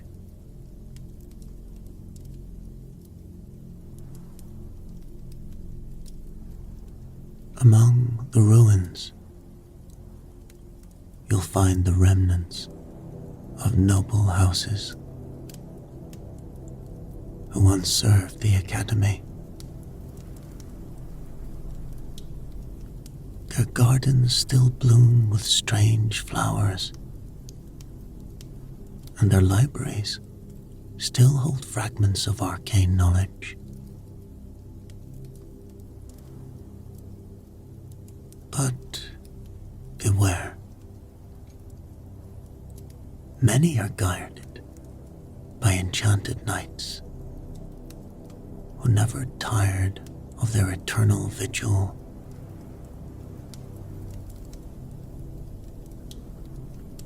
I myself once spent a night hiding in a crumbling tower, while one such sentinel paced below,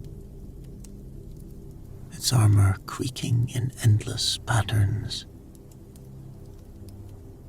Only when the moons aligned did its movements become predictable, enough to slip past.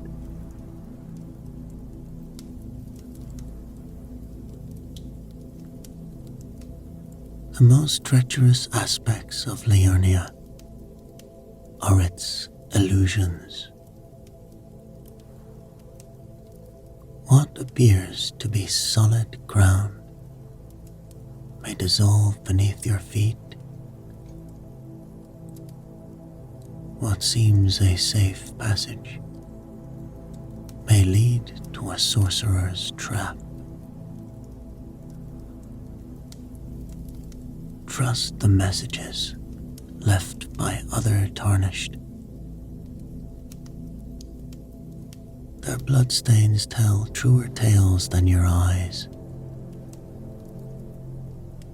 I developed a habit of testing suspicious paths with throw stones. Though, even this method once failed me when the stones passed safely. But my own flesh triggered different magic entirely.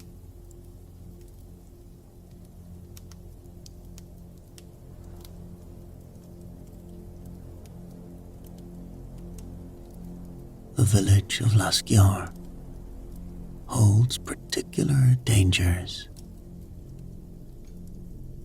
Its inhabitants, driven mad by exposure to wild sorcery, wield powers they no longer understand.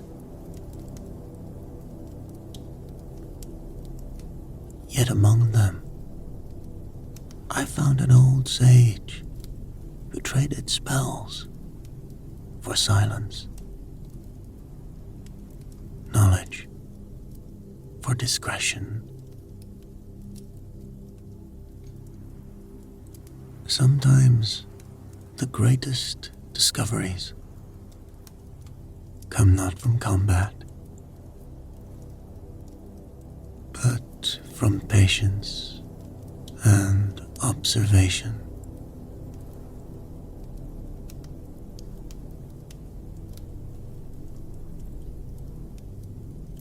And should you seek the Academy itself, know that its sealed gates respond only to a glintstone key.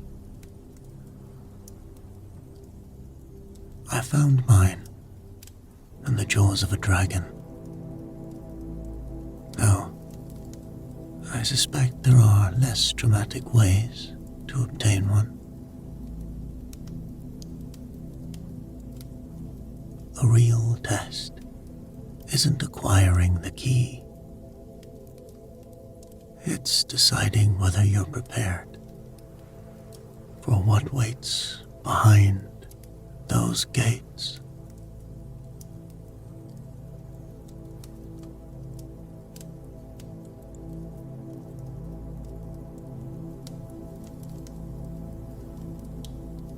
Beyond the sealed gates of the Academy of Raya Lucaria, wisdom and madness dance an eternal waltz. I entered these halls bearing a glintstone key and foolish confidence. I departed with scars that still gleam like starlight when the moons are full. Let my experiences guide you through this labyrinth of learning and lunacy.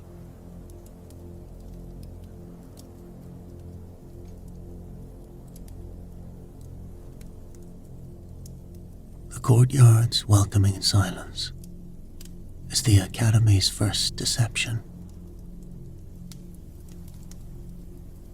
Those stone-headed scholars are not mere statues. They animate with terrible purpose when your guard drops. I watched a fellow Tarnished, a seasoned warrior from distant lands, fall to their coordinated assault.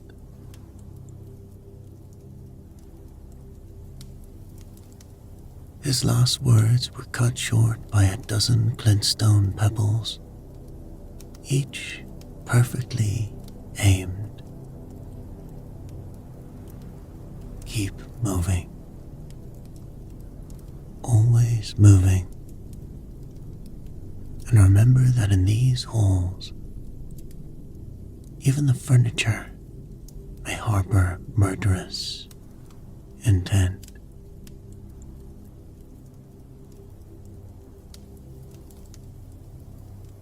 floating platforms present a unique challenge. Time your jumps not by what you see, but by the rhythm of their ancient enchantments. I lost count of how many times I nearly plummeted to my death before recognizing the pattern. The platforms rise and fall, in time with the pulsing, the glintstone crystals embedded in nearby walls.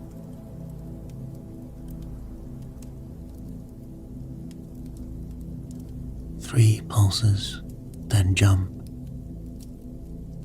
Any other timing courts disaster.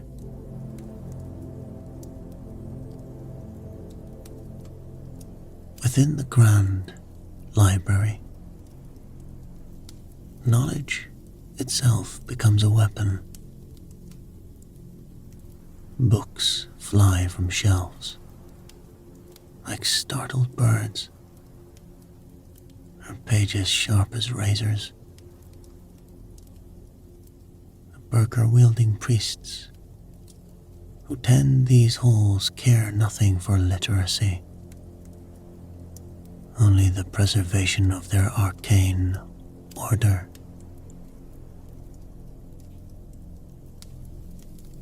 I found sanctuary among the higher shelves, where their rolling attacks could not follow, though the chandelier-dwelling sorcerers made even this respite temporary.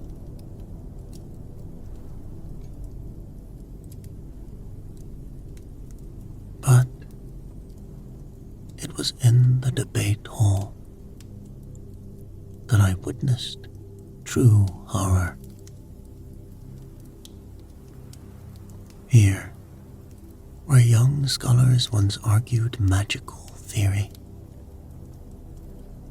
I found Renala, queen of the full moon. Her children, those sweetling creatures she creates and recreates. No, I will not speak of them here directly. Know only that true death is sometimes kinder than rebirth, and that her motherly love bears teeth sharper than any wolf's.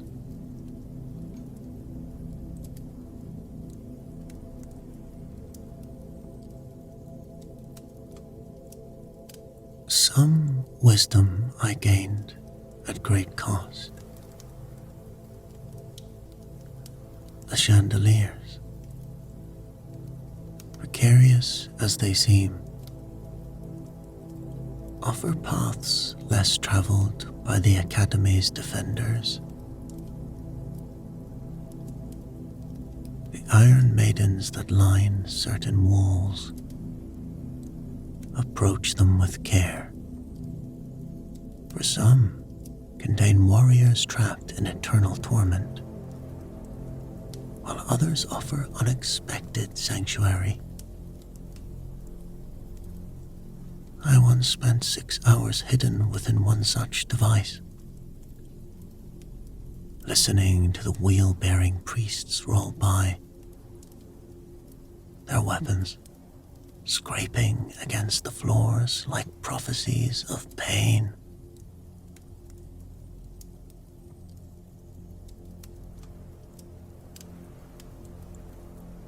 The rooftops, though exposed to sniping sorcerers, offer crucial shortcuts through the Academy's maze-like structure. Look for the places where moss grows thickest. Here, the stone is sturdy enough to bear your weight.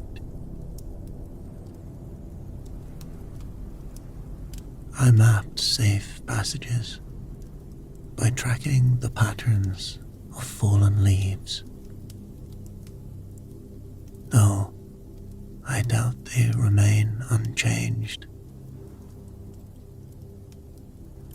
The Academy shifts subtly, like a sleeping beast adjusting its pose.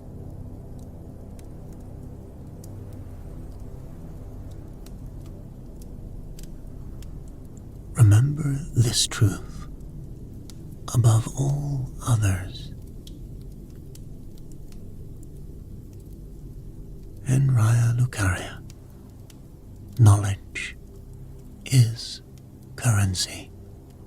Danger and salvation all at once. The notes left by other Tarnished speak of hidden chambers, of secrets that could turn the tide of any battle. But my Tarnish, ask yourself this. Are you prepared to pay the price such knowledge demands?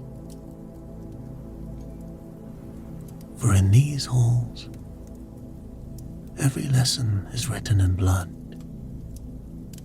and tuition is paid in suffering.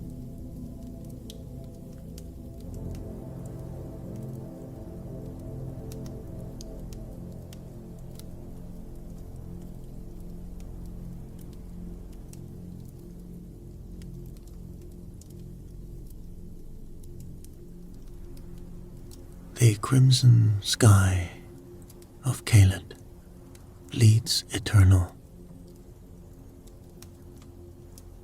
testament to wounds that will never heal. Here, where the scarlet rot festers like a cosmic cancer, I learned that some horrors cannot be defeated, only endured.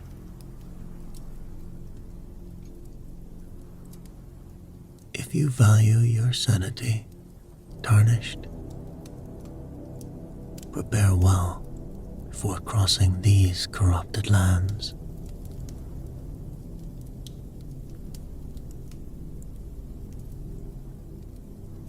First, gather preserving boluses, as if they were more precious than ruins. For in Caelid, they are.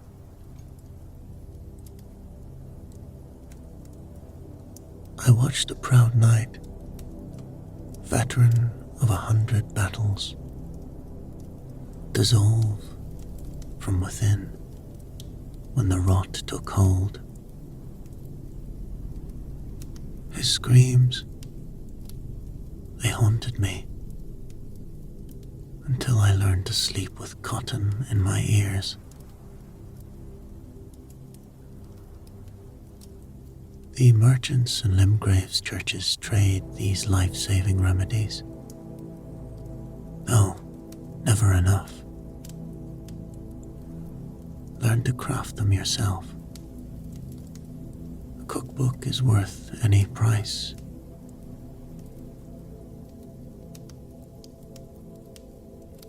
The wildlife here is wrong in ways that defy description. Dogs the size of horses, crows that could swallow a man whole.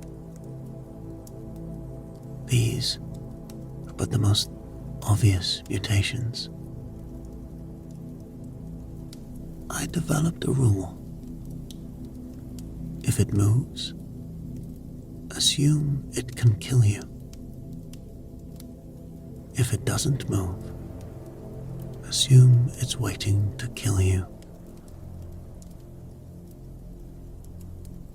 Some giant dogs hunt in packs.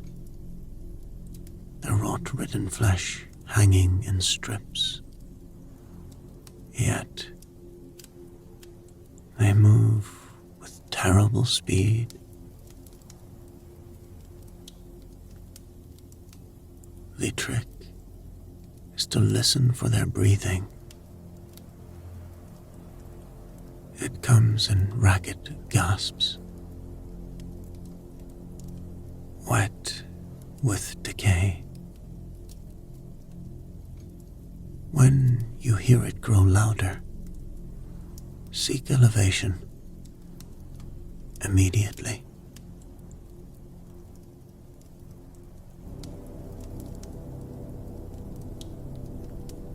Those who think the swamps of Limgrave prepared them for Caelid's wetlands are usually doomed to a quick education. Scarlet rot doesn't just kill, it transforms. I lost my first companion here, watching helplessly as the rot bloomed through his armor like crimson flowers. He begged for death before the end. Learn to read the wind. When it carries the sweet, sick smell of rot, hold your breath and run. Better to exhaust yourself than breathe in that corrupted air.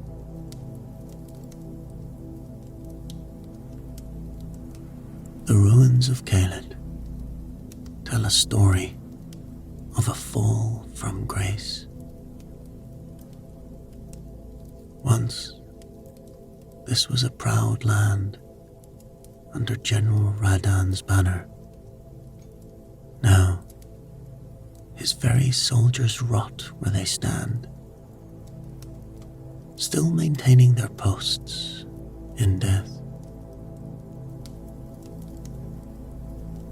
The Church of the Plague holds secrets worth knowing,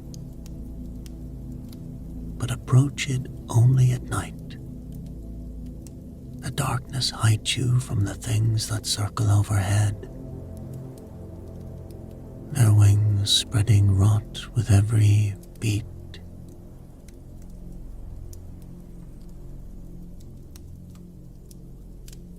I discovered one truth that saved my life repeatedly. Fire cleanses. Keep a torch lit, even in the daylight.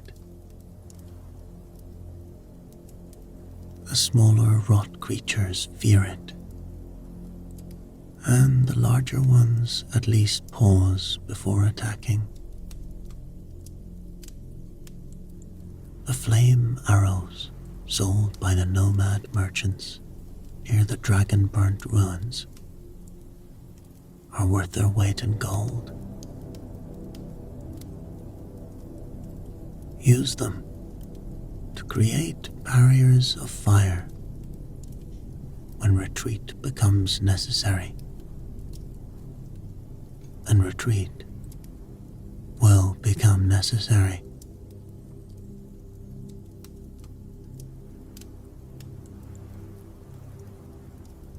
Below ground, in the tunnels that riddle Caelid's corrupted earth, you might find respite from the horror above. But beware, the rot seeps down, and what lurks in those lightless passages has had centuries to mutate.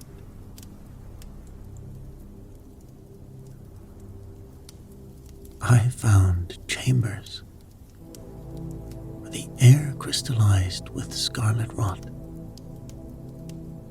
and others were ancient warriors preserved by the rot, still guarded treasures they no longer remembered.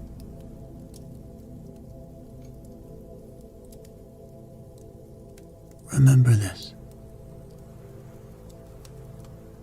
In Caelid, survival is victory enough. Let others chase glory.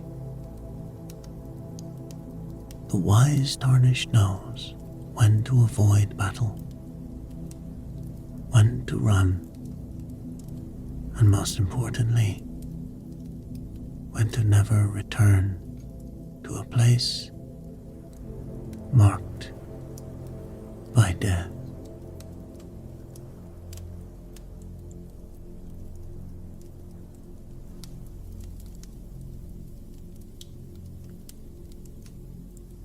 Legacy of Radan, the festival at Redmane Castle.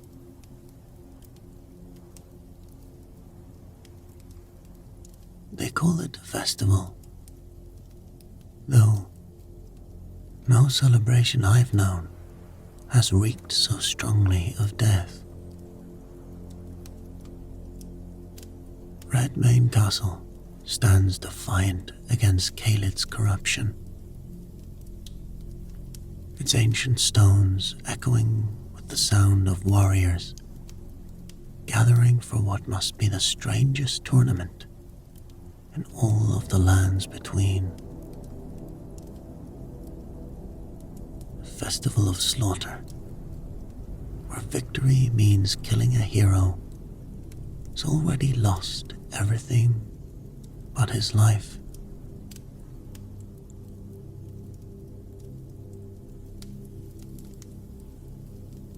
The journey to Redmane itself is a test of resolve. The castle's defenders will challenge you. Yet, something feels different in their attacks, as if they're merely assessing your worth for what's to come.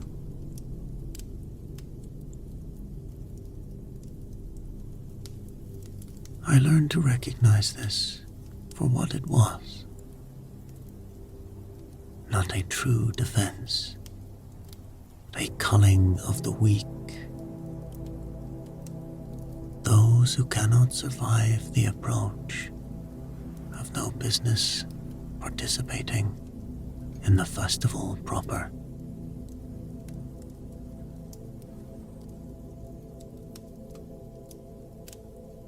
Within the castle's halls, you'll find an assembly of champions unlike any other.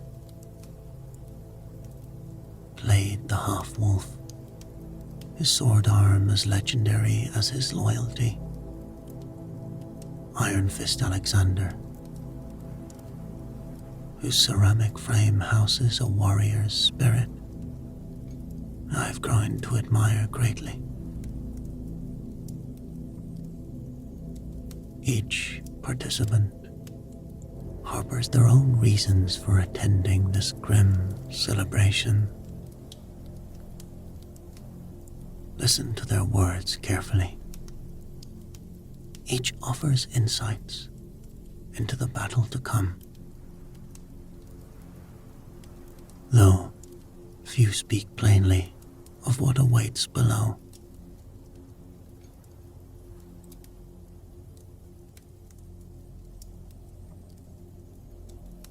The festival's master of ceremonies, the announcer who stands before the teleporter, speaks with the gravity of one who has watched countless Tarnished march to their doom. Heed his warnings, but know this: no words can truly prepare you for the reality of facing Star-Scourge Radan. I've seen veterans of 100 battles turn pale at their first glimpse of him on that vast, sand-swept battlefield.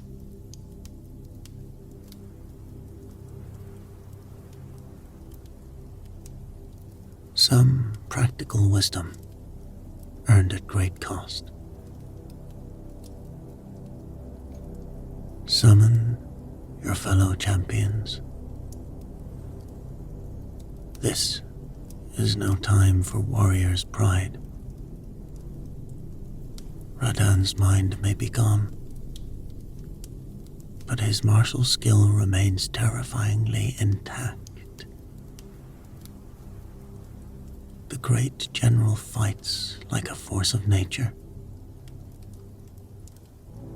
a storm of gravity, magic, and whirling blades that can end your existence between one heartbeat and the next.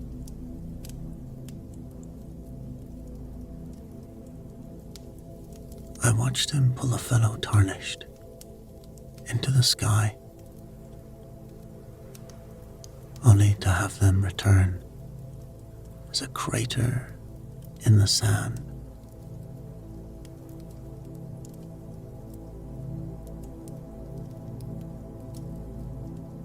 Your mount is essential here.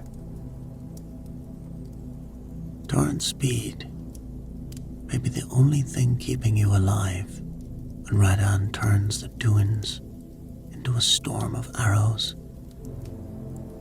or comes crashing down from the heavens like a meteor made flesh.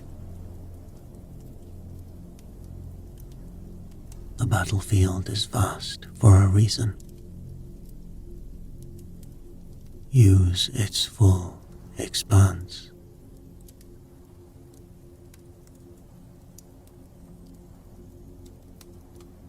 I learned to read the ripples in the sand,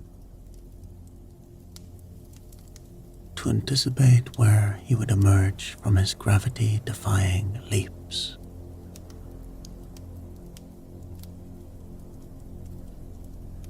The most heart-wrenching detail, one that still haunts my dreams, his horse, Leonard, somehow surviving beneath the massive weight of his corrupted master. Through some last visage of sanity, Radan uses his mastery over gravity to spare his loyal steed, even as madness consumes him. Remember this as you fight. You face not just a corrupted demigod, but the shell of a great man who, even in his degradation, clings to one last shred of nobility.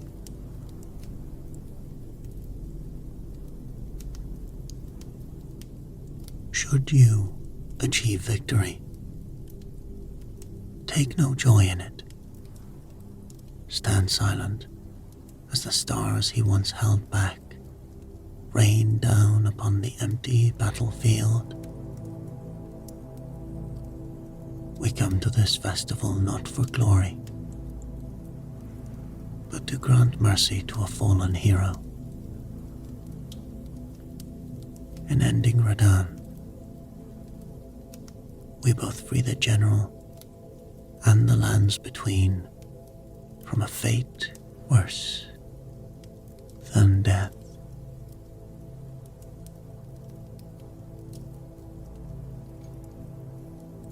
The path to lordship narrows like a blade's edge as you approach its end. I write these final words from a secluded chamber in Lanedale, watching golden light spill across marble floors that have seen the passing of gods. If you've made it this far, fellow Tarnished, know that the greatest challenges and choices yet await. Lanedale, the royal capital, rises before you like a dream of civilization's height.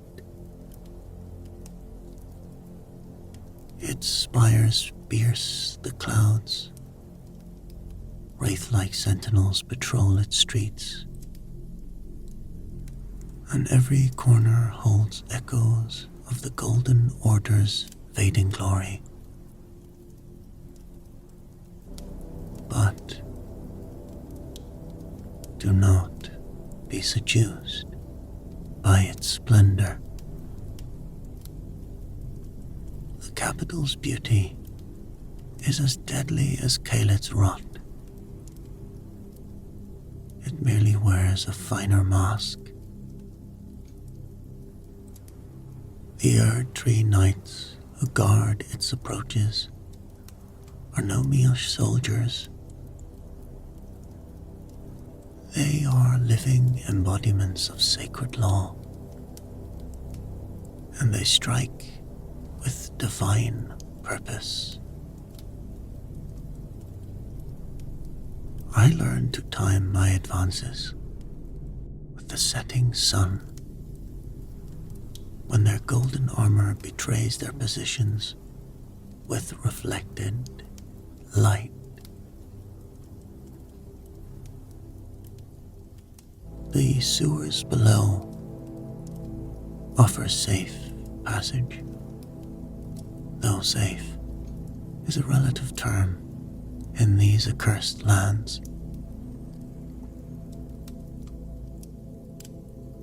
Through those tunnels, I discovered paths to the city's heart that bypassed its strongest defenders.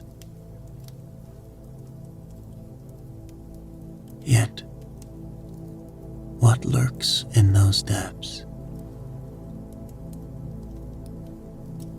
Perhaps the main street's dangers are preferable to the nameless things that skitter through the dark below. Should you choose this route, keep your torch high and your blade higher.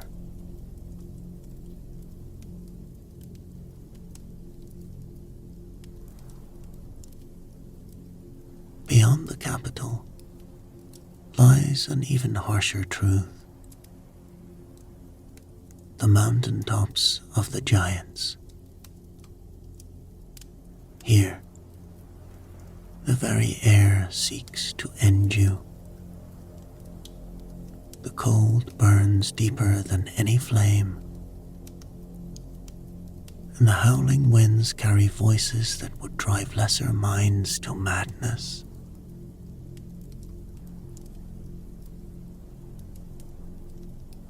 I survived only by learning to read the weather like a book of prophecies. When the skies turn that particular shade of grey-white, seek shelter immediately. Many a Tarnished has been found frozen mid-step, their last expression one of stubborn defiance against the inevitable.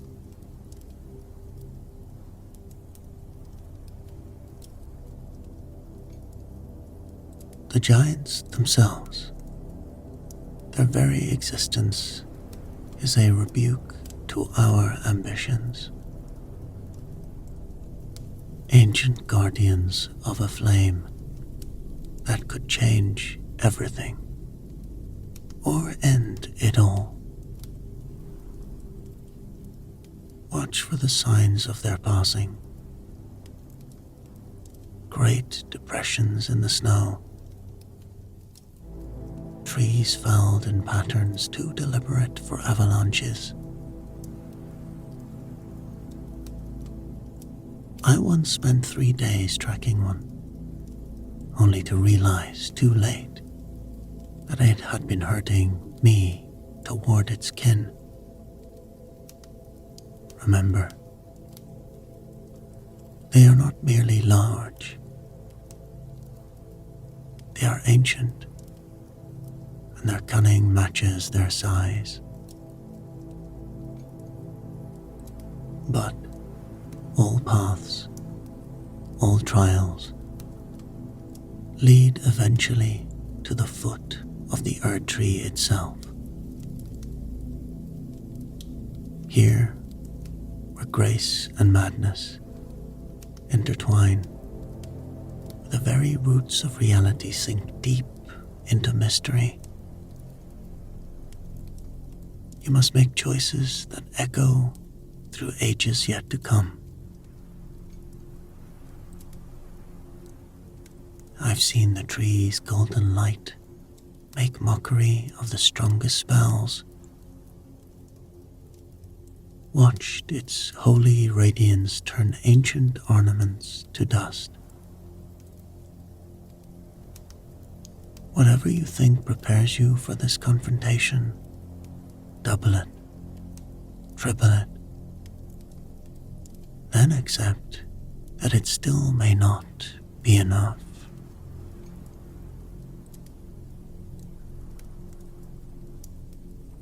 Some final wisdom, Tarnished. The path to lordship demands more than strength of arms or mastery of sorcery. It requires something rarer still. The wisdom to know when to press forward and when to step back, when to strike and when to show mercy. The choices you make here will reshape these lands for better or for worse. I leave this guide hidden where I trust you'll find it, marked with a sigil of grace that only the worthy may see. My own journey nears its end, though whether in triumph or tragedy, I cannot yet say. Remember that we Tarnished are bound by something stronger than fate, the will to rise again, no matter how many times we fall.